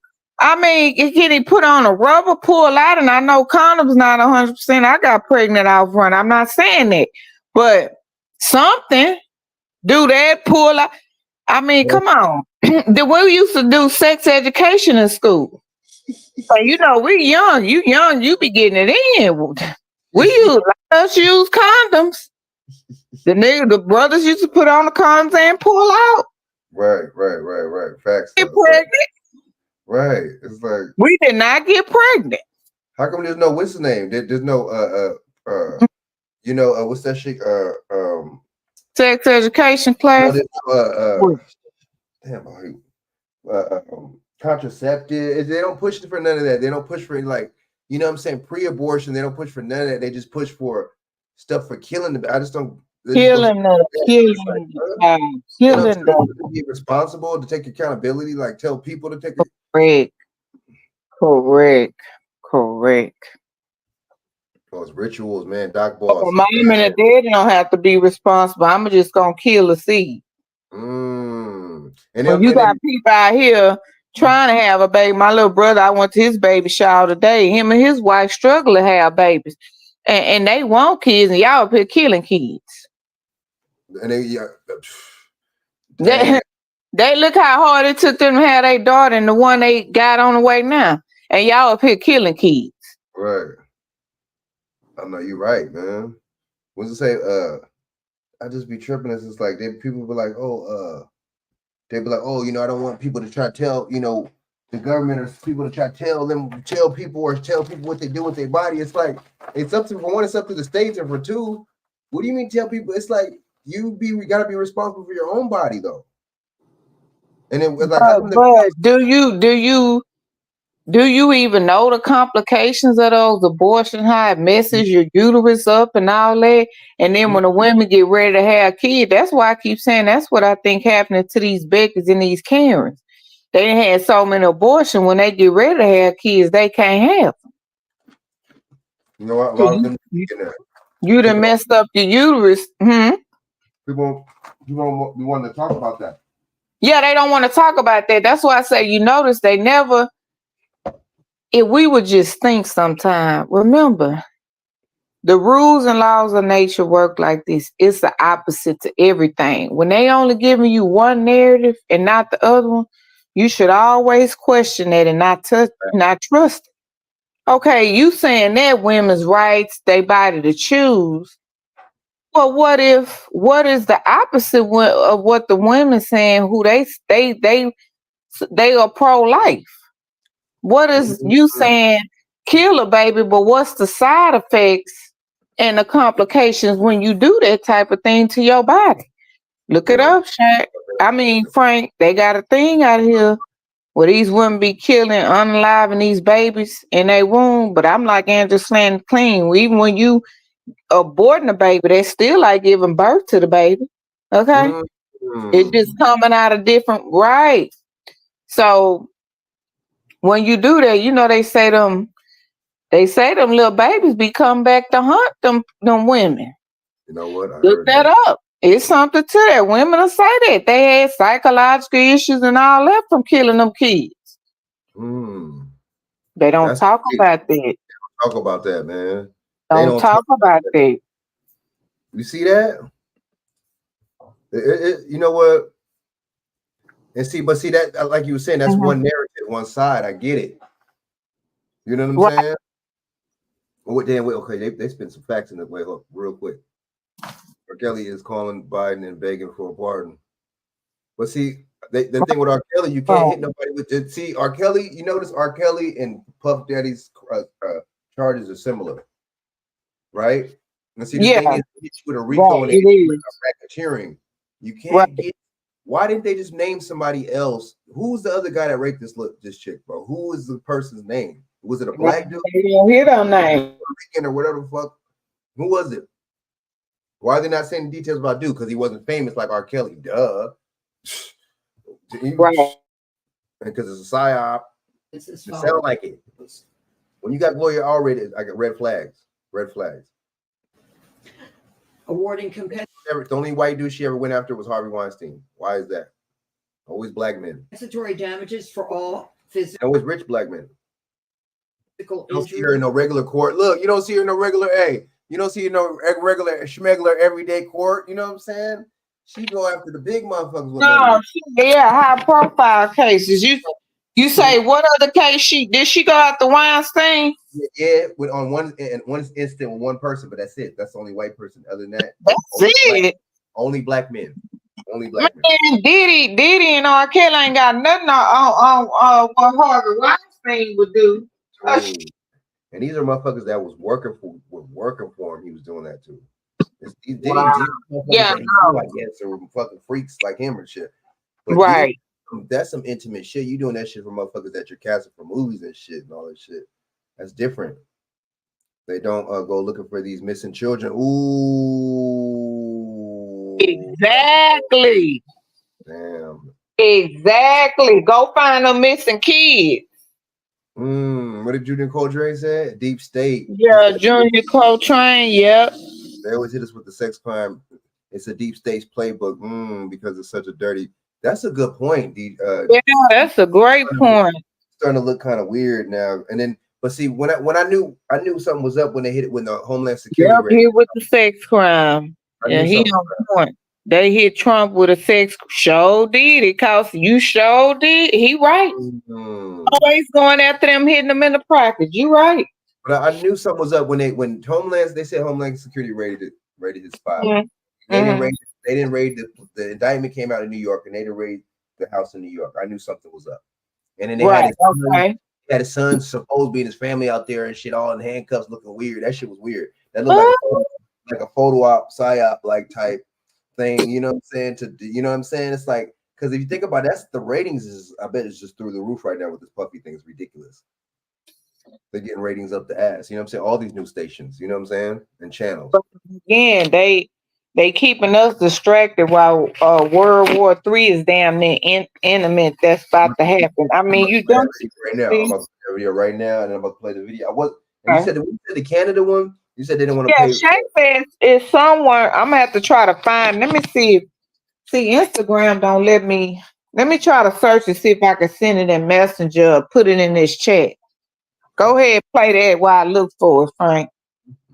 Emotional distress, psychological harm, anxiety, humiliation, physical and emotional pain and suffering, family and social disruption, and other harm in an amount to be determined. Why the money? Why gotta be money? So what's the justice, honestly? If you got raped, I guess supposed to be sodomized, I guess. I want you to go to prison. I don't need your money. I guess these dudes put it in our back door too, if you know what I mean. Wink, wink. It's the one that stink, right? So look. So if that's the case, what kind of justice would that be? You getting like $20 million? What's the justice?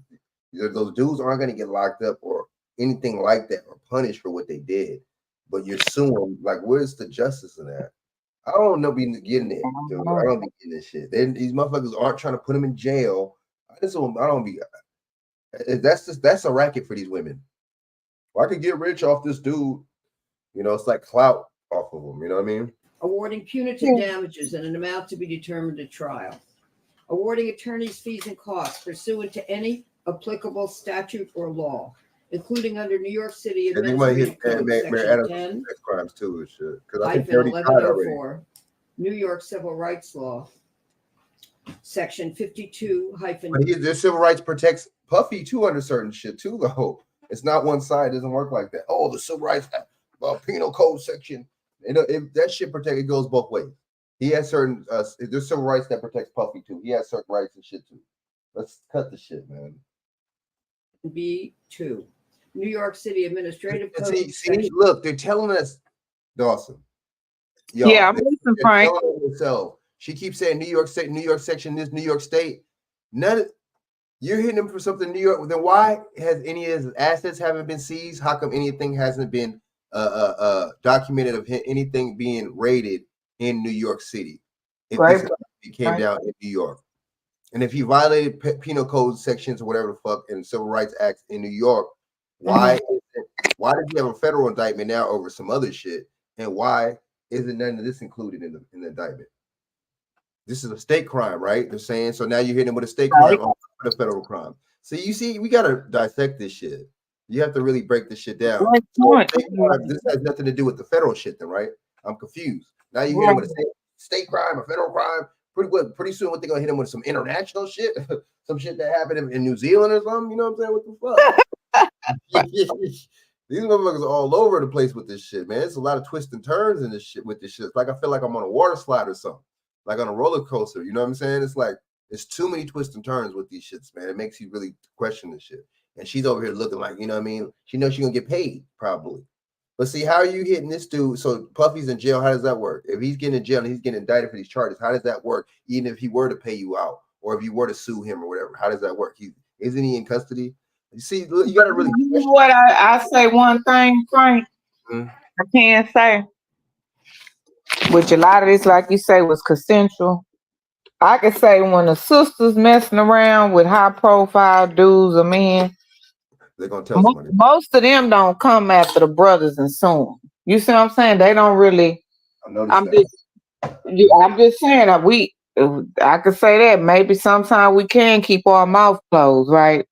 I do notice that too. I know my mom and daddy used to say, I don't care what y'all men do to y'all. It may be wrong. You may want to call from that. If you're trying to kill you, choke, or whatever, but other stuff, don't get the brother locked up. Don't let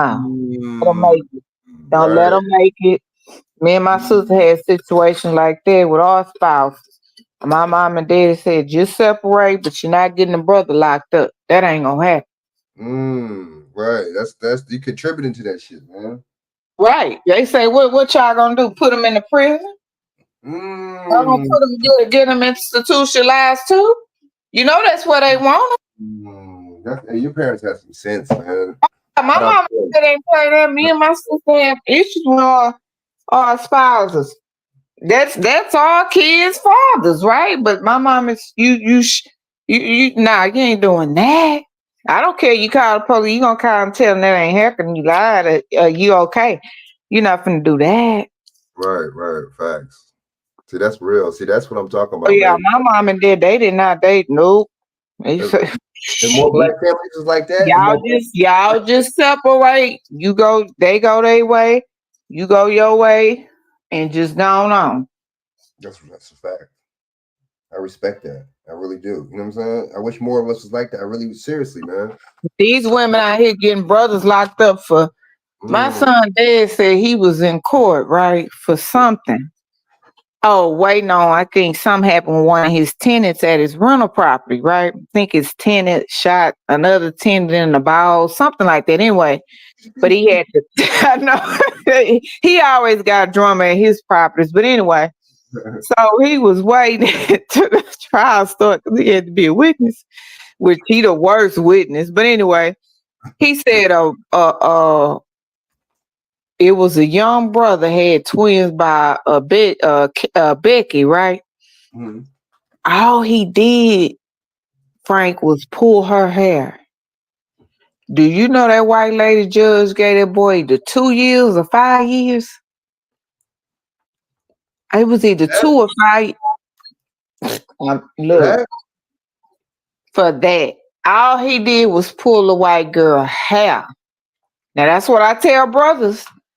Y'all messing with them Beckys and pink toes. If you put your hands on them, you're gone. Yeah, because they got the power. You don't have power over them. Thank you. Police, it's a wrap. I understand you like the Becky and Pink Toes, but if you put your hands on them, you're gone. Just letting you know. You're right though, Dawson. That's true. You're gonna be gone. All right. Okay. Anyway, well, she got 20. So this happened 10-180 and any other applicable statute or law. Jack Stice, salute, Stice. We're also seeking additional relief that the court may deem just and proper. As a result of what is alleged in the lawsuit, Thalia alleges that she has suffered and continues to suffer, like the among other damages, emotional harm, including mental anguish, emotional distress, humiliation. Okay, so how does that look? This is how you know this is BS. So if this happened 20 years ago, wouldn't you have suffered all that anguish and trauma and all that 20 years ago? So how did that work? Why you didn't file charges 20 years ago? So it just lingered on from, oh shit, man, this shit lingered on for 20-something years ago. Fuck, I'm just having reoccurred shit of fucking 20 years ago when Puffy and dude, hit me in the, behind. How does that work? He didn't hit. It was all consensual. It was. But guess what? Diddy may beat it, but he may not. But I bet you got it on camera. But they said they had the tape. See, this is what I don't like. And the news media is a part of it. Play the tape. Play the tape. Not no freaky stuff. You know what I'm saying? But it would be. Play the tape. No, we ain't got to get to the freaky stuff. Just play the tape where she decided to bend over. She came in there dressed like she was dressed, took her clothes off. Just play that part. Man, that's all we need. Pressing them all in their face, kissing on them, going down on them. Play that part. Facts. You see how they just some little whores. You know you a whore. You know that's your job. That you know that's what you get paid for and what to do. I see why the men be. You doing your job. You got paid. Yeah, they escort. You been on payroll. You know what it is when Diddy called you to them parties. You know what it is. Let me play the video. Let me try to find a video. He was taking their phones before the party. That was weird. He was taking what, Frank? Phones before the party. Like taking everybody's phone. Let me get that phone. Like, why are you taking a nigga's phone, bro? What the fuck are you planning to do? Interesting. You don't want nobody to record, huh? What are y'all trying to hide recording, bro? Like, what y'all doing? That's weird, man. Let me try to find the video. Hold up. I know Darren Muhammad. I'm gonna try to find that other one for you with the Canada. Yeah, that's weird, man. But okay, and then I'm gonna play this. You know what? All right, I'm kind of burnt out on this, man. Let me see. I just wanted to play the part with 20 years ago. And physical damage. In a few minutes, Thalia will speak to the impact and harm that she has suffered and continues to suffer. She will take this courageous step because she thinks that it is important that the public understand the impact that rape and other criminal acts have on those who have been victimized. Often victims do not speak publicly about the specific damages that criminal acts cause them. Some of the many reasons that victims do not speak out publicly about this include being ashamed or shamed for this.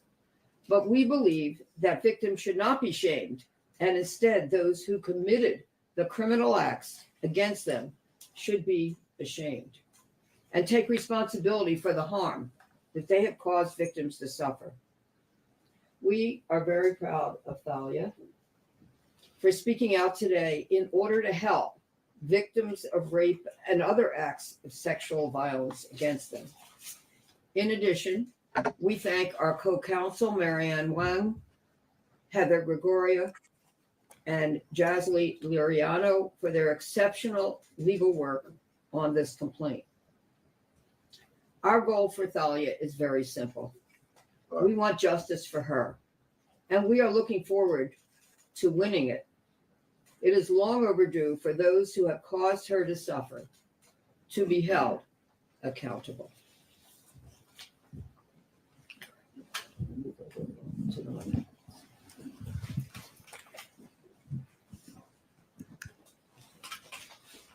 little water. There you go. Thank you.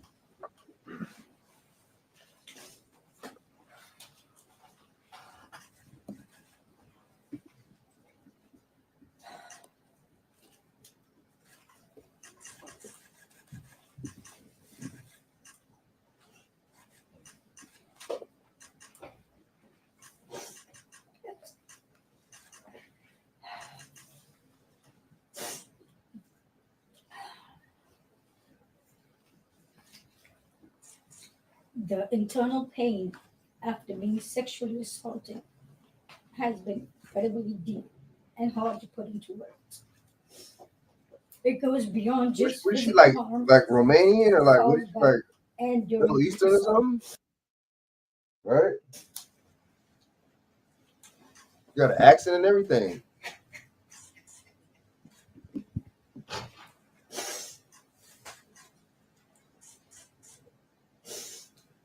It's a pain that reaches into your very core of who you are and leaving emotional scars that may never fully heal. Some of the hardest parts of this pain are the shame and the guilt I have experienced that plays a negative part in my day-to-day ability to function properly. Being blamed, questioned. All right. We all get it, my bad. All right, so okay, so let me see. What did I have that was that?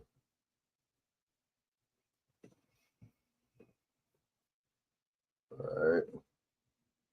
Yeah, but we'll see, man. We'll see.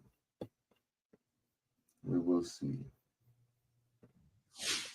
Welcome back here on Live Now from Fox 922 on the East Coast and 622 on the West Coast. The U.S. sending warships and aircraft to keep an eye on a convoy of Russian vessels over in the Caribbean Sea.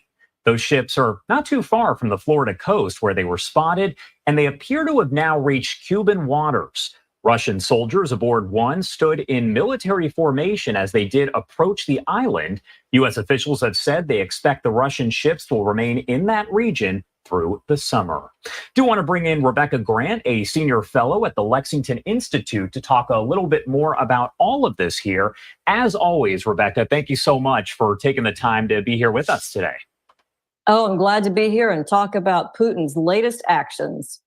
And first off, a lot of folks over the last, I would say, 24 hours are kind of getting bits and pieces of what's going on here. So can you break it down for us overall, this situation there in the Caribbean? Yes, with so much else going on in the G7 in Europe, but Russia has sent a tiny little task force of 4 ships across the Atlantic and down to Cuba. Now, the ship you really want to watch is the guided missile submarine that's included in that group. And guarantee you our Navy tracked the whole transit across the Atlantic. So we have a real close eye on Putin's Russian Navy ships. What kind of Russian warships are we talking about? You went into a little detail there, but do we know overall their capabilities? Yes, it looks like there are 4. One is a frigate, that's a surface vessel, also a guided missile submarine, and along with them, reportedly, an oiler for fuel and a rescue tug, I guess in case they get into some kind of trouble. But it's really the frigate and the submarine that Putin is using to show off.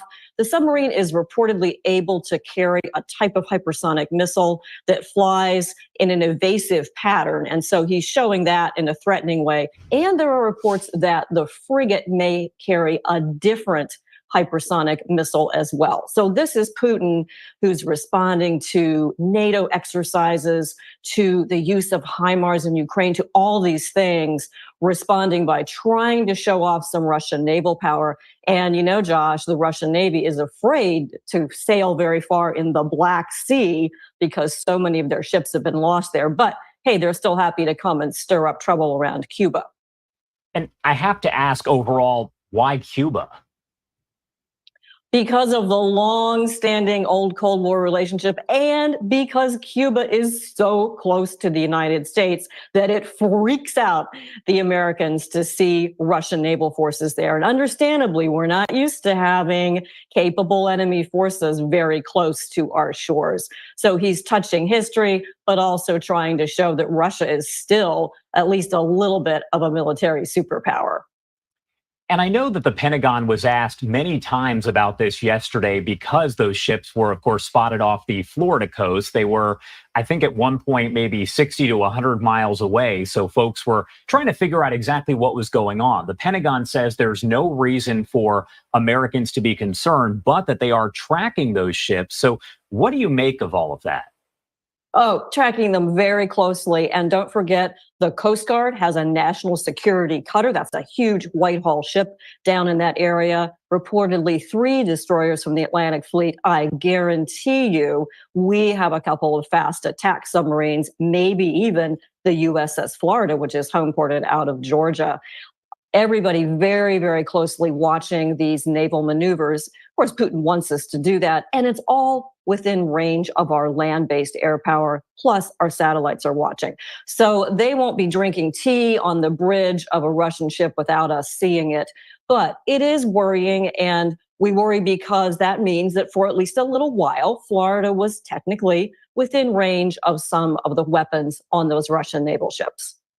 And my last question here, we were discussing this a bit earlier, but Putin years ago did mention attacks of some kind on Florida, right? Yes, in 2018, he released a video showing a simulated nuclear strike on Florida. Again, saber rattling, but I think Putin's got a bit of an obsession with Florida. And of course, the ability to try to use that naval power. You know, his land forces are tied down, and Russia is becoming a vassal state to China as their overlords. So he's using this to threaten again. And yeah, it reminded me of that 2018 video showing a simulated Russian nuclear strike on Florida. What a despicable man. Yeah. Rebecca Grant, thank you so much, as always, for taking the time to be here with us. Anything else you want to add about any of this before I let you go? I'm really proud both of our Coast Guard and of our U.S. Navy sailors and our entire joint military keeping an eye on the Russians. They're going to learn a lot about current Russian capabilities after this exercise. Oh, I'm sure. Thank you again for taking the time to be here with us today. We appreciate it. Thank you.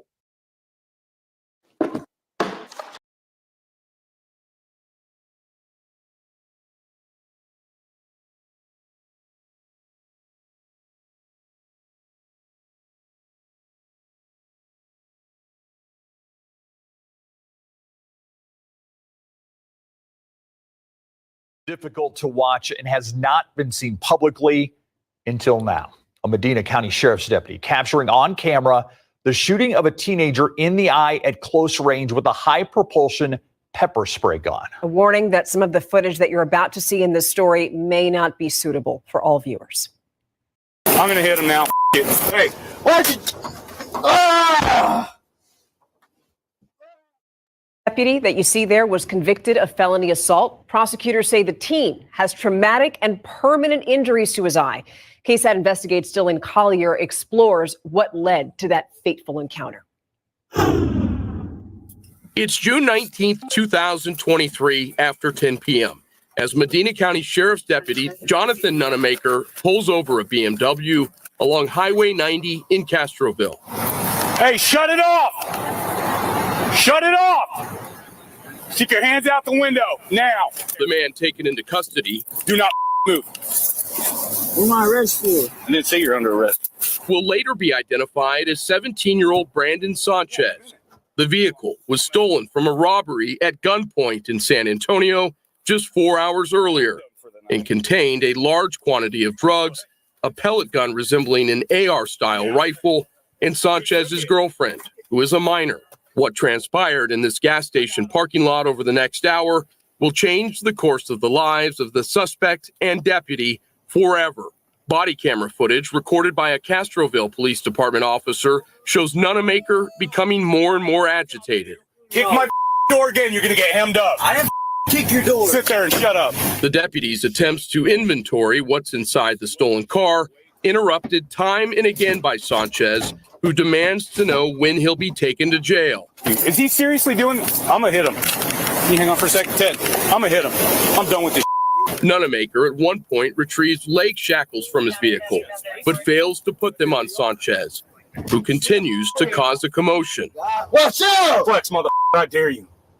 Bro, chill out, bro. You just hit the out of my head. After the 7th interruption, Nunamaker pulls out his department-issued pepper spray gun and fires it into the handcuffed Sanchez's eye from about 3.5 feet away.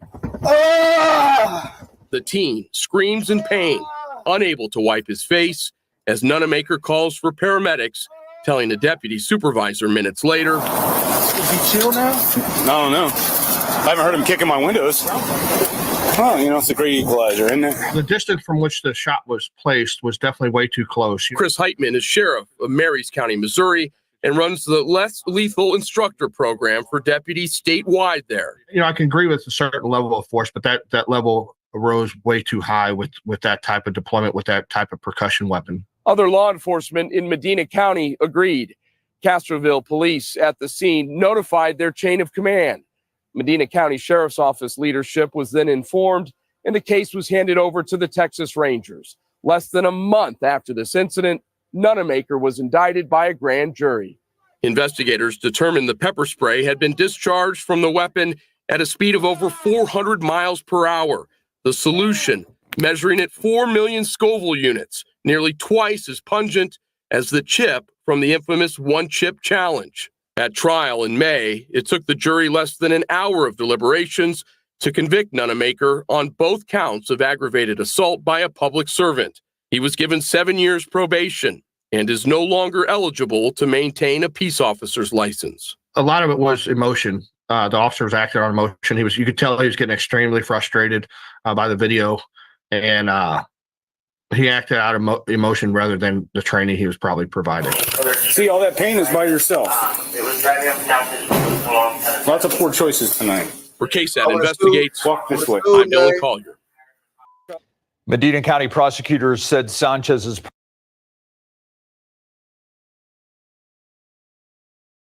permanent injuries to his left eye, including blindness that is unlikely to ever resolve. Sanchez confirmed this in a phone call with KSAT this week, telling us he is planning to have surgery to hopefully regain some of his vision. He's currently serving 6 years deferred adjudication in the San Antonio robbery case. Oh, Nunamaker. Damn, that's fucked up, bro. So he'll never get his sight? That's fucked up. He didn't deserve that, man. Golly, shit. Baker's attorneys declined to comment to KSAT. The former deputy appealed his convictions to the 4th Court of Appeals in San Antonio, but he dismissed the case August 26th.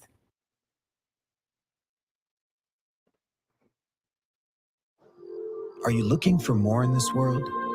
A door is opening for you. In more than 60 countries, Peace Corps volunteers.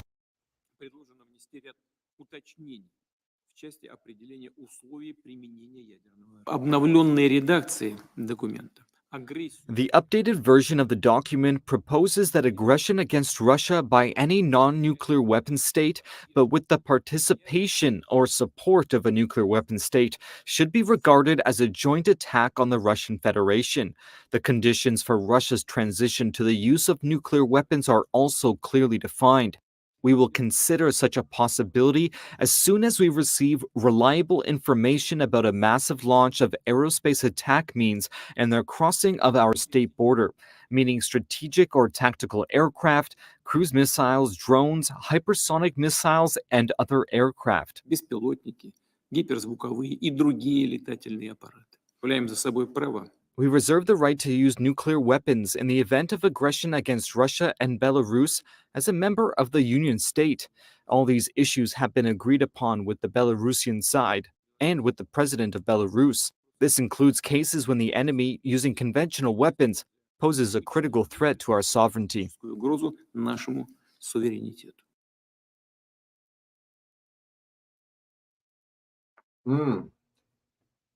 Damn. Interesting, man. All right, this is the last one I think I'm gonna play. I think I'm gonna play this about Kamala Harris, man. Kabami Harris. Hold up. I think I'm going.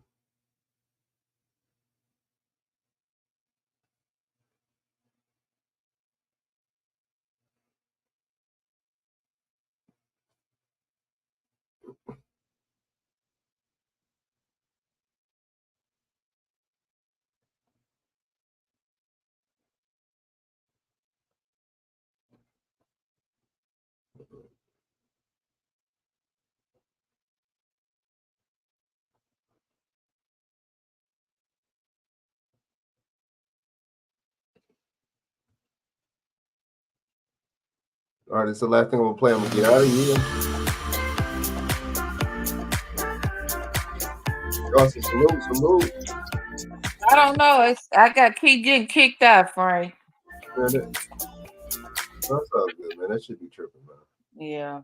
Okay. Attention, car, truck, van, or SUV owners. Yeah, that shit was crazy, if you man. have a vehicle to sell or trade in, They then off that today coast, is your man. lucky That day. shit's crazy, man. Carstuff.com is the new marketplace to sell a used vehicle. They definitely off them ships are definitely So off it's the been coast. established.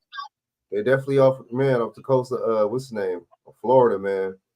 And they linked them with Florida with because some shit that they something else.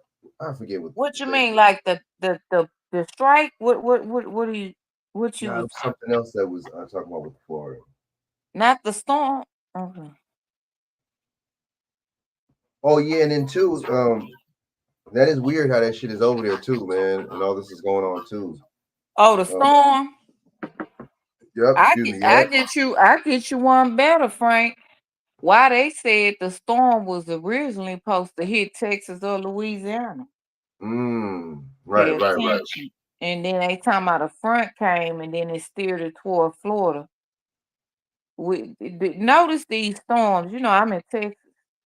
Why they always hitting Florida and Texas and Louisiana? Texas. I know. And then I know those are is Louisiana. I know Florida and Texas are Republican. Louisiana Republican too. You know, they just got hit with a hurricane too. Interesting. We got hit in July. Pay attention. Louisiana just got hit. What's this? What, last month? Mm-hmm. Now Florida getting hit. Yes, what? September. Now Florida getting hit. Now, mind you, Frank, you know something up. In Texas, we've been having weird weather all this year. Remember, we had that storm. They said it was almost like a tornado or a hurricane on the ground where they crippled a lot of our power lines. My homeboy described it like a giant that would just take up something and ball it up with their hand and throw the metal. That's how our power lines was crippled up. No freaking lie. Yes. Then it was you could probably find the pictures. I'll try to send it to you. Then he said in our neighborhood where we grew up in, he went down one street, no lie. He said he say he gonna give me the pictures and send it to me. He said so he went down the street. He said it looked like a giant came through there and just like ripped up the power lines out the freaking ground. During this supposedly storm. And he was like, this don't sound right. So a lot of people homes got damaged and all that. It was so bad they had to stop traffic on like I-45, a major highway. So then we backdoored, 3-4 weeks later, get hit with the damn hurricane. Yeah, see, that's something. Some ain't, and then Louise, right? Some ain't. No, you're right. That's a good man. So what you think about? Did you see the video what I just played with the cop shot the kid with the pepper spray close and then blinded him and shit? You seen that shit? Oh dang! It threw me out. I kept trying to get back in. That shit is burnt, man. I know this shit. Wow, he blind now. Is this one? It is video that is difficult to watch and has not been seen publicly until now. A Medina County Sheriff's deputy capturing on camera the shooting of a teenager in the eye at close range with a high propulsion pepper spray gun. A warning that some of the footage that you're about to see in this story may not be suitable for all viewers. I'm going to hit him now. Hey, what? Oh! Deputy that you see there was convicted of felony assault. Prosecutors say the teen has traumatic and permanent injuries to his eye. Oh, shit. Case that investigates still in Collier explores what led to that fateful encounter. It's June 19th, 2023, after 10 p.m. as Medina County Sheriff's Deputy Jonathan Nunemaker pulls over a BMW along Highway 90 in Castroville. Hey, shut it off! Shut it off! Stick your hands out the window, now! The man taken into custody. Do not move. What am I arrested for? I didn't say you're under arrest. Will later be identified as 17-year-old Brandon Sanchez. The vehicle was stolen from a robbery at gunpoint in San Antonio just 4 hours earlier and contained a large quantity of drugs, a pellet gun resembling an AR-style rifle, and Sanchez's girlfriend, who is a minor. What transpired in this gas station parking lot over the next hour will change the course of the lives of the suspect and deputy forever. Body camera footage recorded by a Castroville Police Department officer shows Nunemaker becoming more and more agitated.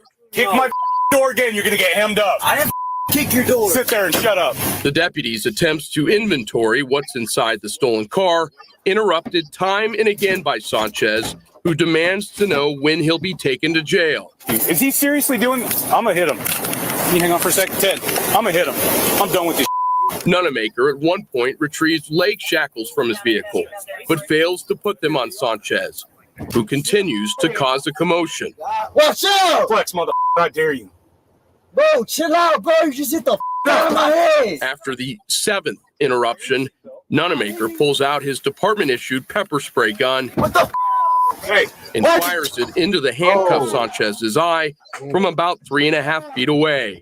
That's closer to The that. teen screams in pain, unable to wipe his face, as Nunemaker calls for paramedics, telling a deputy supervisor minutes later. Is he chill now? I don't know. I haven't heard him kicking my windows. Well, you know, it's a great equalizer, isn't it? The distance from which the shot was placed was definitely way too close. Chris Heitman is sheriff of Marys County, Missouri, and runs the Less Lethal Instructor Program for deputies statewide there. You know, I can agree with a certain level of force, but that level rose way too high with that type of deployment, with that type of percussion weapon. Other law enforcement in Medina County agreed. Castroville police at the scene notified their chain of command. Medina County Sheriff's Office leadership was then informed, and the case was handed over to the Texas Rangers. Less than a month after this incident, Nunemaker was indicted by a grand jury. Investigators determined the pepper spray had been discharged from the weapon at a speed of over 400 miles per hour. The solution, measuring at 4 million Scoville units, nearly twice as pungent as the chip from the infamous one-chip challenge. At trial in May, it took the jury less than an hour of deliberations to convict Nunemaker on both counts of aggravated assault by a public servant. He was given 7 years probation and is no longer eligible to maintain a peace officer's license. A lot of it was emotion. The officer was acting on emotion. You could tell he was getting extremely frustrated by the video, and he acted out of emotion rather than the training he was probably provided. See, all that pain is by yourself. Lots of poor choices tonight. For KSAT Investigates, Walk this way. I'm Dylan Collier. Medina County prosecutors said Sanchez's permanent injuries to his left eye, including blindness that is unlikely to ever resolve. Sanchez confirmed this in a phone call with KSAT this week, telling us he is planning to have surgery to hopefully regain some of his vision. He's currently serving 6 years deferred adjudication in the San Antonio robbery case. Oh, no. Have you ever thought about carrying a handgun? Scandalous, man. That was wrong. You know what I'm saying? That was wrong. No That was- restitution. The cop don't got to play no restitution. I'm He ain't at gotta pay 7 years probation. I mean, wasn't that assault? That's like assault with a deadly weapon. You done blinded the boy. probation. I don't care. He kicking your car door. I mean, that's what they made for. They got steel and man, he can't break nothing. He was frustrated. Emotion got the best of him. What What? This is motherfucking real. But let us do that. We do something like that. With an We angry shot black dead. man. We shot dead. You shot dead. You right. We shot dead. That's a good point. That's a good ass fucking point. Wow. Yeah, you know what I'm saying? But did you see what he didn't do? They said he could have put his feet in shackles in a shackle chain, and he So wouldn't why even didn't you do that? What? That's what they failed to said do in it. that video. Mm. He had an extra officer on the duty. That young man, he's small. They could just see they lazy. They want the easy way out. The easy way is to shoot you. Hell, I ain't even tasing you no more. I ain't gonna say tase. And now I see, now they got a new gig, huh? Pepper spray, huh? Outlaw, salute. Right, Pepper, you right, man. So look at this though. For your family's safety. What In today's Biden world, is doing? unpredictability seems to be the only. Now to our coverage of the crisis in the Middle East. crisis. Tonight, President Biden is praising Israel for taking out the leader of Hezbollah. So you praising death. You praising somebody for killing somebody. Damn, that's interesting. Why is this even on the news? Is that democracy? Why is that on the news? So we praising death now? Damn, we catching That's this the on demon. That's the Democrat party. Is the death party, baby. That's the death party, right? Sacrificial. So we praising death. Mm-hmm. And how do you even know it was him? That's a great question, Frank. Despite fear. Sound like some propaganda. And all in the election year. Oh, we praising death because the Biden administration made this happen by giving them all this goddamn money, billions and billions of Israel and billions of dollars for weapons. Oh, remember, we made this happen. We want credit. You feel what I'm saying? The Biden administration want credit. You see what I'm saying? This is all political. Here's the killing. You see what I'm saying? Killing could escalate tensions in the region. Derek Waller is here now with the latest. And Alice, President Biden called the airstrike that took out the terror group's leader a measure of justice. As the State Department. Justice. Did you hear that? What did you hear? What? Damn. I'm not gonna even say. But see, that's why I don't get why people got a little infatuation with this party, man. Oh man, how is that democratic? That's what I want to know. Department orders non-essential personnel and their families out of Beirut because of the increasingly volatile situation. Who's filming this right now? Is that who's taking this? It is now Sunday morning in Lebanon, and Israel's bombing campaign continues. Deafening booms heard on Friday with. And why are they bombing in Beirut? But why are they? Why? Let me ask you this, Frank. Exactly. Why they bomb? Why they bombing Lebanon? Huge plumes of smoke engulfing the sky. I think about any Muslim country they want, huh? After Israeli forces killed Hezbollah's leader Hassan Nasrallah, a potentially catastrophic blow to the U.S. designated foreign terrorist organization, which has already seen a number of its military. But you letting these immigrants and these foreign nationals in this country, that's not terrorism? Correct. It is. That's like Brother Muhammad said. Tyrone Muhammad said, "Y'all let all these terrorists here." Right. Commanders targeted in Israeli assassinations over the past week. In a statement, President Biden said in part, the United States fully supports Israel's right to defend itself against. Then they don't have the right to defend themselves. Okay. It's one-sided. I get it. Okay. Right. Hezbollah, Hamas, the Houthis, and any other. They just name and ran. And some of these groups that the United States made, right? United States made some of these groups, or Israel made some of these groups. The Mossad and all that was. Yeah. They funded them. Yep. Just like under. Like What is it? Was it under what? Gay Obama and Hillary Clinton with Boca Raton and all them. And then here come Big Mike out here. to save our girls. You a damn man, Big Mike, aka Michelle. You don't care about no girls. Them ain't even your girls you got. Man, they don't look like them. I said, look, I said that. I've been saying that. Them kids don't look like neither one of them, and they come to find out that's their friends' kids. That the daddy won a $40 million lawsuit after Gay Obama got out of office, by the way. Look interesting. Very interesting. They kept that on the hush, didn't they? Very interesting. So, but see, the thing is, so they have the right to. They don't have the right to defend themselves, though. You know what I'm saying? And the thing is, so right. I'm confused. So why are they even? Why? But how did my thing is, how did Lebanon get involved in it? This shit is getting like, okay, you didn't damn near bombed and killed them Palestinians. Now you over there in Lebanon, kill it. I don't like this war stuff. I don't like it, man. I don't like killing. I don't like that. I don't blame you. I don't like it either, man. It's just like, you That's know, innocent lives. Then if you was kids around, women, I mean, like the thing they did with the pagers. I'm like, y'all would literally do that, and them people in a public place, shopping in the store. What about all the other people who could have got hurt? Right, man. It's not right. These people are war hunger, money hungry.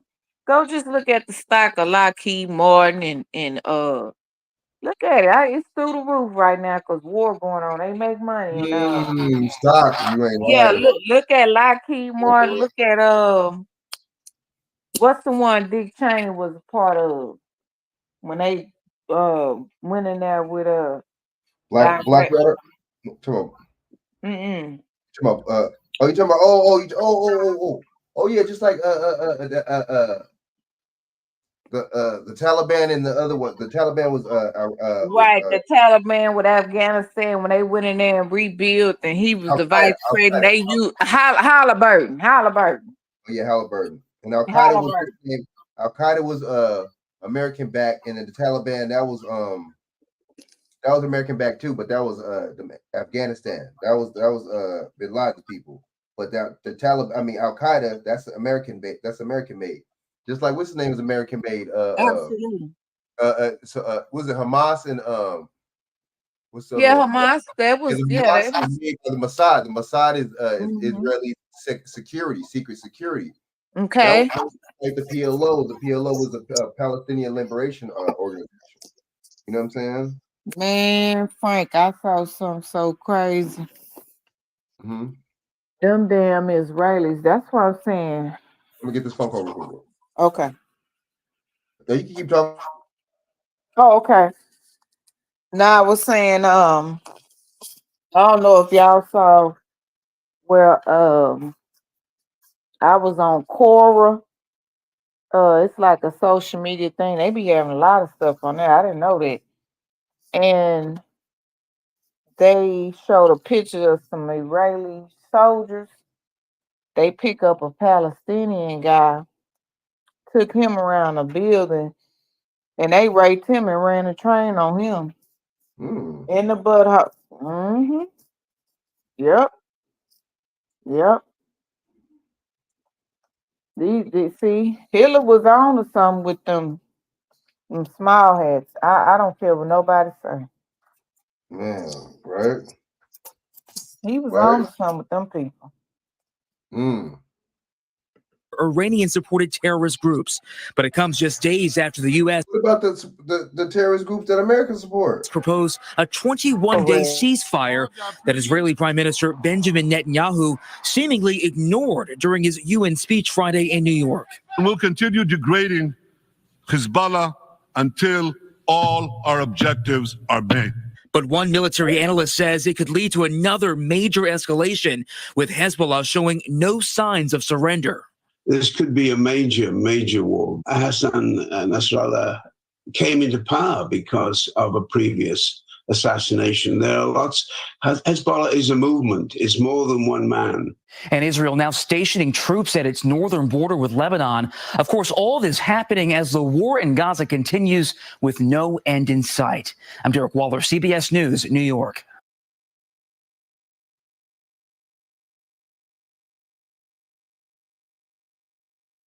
Wow. Right now, let's bring in Peter Baker, MSNBC political analyst and chief White House correspondent for the New York Times, and John Brennan, former CIA director and MSNBC senior national security and intelligence analyst. Gentlemen, thank you for joining me. So, John, from an intelligence perspective, are you surprised that Israel could pinpoint exactly where Nasrallah was, or did the Hezbollah leader maybe not expect to be targeted, perhaps while Benjamin Netanyahu was in New York addressing the UN? I mean, overall, big picture, what does this mean strategically?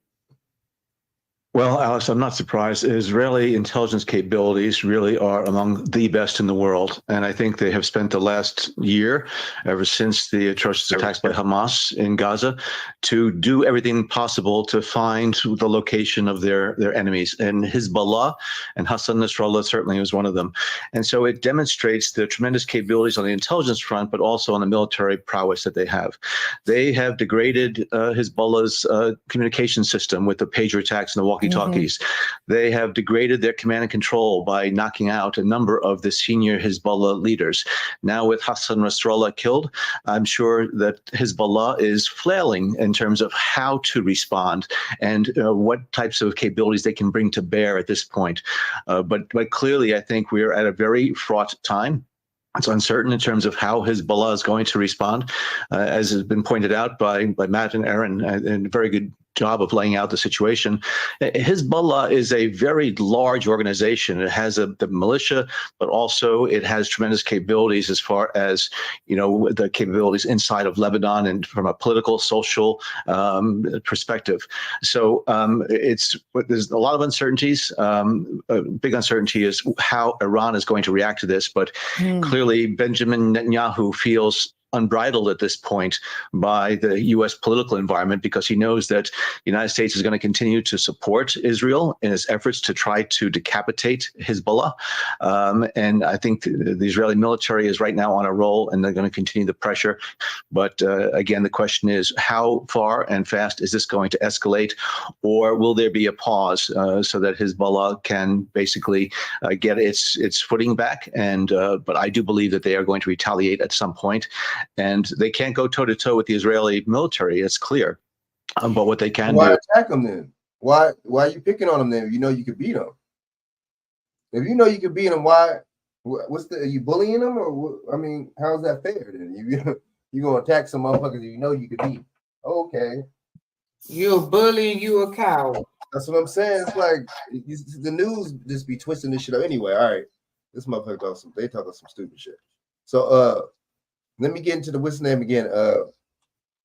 This dude Gavin Newsom racist as hell, man. This is what a definition of a racist motherfucker right here. Gavin Newsom is a piece of shit. I'm gonna show you what he did right now. Okay.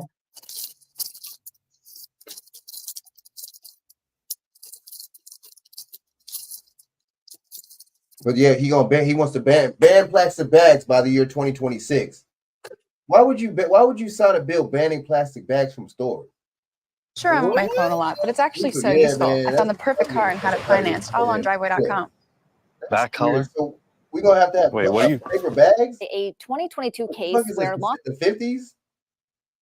Angeles area officials returned beachfront property to a black couple a century after Governor Gavin Newsom vetoed a bill that would have created a process for black families to file claims for land taken through discriminatory use of eminent domain. The eminent domain bill was inspired by a 2022 case where Los Angeles area officials returned beachfront property to a black couple a century after its unjust seizure.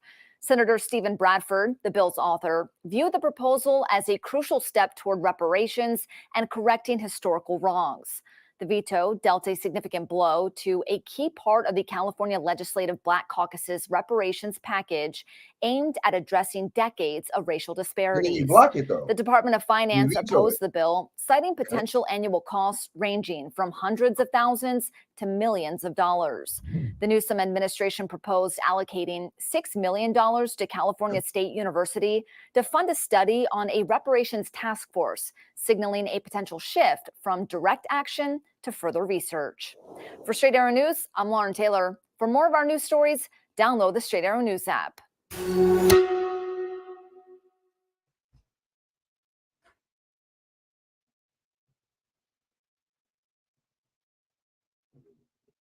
Both Kamala Harris and Donald Trump making big claims about the border issue and border security. They both know how much this issue matters to voters, but how truthful are these statements? News Nation correspondent Jorge Ventura has been fact-checking these claims for us. He joins us live with the breakdown. So Jorge, what are we finding out tonight? So, Natasha, there's no shortage of bold claims from both Vice President Harris and former President Donald Trump on the issue of border security. We did go through the recent speeches and ads, and here's what we found. Now, Vice President Harris did visit the southern border yesterday in Arizona, emphasizing a need for an orderly and secure immigration system. Take a listen. While we understand that many people are desperate to migrate to the United States, our system must be orderly and secure, and that is my goal. While the Biden and Harris administration has taken steps to lessen the amount of illegal crossings, the numbers of encounters at the border remains high overall, including a record number of border crosses last fiscal year. The Harris Walls campaign released a new border ad this week. Kamala Harris has never backed down from a challenge. She put cartel members and drug traffickers behind bars, and she will secure our border. Here's her plan: hire thousands more border agents, enforce the law and step up technology, and stop fentanyl smuggling and human trafficking. Harris's campaign highlights efforts to combat fentanyl smuggling and human trafficking, asserting most of the fentanyl in the U.S. is smuggled by two Mexican cartels. The DEA confirms this, naming the Sinaloa and Jalisco New Generation cartels as the primary sources of fentanyl entering the U.S.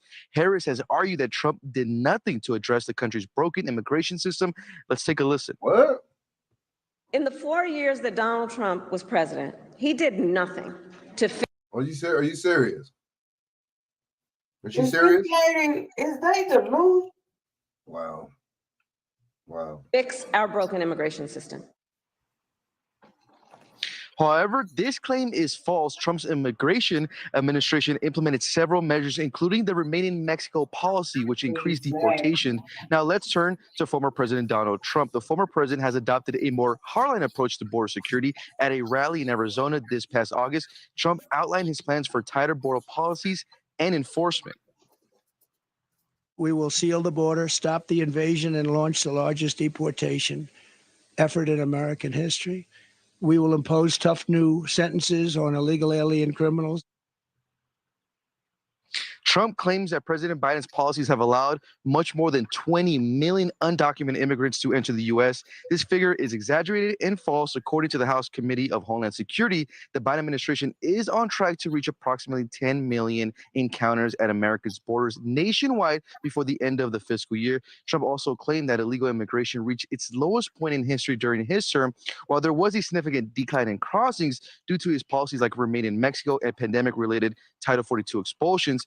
Factcheck.org notes that historically lows for illegal crossings actually occurred earlier decades, particularly in the early 2000s. And this is also coming, Natasha, as the issue of immigration is once again highlighted, especially here in Texas, where you have the governor and Texas DPS putting a huge focus on the Tren de Aragua gang. We know this is that Venezuelan gang that has come through the border illegally and have been paroled into the U.S. So once again, an issue of national security, really important for the voters nationwide, especially here in Texas. Yeah, certainly. All right, Jorge Ventura live for us in San Antonio tonight with that analysis. Thank you. Thanks for watching. Go to joinnn.com. You notice how they're all Mexican? Say it again, Frank. So you know how all the anchors were Mexican? I noticed that. Mm-hmm. Well, look. Well, look.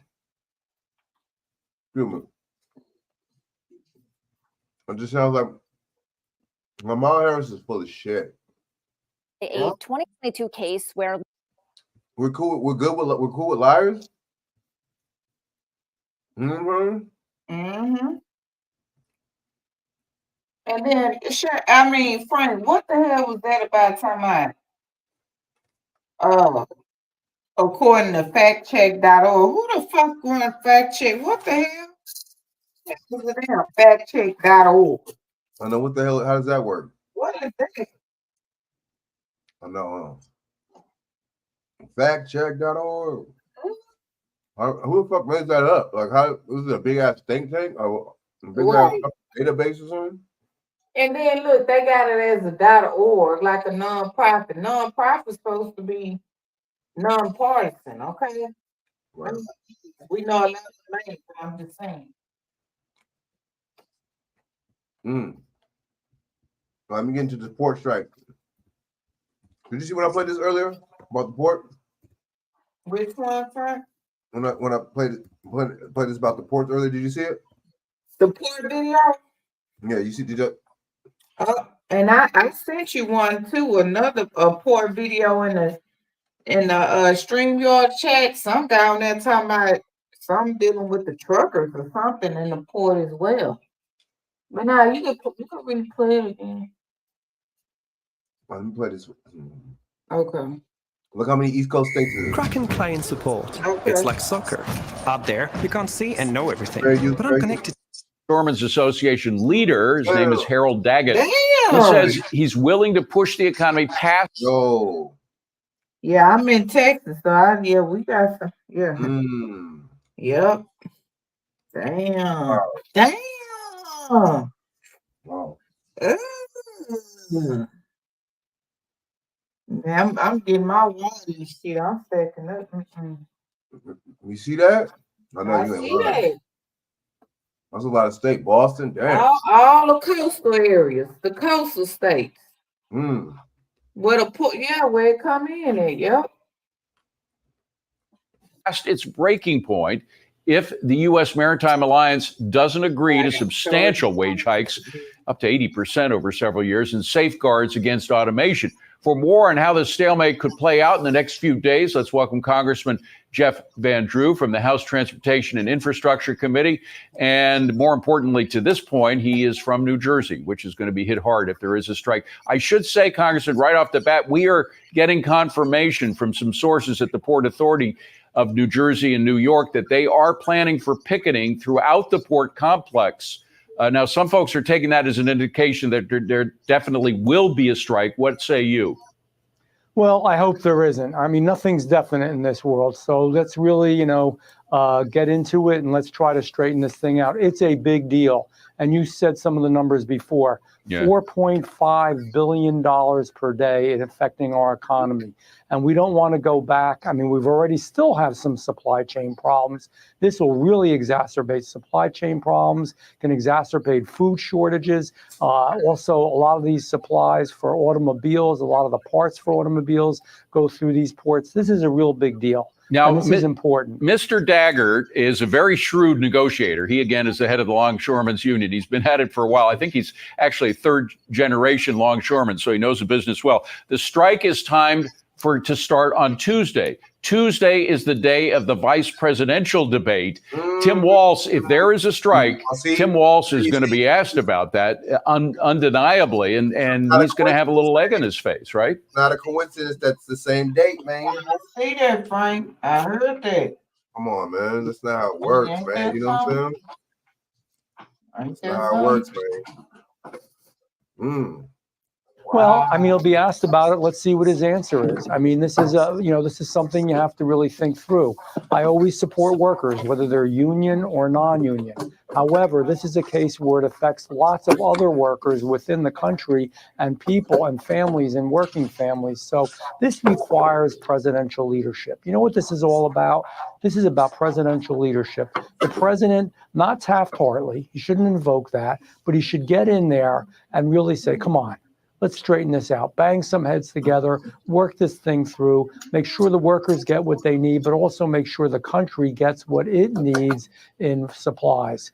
This is a really important time, and I don't think we're going to see that leadership. We haven't seen it all along. We haven't seen it with foreign affairs. We haven't seen it with the wall, with the border. We haven't seen it with a bunch of stuff. I don't know why we suddenly see it here. I actually hope that we do. This is beyond being partisan. Of course, the president claims that he is a union guy and that nobody's been friendlier to the unions than he has in the history of the presidency.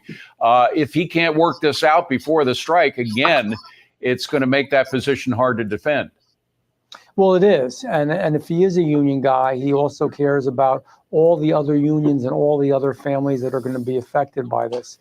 You can do this, but you got to be strong. You know, that's the thing. That's the word that you don't think of, quite frankly, when you think of this president or the vice president who now wants to be vice president. There's nothing strong in anything they've shown in leadership. And this requires real strength. Yeah. This isn't easy. These are your own American people that are affected by this on both sides of it. But I think we can work out a fair agreement, do the right thing, and yet at the same time, you know, care about the workers.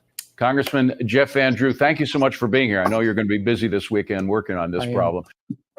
The DeWalt Tough System 2.0 DXL lineup, the industry's first 30-inch modular workstation system. Freedom to work how you want. With the Damn, this is not a good look. Okay, the Port of Baltimore now. That's the port. Remember that bridge collapse? Oh man, okay. You know Workers at the Port of Baltimore are preparing for a strike. Talk about this? The bridge collapse in Baltimore, man. Oh wow. No, why nobody talking about it no more? Could come as early as Tuesday. The Longshoremen Union says it's asking for a wage increase, but negotiations have not reached a deal yet. Fox 45's Mackenzie Frost explains what that means for the port and the workers who are still recovering from the Key Bridge collapse. The Port of Baltimore is open 6 months after the collapse of the Key Bridge. The Longshoremen Union says work is almost back to where it was before the catastrophe. I don't think it's normal quite yet. I think that our container volume has moved up significantly. We're in the 32 to 3,500 gate moves a day for the Seagirt container terminal, which is good. It's all not where it needs to be, but it's very close. Where does it need to be? We were doing up around 4,000 when the bridge collapse happened. So, and then with the roll on, roll off, those ships started back right away after the channel was open, but the volumes weren't where they needed to be, but they're coming back good as well now. But now another pause in operations could be coming. The International Longshoremen's Association preparing for a strike October 1st. The 85,000 member union working to get a wage increase with the U.S. Maritime Alliance. The ILA's international president writing in a statement, quote, "My ILA members are not going to accept these insulting offers that are a joke considering the work my ILA longshore workers perform and the billion-dollar profits the companies make off the backs of their labor." Thursday, the U.S. Maritime Alliance firing back, filing an unfair labor practice claim. But the president of the ILA says his members are well aware of the profits made by the companies they work for and are even more motivated to hit the streets on October 1st if they don't get the kind of wage increases they firmly believe they deserve. The Port of Baltimore generates more than 51,000 direct and indirect jobs, according to the state's 2023 Economic Impact Report. Port activity supports 346,000 jobs around the state, and $647 million of state and local tax revenue was generated by port activity in 2023 alone. We're the most inland port on the East Coast, so especially with farm and agricultural equipment, getting it out to the Midwest, it's quickest coming through Baltimore. And that's why a lot of it comes because of the geographical location of the port. Because at some point, this is going to lead to a contract. Anirban Basu, a Baltimore area economist, says consumers will likely pay a price for the latest rounds of negotiations. I mean, whether we have a strike or not, at the end of the day, there's going to be a contract. And that contract will include some increase in compensation. A billion dollar news corporation. And they talking to him on that phone like that by the water. What's up with that? That looks mad tacky, man. That look crazy, man. It look like a cheap setup, dude. Right? But I just don't care no more. Look at that shit. They got the little tripod for the little phone, iPhone. They crazy. Let's go. For longshoremen. The port also a major driver in the auto industry. It's positioned in a way in which you can ship up the East Coast into the Southeast with a lot of manufacturing happening, a lot of final assembly happening, a lot of component finishing happening. Auto industry experts warn disruptions to the supply chain could happen as a result of the strike. I think the delays could be anything from a day or two to a few weeks, depends on what stage of the supply chain you're in. And if you have to shut a factory for a day, that means you're going to affect everything downstream and upstream. The negotiations continue, but the Port of Baltimore could be one of several ports to see workers on the picket lines instead of on the job. In Baltimore, Mackenzie Frost, Fox 45 News.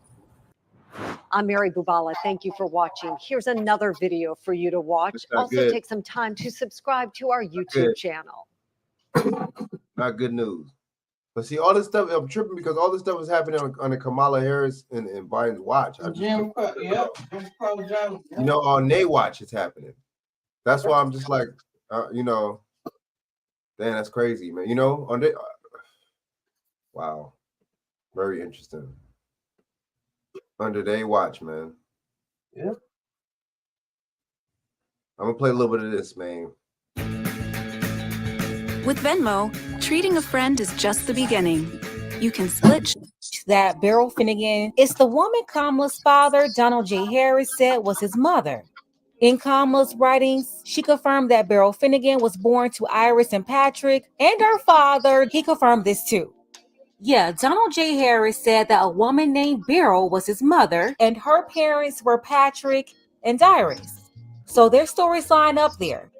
According to Candace Owens, she indeed found the correct birth records for Beryl Finnegan. And I want to be clear, guys, we know for a fact this is the correct Beryl. So we're not confused here and looking for more documentation when it comes to the birth or the marriage because the correct parents are listed. You can see Patrick Finnegan is listed. And so we know that Beryl's parents are Iris Finnegan and Patrick Finnegan. So that is the correct parents, the correct marriage certificate. So we don't need a bunch of documents speculating that it could be a different birth because her parents are listed and Kamala and her father have confirmed that her parents are Iris and Patrick Finnegan. Okay. So we know those are the people that we are looking for. And again, birth records for that same Beryl Finnegan confirmed that she died in 1960, 4 years before Kamala Harris was born. That bombshell revelation was made during Candace's investigation, leaving many unanswered questions like how in the world is Kamala Harris standing next to a woman in the 80s who died at least 20 years before? Like really, who is this woman standing next to her? I am telling you, something is not right here. How did nobody realize that Beryl died in 1960 and Kamala in her book published a photo of a grandparent who she wasn't alive to meet? Okay. Where is the real Beryl? I would like a photo of Beryl, a photo of any of Beryl's siblings literally disappeared without a trace. This is the only reason, okay, that people are convinced that Kamala must have some Black in her family is because of these alleged relatives. And it's just ironic because her family is extraordinarily Irish white, extraordinarily wealthy slave owning descendants. And the only reason we have this image in our head is because Kamala's father in 2020, just after Kamala published that photo in her book, Kamala's father in 2020 similarly decided to publish an essay where he only included in all of his white Irish slave owning family, he only decided to include a photo of Miss Iris and Miss Chrissy, who look like the same person to me. Why would he do that? We got a big old family, got a ton of wealth. Everyone's got a slave. Why did you decide in 2020 to publish a photo of these two women, just like Kamala did in her book? I'm still wondering who is the real Beryl Finnegan. It's also not lost on me that of all these family members, these are the two that Kamala made public. She obviously did this attempting to solidify Blackness because her mother is completely Indian and her Black American status was being questioned back in 2019, mostly because for years she presented as an Indian American woman. And California's Attorney General Kamala Harris has scripted history as she won the U.S. Senate seat from the state, becoming the first Indian American to achieve this feat. California's Kamala Harris is the first Indian American U.S. Senator, becoming the first Indian American woman to be nominated as a vice presidential candidate in America. I stand before you as the first candidate for Vice President of the United States of South Asian descent. I'm working to earn the vote, not assuming I'm going to have it because I am Black, but because the policies and the perspectives I have understands what we must do to recognize the needs of all communities. And I intend to be a president for all people. And then she started going on the Breakfast Club, talking about Tupac and Howard University. That's when she really started pandering to the Black community all of a sudden. Now, both sides of her father's family is filled with a bunch of white Irish people. Donald J. Harris's father, Oscar, his father was Joseph Harris. Joseph Harris was a white man and a descendant of one of the most powerful slave masters in Jamaica, Hamilton Brown. He was a slave master and a politician with a whole town named after him, over 1,100 slaves. But yeah, her father's paternal side is Irish. The maternal side is the only side they can try to find. You got him. You know, he looked like, you know what I mean? Yeah, look at Who's this chick though? I thought Maya Harris looked different than this. Who is this chick right here? Look, I don't know who they're seeing the picture with. Maya Harris is a little darker than Kamala. I don't know who this is. I don't know who that lady is. Yeah, that looks like an Asian, like a white chick or something. Mm-hmm. Look like she could be Asian or something. I mean, I know she technically, you know, the Indians are Asian. Oh, it's just, man, I don't even know, man. It's just confusing.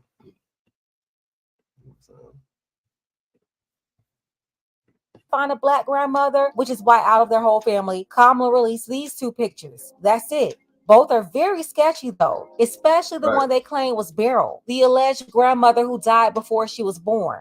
Another reason why it's sketchy is because so far it's looking like Beryl's father was also Irish. Patrick Finnegan specifically moved to Jamaica from Ireland with his Irish wife to colonize Jamaica. Just like Hamilton Brown on Donald J. Harris's paternal side, you see a bunch of white men and white women all through his bloodline.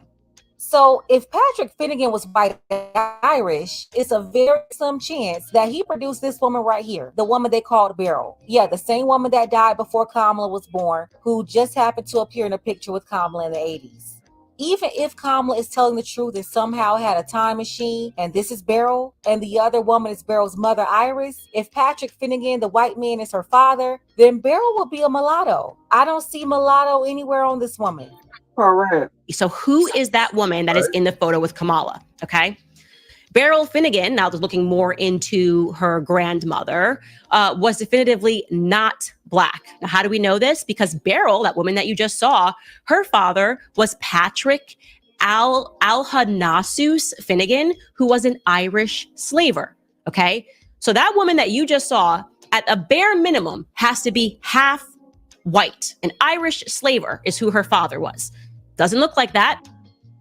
I don't know, but I know that that is not a picture of Beryl, and I know that Beryl is at a minimum half white, okay? Because the father was an Irish slaver. So that coupled with the fact that the I said just like her kids. Let me stop. real Beryl died before Kamala was born, they're looking real funny style right now. And here's another thing. It's very convenient that Kamala needed some Black support, so she chose to put out these two pictures. Obviously to submit herself as a Black woman because she couldn't find any other Black family members, which was another point brought up in the investigation, and why Candace believed they were service for Kamala's family that she was now trying to pass off as her own family. Because this is now getting dark and twisted, and my suspicions about Kamala Harris potentially pretending that the help was her family maybe have been confirmed. I'm going to let you guys judge. Don't want to get way ahead of myself. Basically, someone came for Janet Jackson, and I answered the door. It was a discrepancy that was in Kamala's book. A woman that she said was her grandmother named Beryl, a picture of her and her grandmother Beryl. Here it is, visiting my paternal grandmother Beryl in Jamaica. And then I did just a brief search online and found out that Beryl allegedly died 4 years before Kamala was born. So that's a major red flag. Then I had a little bit of a gut instinct. The photos that were being presented of Kamala and her grandparents, great grandmother and Beryl.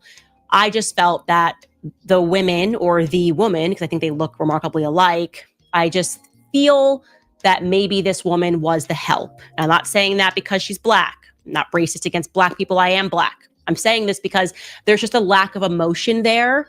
Like, I don't know if it's just my grandparents, but when they're with you, they're like super cuddly and cute. And this woman's just kind of very serious each time that she's being featured here. I'm telling you, this is absolutely crazy. The mainstream media will never do their own research on any of this. They're going to pretend like they don't see it. Candace says somebody came for Janet Jackson and she answered the door. So listen, this upcoming week, don't be surprised when you see the Kamala Harris defense team going back crazy. They will try to argue with you. They'll be cursing you out. Basically, they're going to keep up with the same abuse. Let's go ahead and get the conversation started. Let me know what you think about this below. Special thank you to Carrie C. I appreciate you, Carrie, for all of your support, as well as Big Sneed, Byron H., Edmund, and Dark Power. If you want to show your support for the channel too, you have to use PayPal for now. The link is below. Ladies, fellas, want a balanced analysis, want the truth from a woman's perspective? Then you're going to want to subscribe to this channel and don't forget to like and share. Damn. Were you born between 1979 and 1989? If so, you can get $250 to spend at Taco Bell completely free. And I can tell you right now, this is going to... We are exactly 6 weeks away from Election Day, and the latest New York Times Siena College poll shows President Trump leading in critical swing states. In Arizona, for example, Trump is up 50% to Harris's 45%. In Georgia, Trump is up 49% to Harris's 45%. Marginally closer results in North Carolina, where Trump is up 49% to Harris's 47%. The latest NBC News poll, meanwhile, shows Harris up 49% to Trump's 44% nationally, within the margin of error, but voters trust Trump more on their top issues, such as inflation, immigration, the economy. Joining me now is civil rights attorney, talk radio host, and Fox News contributor Leo Terrell, along with Democrat consultant and former House Judiciary Committee Chief Counsel Julian Epstein. Gentlemen, great to see you both. Thank you so much for being here. These two candidates could not be more different when you look at. No, they're really similar. A lot of them, they're kind of similar on certain issues. Oh, they are? On certain, like, they're pro-police, they're pro-Israel. You know what I'm saying? They both say they're pro-union, which we all know Trump is really for unions. You know what I'm saying? So it's like, but I mean, I see what you're saying about them being different, though. But the thing is, who would I rather have? I would have Trump any day over her, bro. Any day over her, man. I'm not even gonna lie. I can't lie about that because she's a disaster. She's a disaster as VP. Right. She's you know what I'm saying? She's a disaster. Right. You know what I mean? The borders are whatever little. I just don't think she was good at this. I didn't see any good in. What did she do as VP the whole time? What was she doing? That's my thing. What did she do? I don't Remember, they kept her hidden for the longest. Yeah, man. What the fuck? What was that all about? That shit was weird. See, this whole administration has been weird, man. It's been weird. It's been strange. There's been a lot of mystery to the shit. I feel like it's like a Tim Burton, like an old Batman movie. You know what I'm saying? Dark and ominous and mysterious. You know what I'm saying? This shit is just bullshit. But the thing is, it would just be a disaster if she got in there, man. That's all I gotta say, man. She just, she got policies. She's like, oh, the policies will benefit everybody. You talking about migrants? That's what you talking about. You talking about immigrants? That's what you talking about. That's what the code word for that shit is. And the code word for that is not us. You see what I'm saying? You feel me, Dawson? The code word for that. Oh, I'm gonna do stuff. I'm everybody's president. That's the code word. Yeah, that's her language she used. Yeah. Do something for migrants. That's what that means. You doing something for migrants? Pretty. Yeah, that's code for them, not for your ass. Hell no. Look, they executed Marcellus Williams. What was that all about? They didn't try to stop it. Come on, you could have maybe got some more black voters because of that. Right.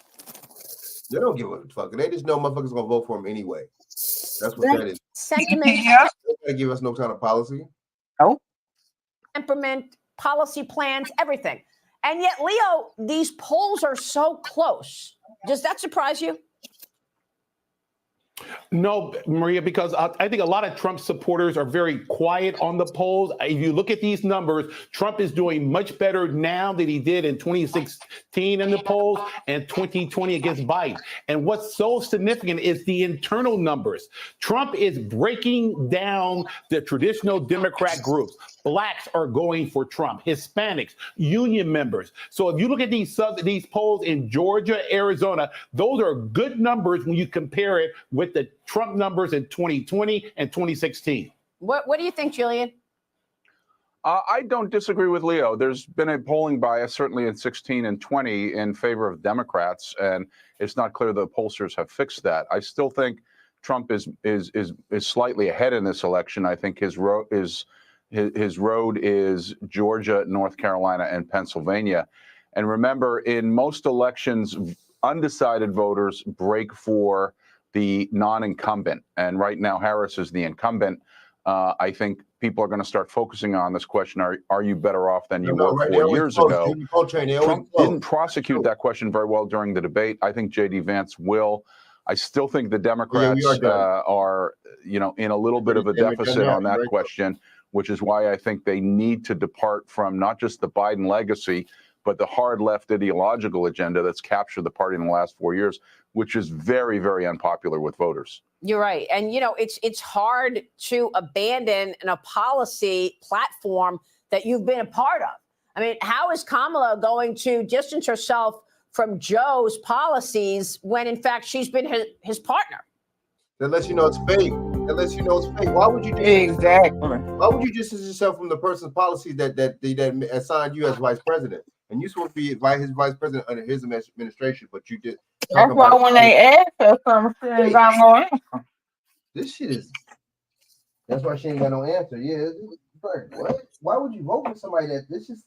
I mean, you can tell she's a plant. You know what I'm saying? That's what I look at it. She a plant to me.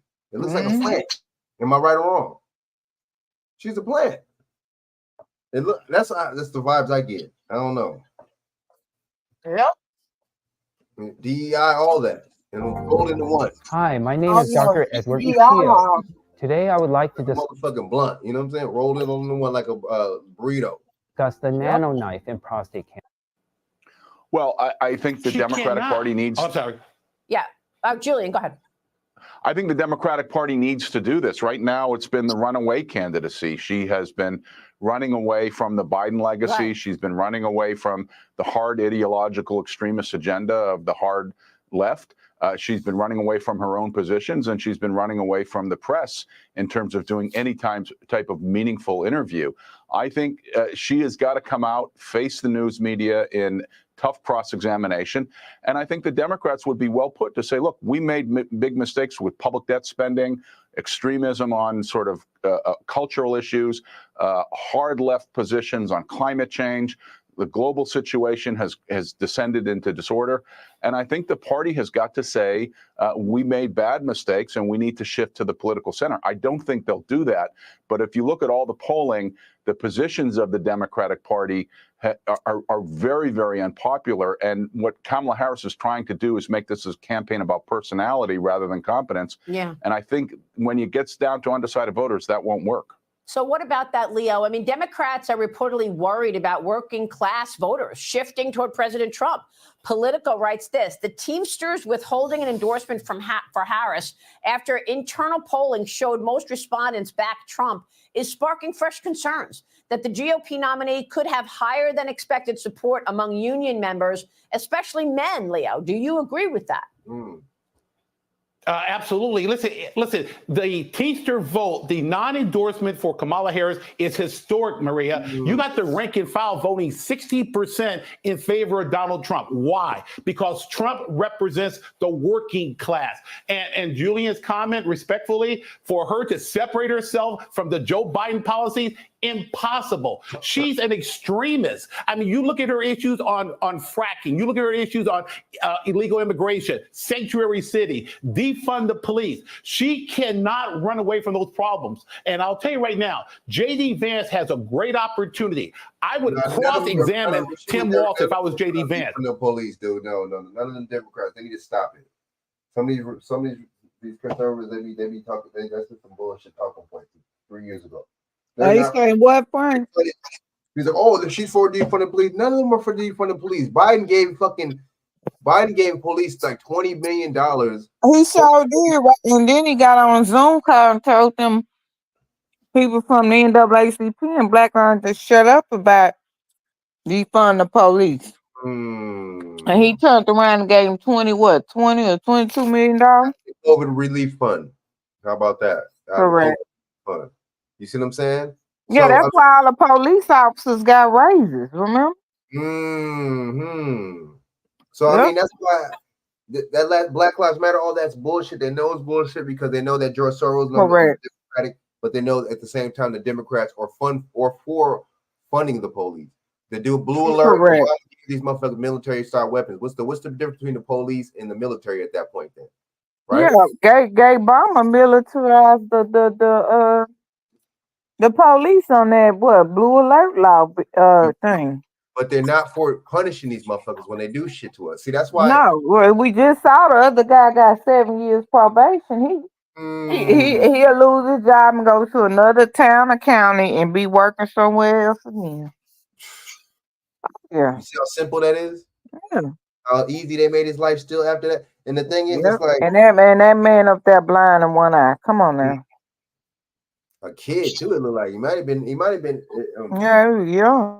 It was say, but see, that's my thing with that. You know what I'm saying? That lets you know something's up too, because it's like, you know, I don't like the fact that, you know, they talk about, oh, you know, they just, you know, and then these motherfuckers be funding the police and shit, and at the same time, that let to know that Black Lives Matter shit was bullshit because they talking about, oh man, you know, if we fighting the police, this and that, and in the party that they want you to serve and vote for are funding the damn police, giving them military style weapons, giving them $20 million in COVID relief fund when that shit went back to the people. That's right. The police that what about the taxpayers? Well, what they already get a lot of funding from state funding too though. Why do they make it seem like the police just get funding from the federal funding from state too? No, it's state too. Yeah, that's why I say, have you read and done your research today? You know, they do. You know, they're this and the police are short and all this shit. That's a bunch of motherfucking bull. But they're not short from there. I don't want to hear that shit. And the police was so scared, and they were so scared about jobs and all this bullshit. Right. Why would they feel so comfortable shooting and killing unarmed people? That's right. Man, you should look at because I know here because we was having little rallies and calling in the city hall about it here in Houston about the police. They shot and killed like 7 brothers and like 2 Hispanic people. Wow. During COVID, the heart of COVID. That shit is grimy, man. And all what that BLM and all that shit was going on. I should see that. That's crazy. Yeah. That's crazy. To me, they use defund the police. Well, it seemed like y'all use that to for them to annihilate us and take us out.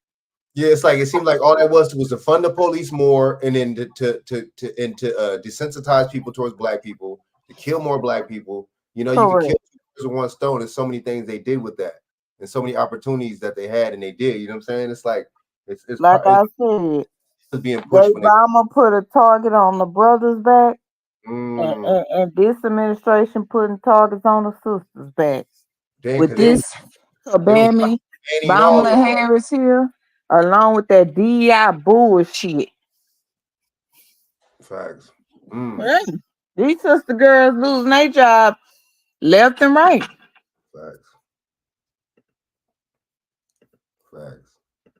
JD Vance, tell me what Kamala Harris' policy on illegal immigration, on sanctuary city. He can go through Tim Walz to get him to find out what Kamala Harris' policies are and to expose her. You just recently played that clip where she was chanting with radicals regarding illegal immigration. Yeah, I know she was saying, you know, down with deportation. What about that, Jillian? Do you agree that the working man, the working woman is for Trump right now, or, you know, at least that's the perception? I think it's not even close. Biden lost the working class vote by 4%. Harris is trailing working class voters by 17%. If you look at the New York Times Siena poll, working class voters favor Trump on the economy by 27%. The same poll shows that working class voters favor Harris by favor Trump 24 points on the question of immigration. So I think there's no question the Democratic Party is no longer the party of working class or even middle class voters. They have all shifted towards Republican as the Democrats have taken what I think are extreme left positions on most of the major issues. Well, look, a nonpartisan law enforcement group called the Police Leaders for Community Safety endorsed Harris yesterday. Earlier this month, Trump won the endorsement of the National Fraternal Order of Police. But some critics are now sounding the alarm after a major IRS-affiliated union, that's the National Treasury Employees Union, endorsed Harris. Conservative commentator Joey Manarino writes this on it. See, that's not fair. That's how. So that's more influence. That's a little bit. But even when the police unions kind of do, I don't know. It's just a lot of this just really doesn't seems kind of like bad policy. How do you have that? Seems crooked. How do you have the people from the IRS endorse you? Like, how's that work? That's kind of interesting. Wow. Okay. Get ready to be taxed to death. I mean, Leo, give me a break. This union endorsing Harris right now, they know they're going to get huge amounts of business because she's going to put all her attack dogs on everybody to go look under every rock for more That's dangerous. You got the people from the IRS endorsing. That's pretty dangerous. revenue on taxes and raise everybody's taxes. That's what the perception Maria, that is one endorsement. That is one endorsement no one wants. She's got endorsed by the tax collectors. That is a nightmare for the American public. You look, Maria, you look at the traditional Democrat group. They're saying goodbye. The IRS is promoting. Wow, dude, what? How is that even legal?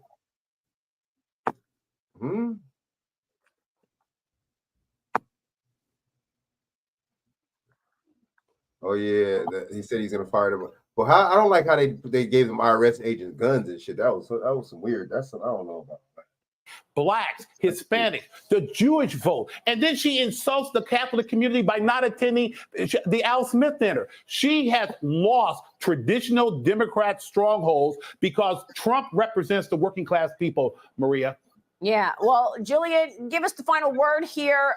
Her policy plans do not look good for the average person out there. Not extending the Trump tax cuts, number one, is going to mean higher taxes for everyone. Whoa. Well, I think her policy so far has been vaporware. I think the party has to be much more specific about an economic agenda beyond housing subsidies and price controls. So I think the party has got to be much more specific. Hell no. And they're great real. Look at the smile. Look at her face, just burnt, looking like a damn hyena.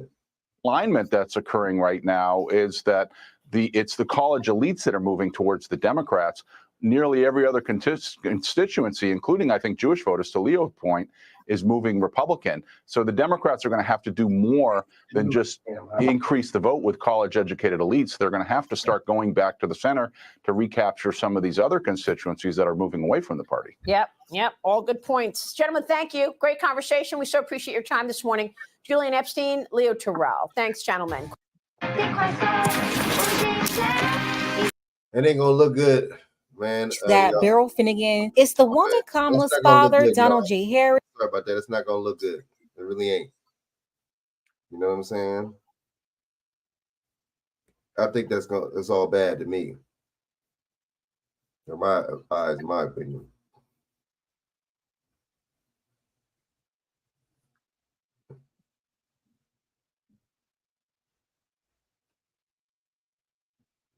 You know what I'm saying? So, okay, hold on.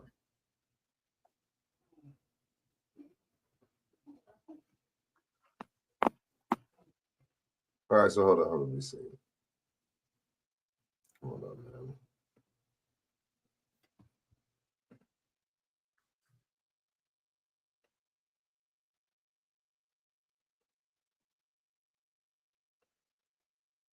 Follow me. There is a reason why you are also not going to be able to make very much traction in this regard. Listen to the next words I'm about to tell you all very carefully here. Folks, Kamala Harris was telling the truth. What? No, I'm serious.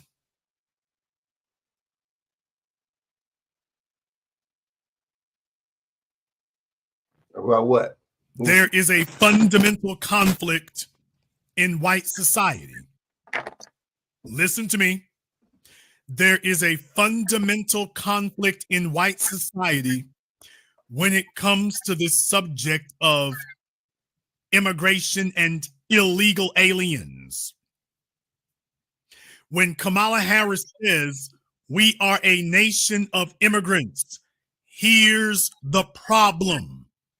The problem is, for the folks she talking to, she's right. The Italians, the Irish, the Germans, the British, the French, you name them. The white folk who are MAGA and screaming against the illegals, by the way, if they trace their family history back, it shows somebody getting off of a boat. Now, maybe theirs got off the boat 80 years ago or 150 years ago, but if they trace theirs back, theirs traces back to an immigrant too. That's where the fundamental breakdown and conflict is coming from. These are the conversations that they won't have with us. Because you can check them. You see, we as the foundation, we can check them folk. We are the only non-immigrants. We can check any of them anytime. It's like, no, where your folk come from? I know that you're immigrants because you're white. So who was your ancestor who got off the boat? Who was he? So you see, Joe Biden, Mr. Irish, well, he's an immigrant. He comes from an immigrant family also. So when you start talking about illegal immigrants, why, I want you all to understand the lines of kinship and connection and camaraderie actually go farther than you've given them credit for being. And these connections are real, and you ain't gonna talk them out of it. When they sit there and think long enough, they're like, oh, damn. So I want you to understand what you're really looking at. See, that's crazy. You see that? You see that, Dawson? That's crazy right there.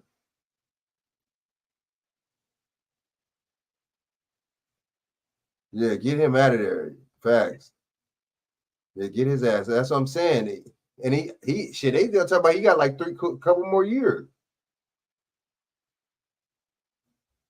Facts. But they want to take our guns though. You see that? With the election looming, U.S. is approving citizenship applications the fastest speed in years. How is that? But see, that's unconstitutional. You can't ramp up any faster than any other time. If it's illegal immigration, how you gonna ramp it up? Why I submit to you that it's not really about the illegals thing with Eric Adams. No, it goes further than that. Because unfortunately, to their shame, what is it that all of these so-called immigrant groups have had in common? The one thing that they have had in common, asylum seeker, is their disdain, contempt, and hostility towards us. Oh, of course, yeah, they don't like us. Now, that's the one thing that all of them have in common. Of course. They don't like us. All of them have that one in common. All of them, they might not agree on religion or anything else, but they all agree when it comes to us. And I submit to you that Joe Biden, on his way out the door, is doing the best he can in his capacity while he still has the powers to do so. And yes, I am aware also that this particular U.S. attorney obviously is on their team, which is why they chose him. They're not grabbing anybody by accident. Nobody's being grabbed by accident here, man. They don't grab anyone by accident. If they got you there, they got you there for a reason. People, you don't become a U.S. attorney without the president has to approve that. You don't just hand in an application to become U.S. attorney. No, for those of you who don't know how that process works, in reality, no, the president gets to take a look at that. Just like the federal judges. Remember, the U.S. attorneys are his foot soldiers. The U.S. attorneys are the president's foot soldiers.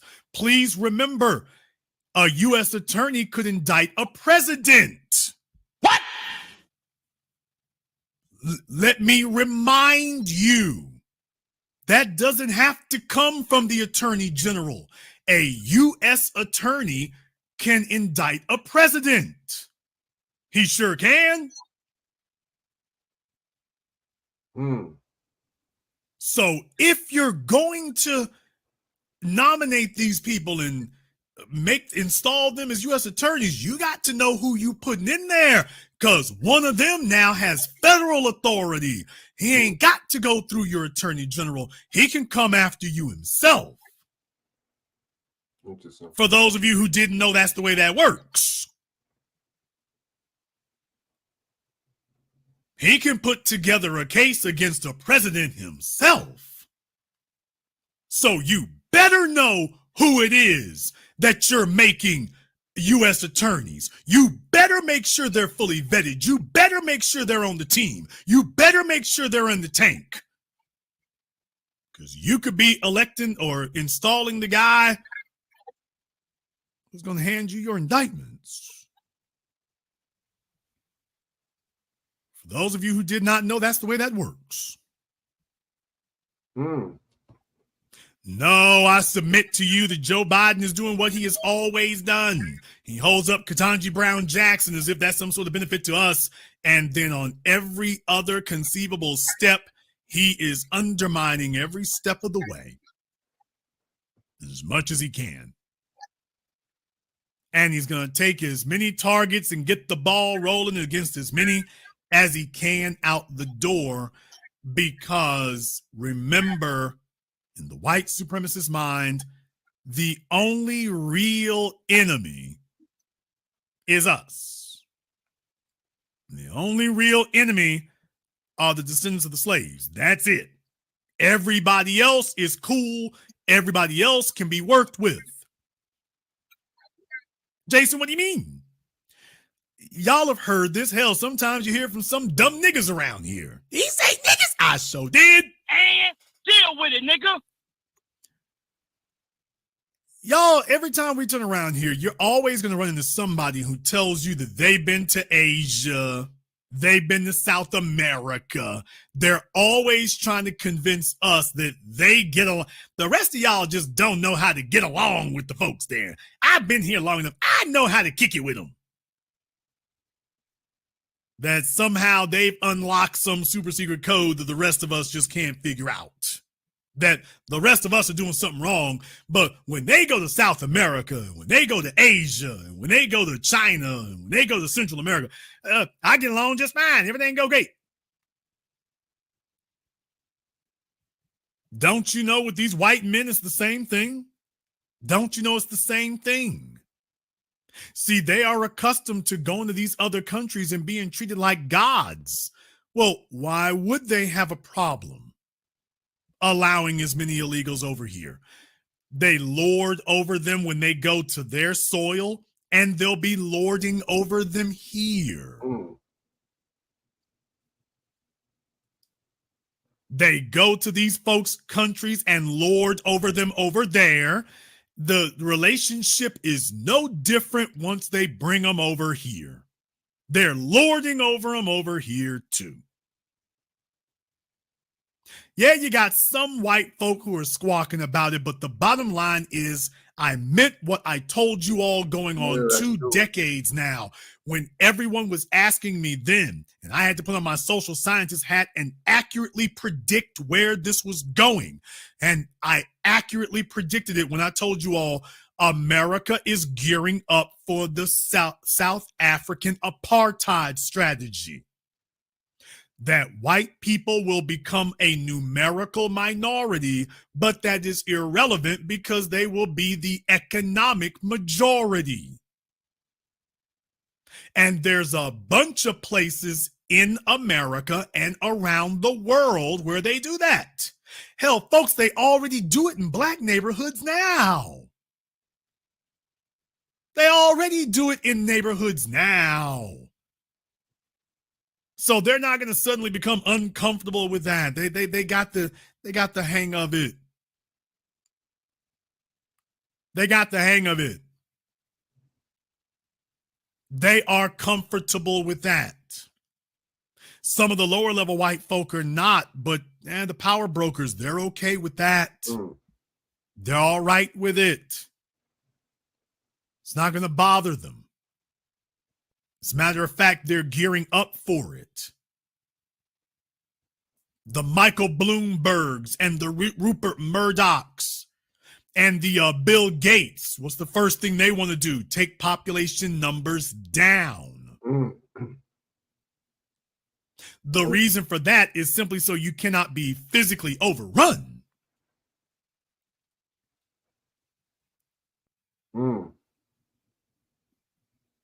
They just want to make sure they will not be physically overrun. That's true.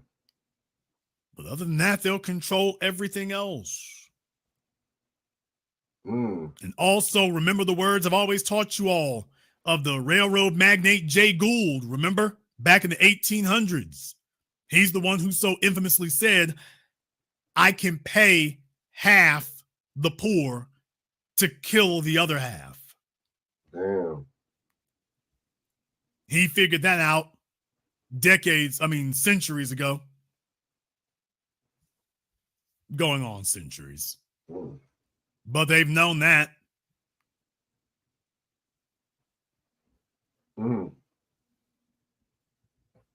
You can pay half the poor to kill the other half. Deep. That's their idea and their mentality about it. And by the way, they have no problem doing so. It's a fiat currency. They'll just make more. That's a good point. And that's where you're at today. So right now, Biden is targeting some people. He's targeting some people because it is necessary to demonstrate to folks who's running this thing. It's necessary to demonstrate to them who's running this thing.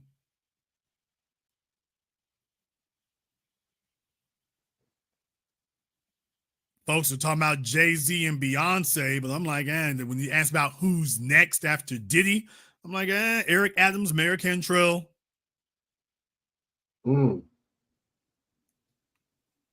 Eric Adams, Mayor Cantrell. It's like, we're going to target a couple of places there.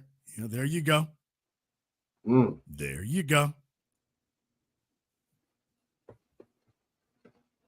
That's what the future holds. However, you might disagree. Therefore, we're going to go ahead and open up the Zoom for you here. We'll go ahead and post that up in the chat room for you here. One of these calls real quick. Meanwhile, I want to thank everyone in our lifelong mission. It's everything. And then when he was running, okay, something went wrong, the pandemic. Trump was looking like he was coasting to a easy re-election. And I'm trying to wrap my head around this. Is our people really this stupid? I'm not speaking about all of us. I'm just saying like the ones out there. Are they that stupid that they would elect a person that will directly incarcerate them? Sure. Absolutely. Because remember, the real issue here is that we've had crises that we responded to, but it's been a while since we actually had an agenda. And Yes, sir. if you don't have an agenda, then what you end up with is not a class of people or a group of people. You end up with 40 million special interest groups, each voting for their own individual interests. So then it becomes, it's not Joe Biden was the architect of mass incarceration against us. It becomes Joe Biden was the architect of mass incarceration against them. And you sit up here pointing at the folks across the street as if you're not in the crosshairs too. That's been what we have been up against up until now. Because please remember, Joe Biden and Bill Clinton, I mean, they weren't hiding a damn thing. They were gleefully enacting those laws, gleefully doing that, and had black folk from the civil rights generation voting for them with big ass smiles on their faces because Bill Clinton was on Arsenio playing the damn saxophone. Facts. Well, Joe Biden wasn't on Arsenio, but they were supporting him too and have continued to do so. Here's my thing. I want folks to understand that the civil rights generation, I keep banging this home to y'all, they got what they wanted. They wanted integration, and they got it. Integration is not empowerment, except socially. Dr. Claude Anderson taught us this. He said, black folk have not moved one iota in 150 years, except socially. We have the ability to socialize on a different level, but that's the only thing that's actually changed. In his words, in proportional comparative terms, we haven't moved anywhere. We just have the ability to mingle with a new group of folk. Well, that's not empowerment, but that is what the civil rights generation wanted. That was and is more valuable to them than money. They spent their lives. Think about this for a few moments. I have to remind you here. Oprah Winfrey is the quintessential example of the butt-kissing, butt-dancing civil rights generation mammy. She literally, this woman with all the money she had, y'all remember on her show, she literally recreated the opening of the Mary Tyler Moore show only with herself walking down the street. Not Mary Tyler Moore. When she interviewed Mary Tyler Moore, she said, I always wanted to be you. When I was I saw your show. I loved it. I just fantasized that I was you. Y'all remember she did that over and over again for years and years, saying that she always wanted to be Mary Tyler Moore. Think about that for a few moments. If you heard her saying that today, what would our response be to her if that was Wendy Williams or if that was named whoever, a black female hosting the television show today? If they said those words to you today, our reaction would be radically different than what the civil rights generation did in the 80s when they heard Oprah Winfrey do that. They watched her do it, and they sat there and chuckled and jived and laughed and cuckled along with her. Our reaction was radically different. We're way blacker than them. But then again, our goal isn't integration. That was their goal. They grew up watching Woolworths and all these segregated places, and they spent their days and nights praying and wishing, God, will you please let me be able to go shop at the white folks store when the white folks shopping. All right, that was just some black. Shout out to him, man. You know what I'm saying? Check out his channel. You know what I'm saying?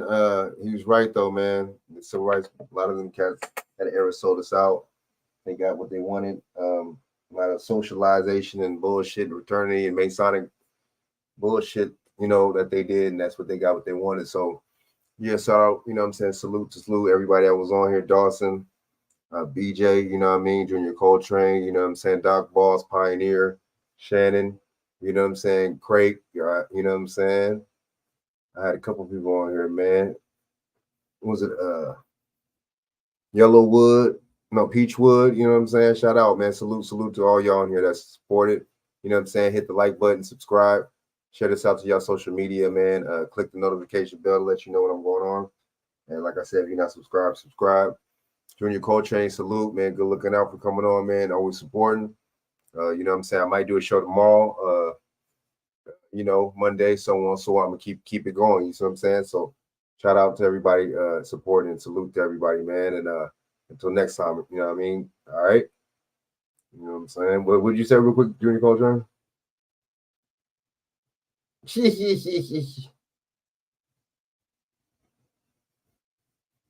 Right. Facts, man. You know what I'm saying? You never know, man. But you got to stay vigilant, man.